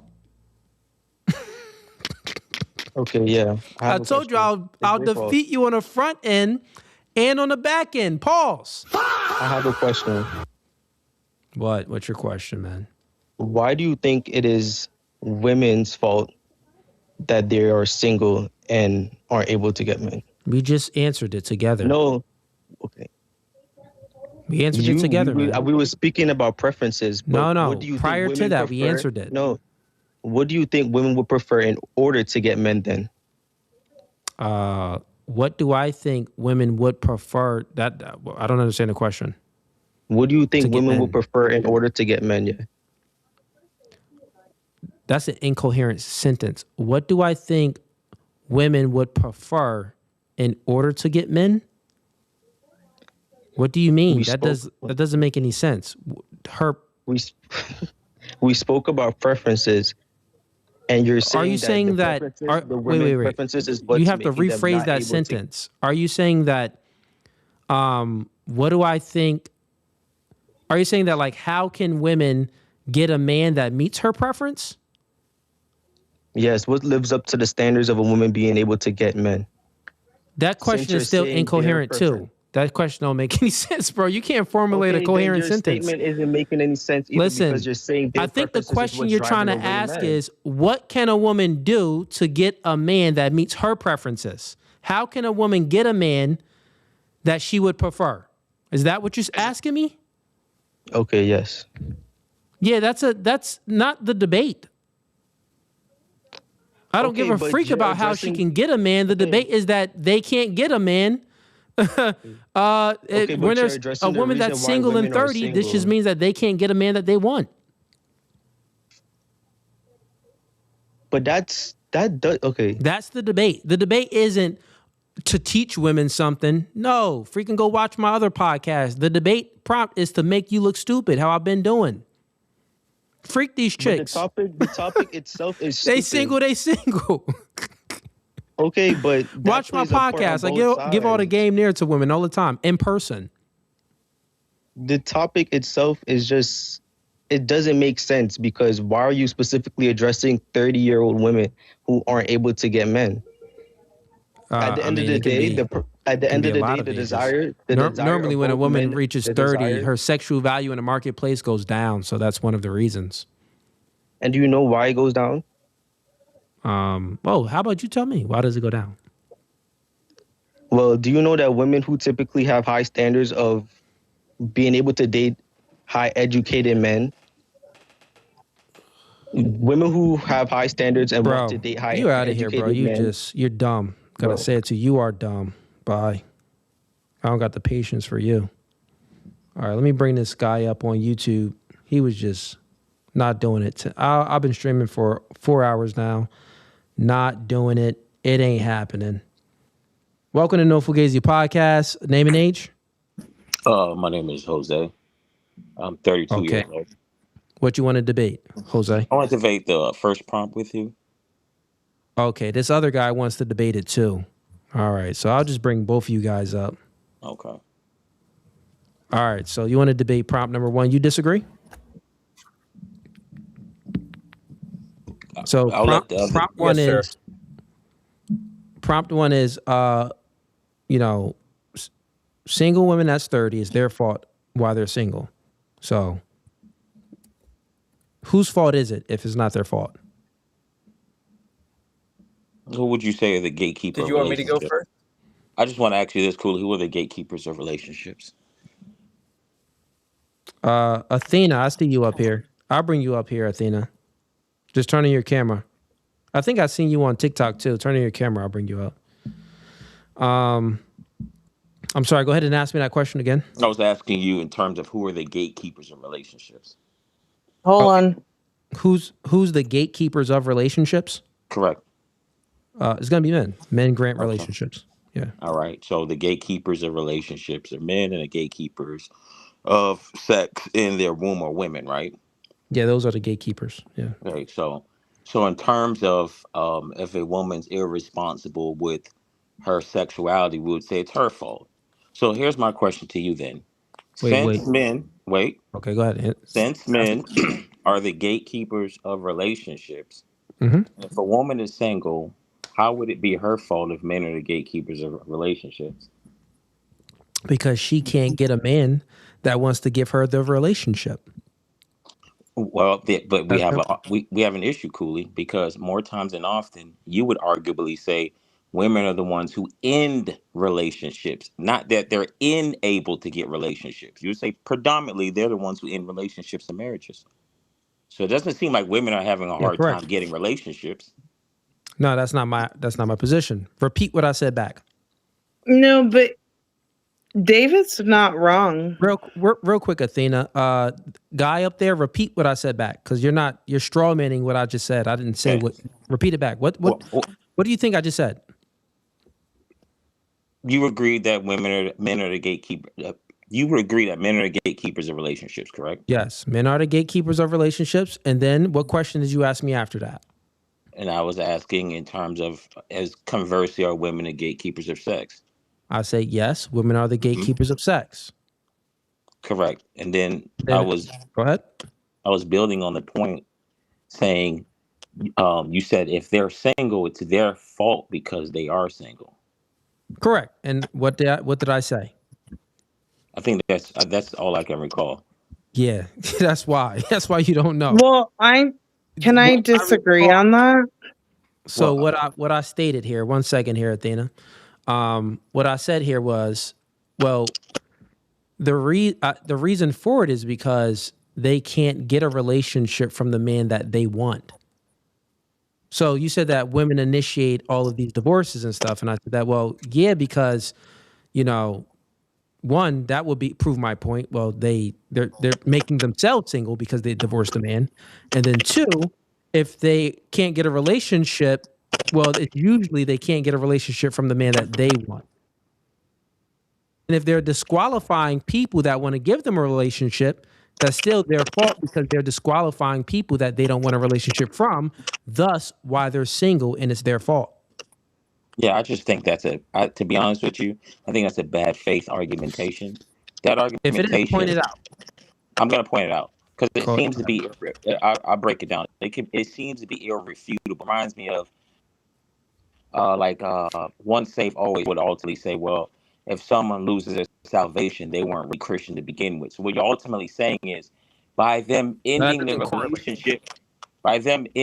relationship, ultimately that wasn't the guy that they wanted in the first place. That doesn't necessarily follow, because at one point of time that could have been the guy that That's they not wanted. what I said. People do change.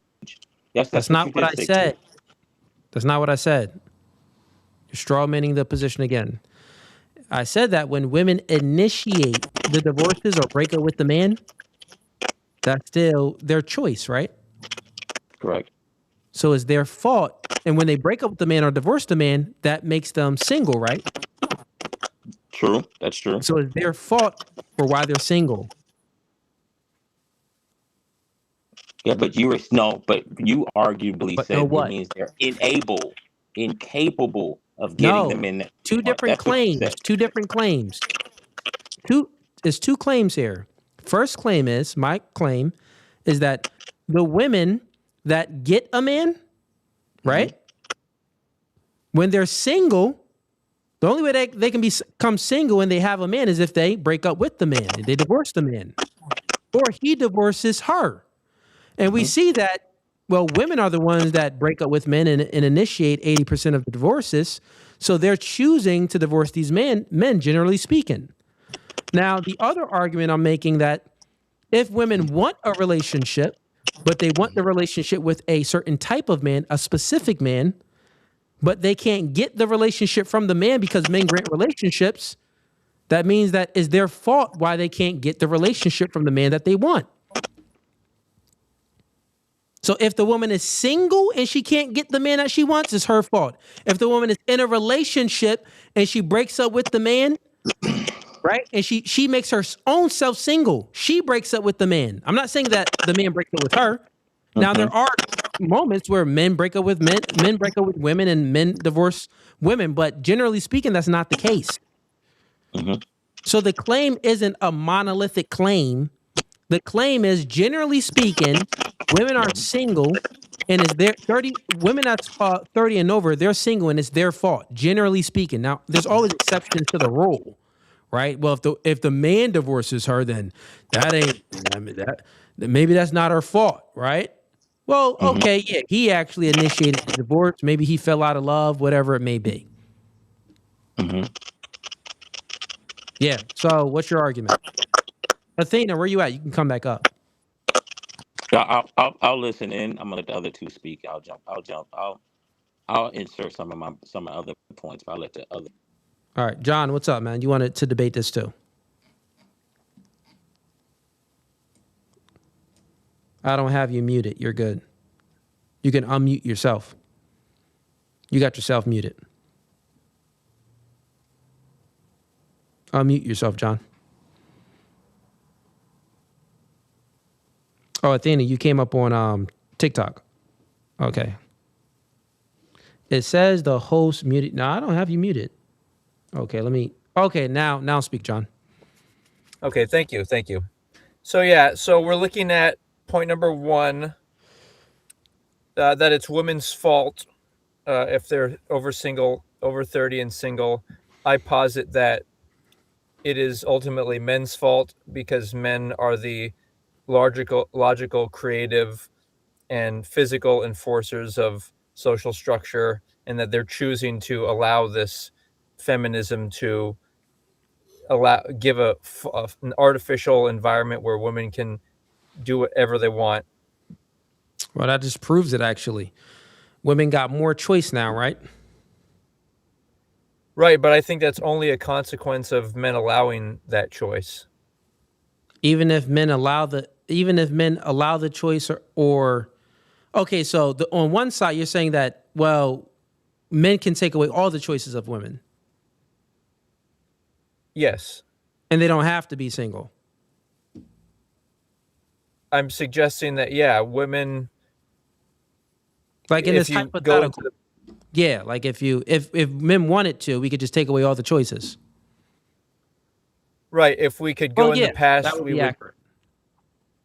So it's not a monolith. Yeah. Once again, it's exceptions to it, but as it is today, you know, women that are 30 and single, you know, it's their fault. Yeah, but I would also argue that since women have a follower instinct, they are basically following the quote unquote dark triad top 20% of what I call quasi alpha men who may have looks and money, but they are rotating all the women into series of singlehood and non-commitment. No, it's only 20% of. It's only a small percentage, not even 20. A small percentage of men that's like that, and that would be their fault. They can choose to not date those men. Okay, yeah, I really agree with your prompt number 3 that the destruction of feminism, but the question is, what do we do about it? And I think it's worth examining prompt number 2 about logic and morality to maybe switch to that. So I would suggest that as an atheist, I think logic and morality has to do with good, as you've been talking about. More specifically, I think it has to do with the good of our species in particular and our sustainability. Like when people debate me on what is good, I tell them good. If you're an atheist, Yeah. what is good? I would say that it is of the species. Good is of the species. Sustainability. Good is sustainability of the species. Yes, whatever In your is atheist sustainable for worldview, us. what grounds the good? The sustainability of the species? Right, but it's only specific to what is good for one particular species or one particular physical object. Is good subjective or objective? In this instance, I would say it's subjective. Yeah, if it's subjective, you're not grounding the good. You can't ground it. It's subject to change. But I don't think that humans would ever disagree that we shouldn't continue to exist and be a species. So I think that would always remain a constant. People wanna off themselves all the time. Well, some people are self-destructive, but the majority of us want to live. I think we could agree. Okay, so if the majority of us agree that grape is good, does that mean that it's good? Well, that would mean that would contradict, that would basically lead to the deconstruction of the species and the species wouldn't survive. So that would How wouldn't the species survive if grape was good? A lot of women, we wouldn't be below replacement level for our birth rate.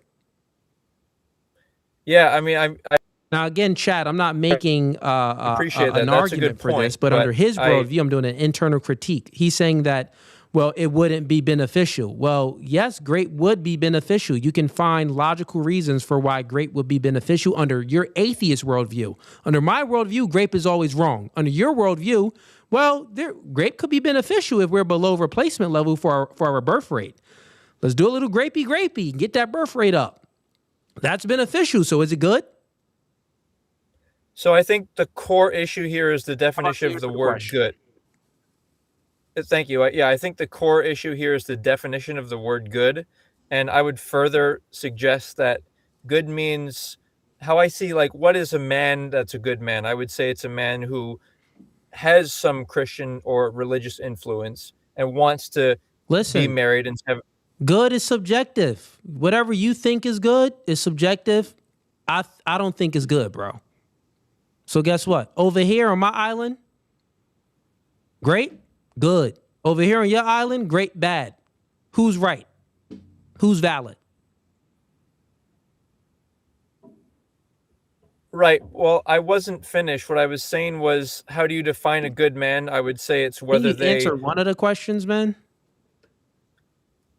Okay, so who's valid? You believe we're speaking about the good, where I'm trying to determine Well, the good. How do you determine the good? Well, you're using a divine reference as Not me. but that's also you. How do you? You're an atheist. How do you determine the good? well, I could, in theory, invent a religion and then say that that religion or that God says that It's something is good. subjective. You can invent it. I can invent mine that rejects yours. Is all subjective anyway. It doesn't matter. I'm granting your worldview as if it's true. If it's the case, there is no God, bro. No God, right? And morals is subjective. I'm just asking you, well, what is the good? What determines the good? Right. Well, with your logic, it suggests that even you couldn't define good because who would you say No, I'm created asking Christianity? you. Listen, bro. I'm asking you. Yeah. I'm asking you the question. Under my position, it's super, super simple, right? I can get there in a 1, 2, 3 step. You asked me the question, what determines is grape good and is grape good or bad and what determines that? Super simple. Look, I'll answer it. Grape is always bad. And the reason why it's always bad is because guess what? It's immoral because God says so. Got it? It's objective. God is the standard of what is good. Good is anything that obeys within the laws and the commandments of God. That will be good. Super, super simple for me, but for you, I'm asking you, how do you determine what's good if your worldview is true?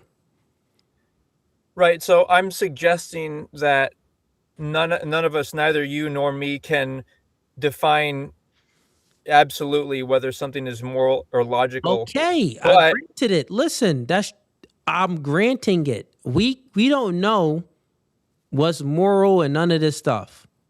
But try to answer my question. Is grape always bad or is it sometimes good? so that's one example of good, but I think Bro, I should you're be not answering no questions, man. What? so I don't think one. it's Okay, if you didn't eat breakfast this morning, how would you feel? hungry. Okay, so you're able to think properly. So now answer my question. What determines the good under your system? Well, like you said, maybe it's subjective, but I think that your view is also subjective because I who granted it. invented My view is Christianity? that's not an answer to my question. I'm granting it. You know what? There ain't no God. If I do believe in a God, it's subjective. Your worldview is that it's subjective morals anyway. That's fine. Your worldview is the correct worldview currently right now. I'm granting it. Now, please answer the question, right? What determines the good? Your worldview is true, bro. What determines the good? Okay. What answer do you think that I should give? Because I'm really trying to understand You and want me respect to you. answer your question? Well, I don't know what answer you might think would be appropriate for me. Okay. Can anything determine good? Is there any mechanism to determine the good? Yes or no? Well, in order to have a discussion or debate, I think we have to define the word good, and I'd be willing to define it. You would be defining it by explaining what determines it. But I would be defining it without using the word good, so wouldn't that be... I think we should both agree on a definition. You can determine the good by not using the word good. It's okay. Go ahead. Right, but what I'm saying is, in order for us to talk, I think we should agree on a definition of the word good. Do you think I should look it up? That's what we're trying to determine. Okay, so I'll look it up on the internet, listen. and then if we are trying to determine the good, you're asking me for a definition. That's what we're trying to determine. Listen, I granted your worldview as if it is true. So just give me what determines the good. Okay. The definition online is something to be desired or approved of.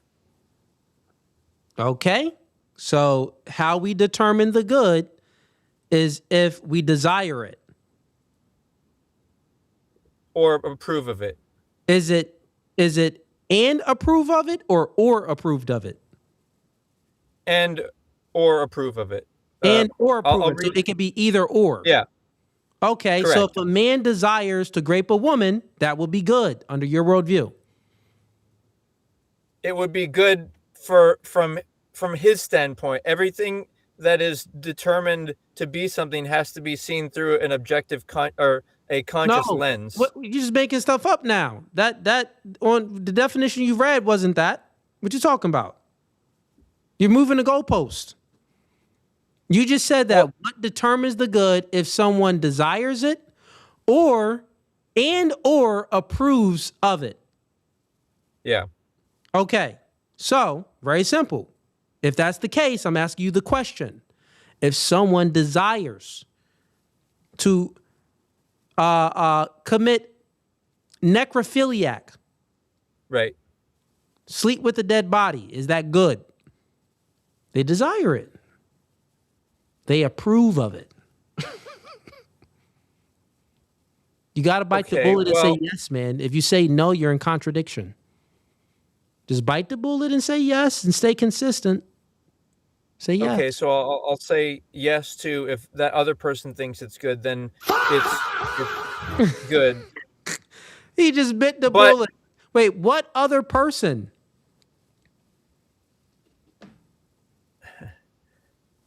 So to revisit the so listen. You already cooked yourself because you said that what determines the good is if someone desires it and or approves of it. So this would mean that if someone desires to grape someone, that will be good because that's their desire. If someone desires to sleep with a dead body, well, that will be good because they desire it. So your worldview and ideology reduces down to, well, what people desire. So let me ask you a question. You got kids? No, but I plan to. You plan to have kids. All right. Well, when you do have a kid, your little daughter, if someone desires to grape your little daughter, yeah, that would be good under your worldview. You don't have what can you really object to? Like, hey, man, that's my desire. And you're going to say, well, that's not my desire. And they're like, well, that's my desire. I want your daughter. Well, that's not my desire. And then your daughter says, well, that's not my desire. And he said, well, that's my desire. What determines then, right? Because they disagree, right? You don't want no one to grape your daughter, but he wants to grape your daughter. Your daughter don't want to be graped. It's a disagreement. Now, how do we determine if the grape is good?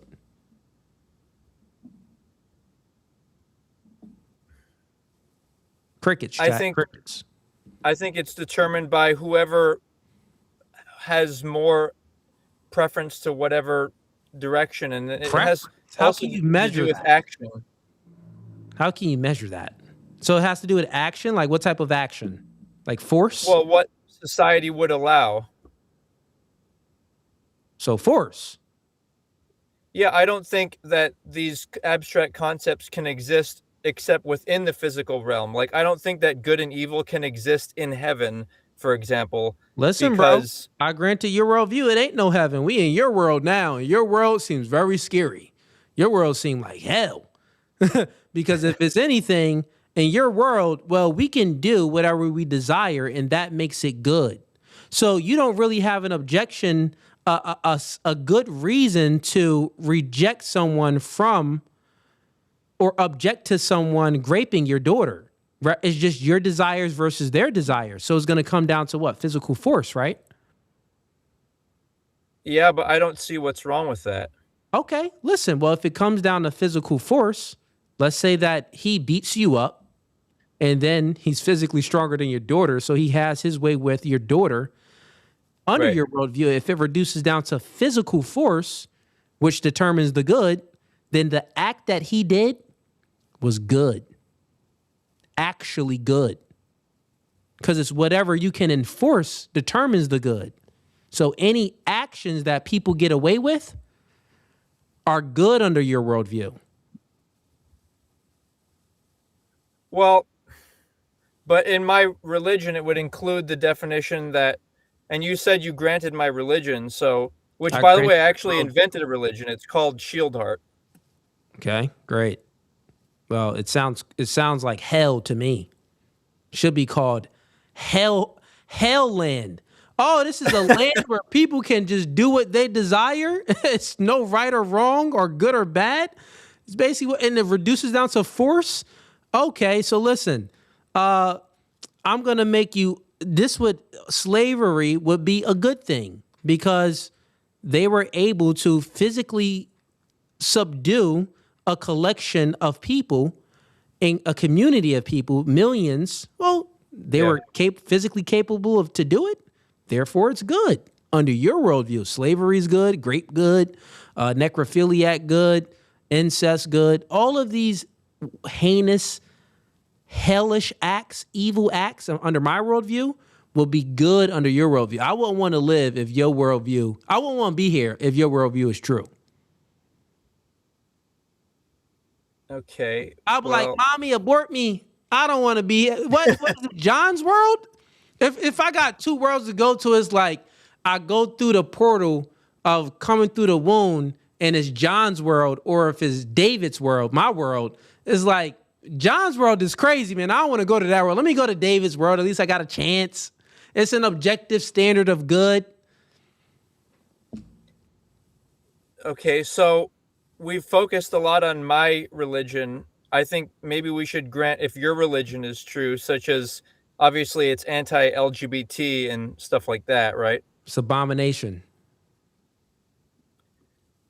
Are you gay? No, but I actually would prefer to be, because then it would give me, I think, more credibility. But that was pretty gay. In this society. Wait, Tom, how you gonna say you not gay, but then say you prefer to be? That was pretty gay. That I would prefer to be. Why would you prefer that? Go ahead.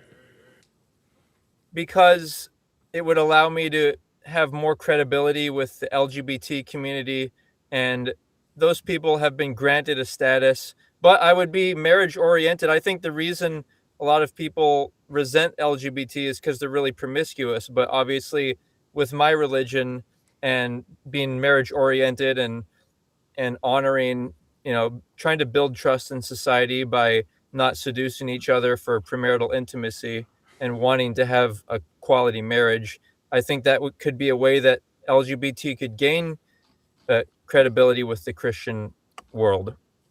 Yo, someone called you a reptilian, bro.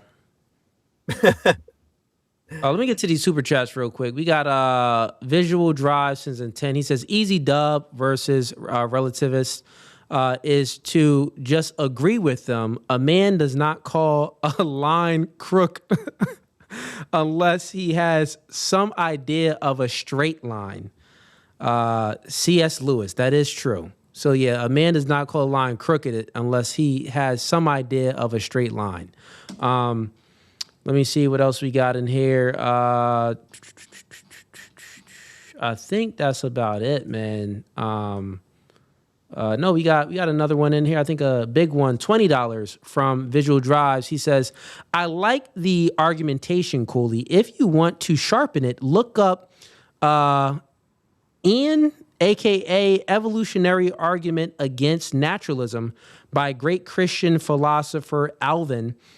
It's the strongest version of the grounding argument. Okay, I'll definitely look that up, man. I appreciate the support.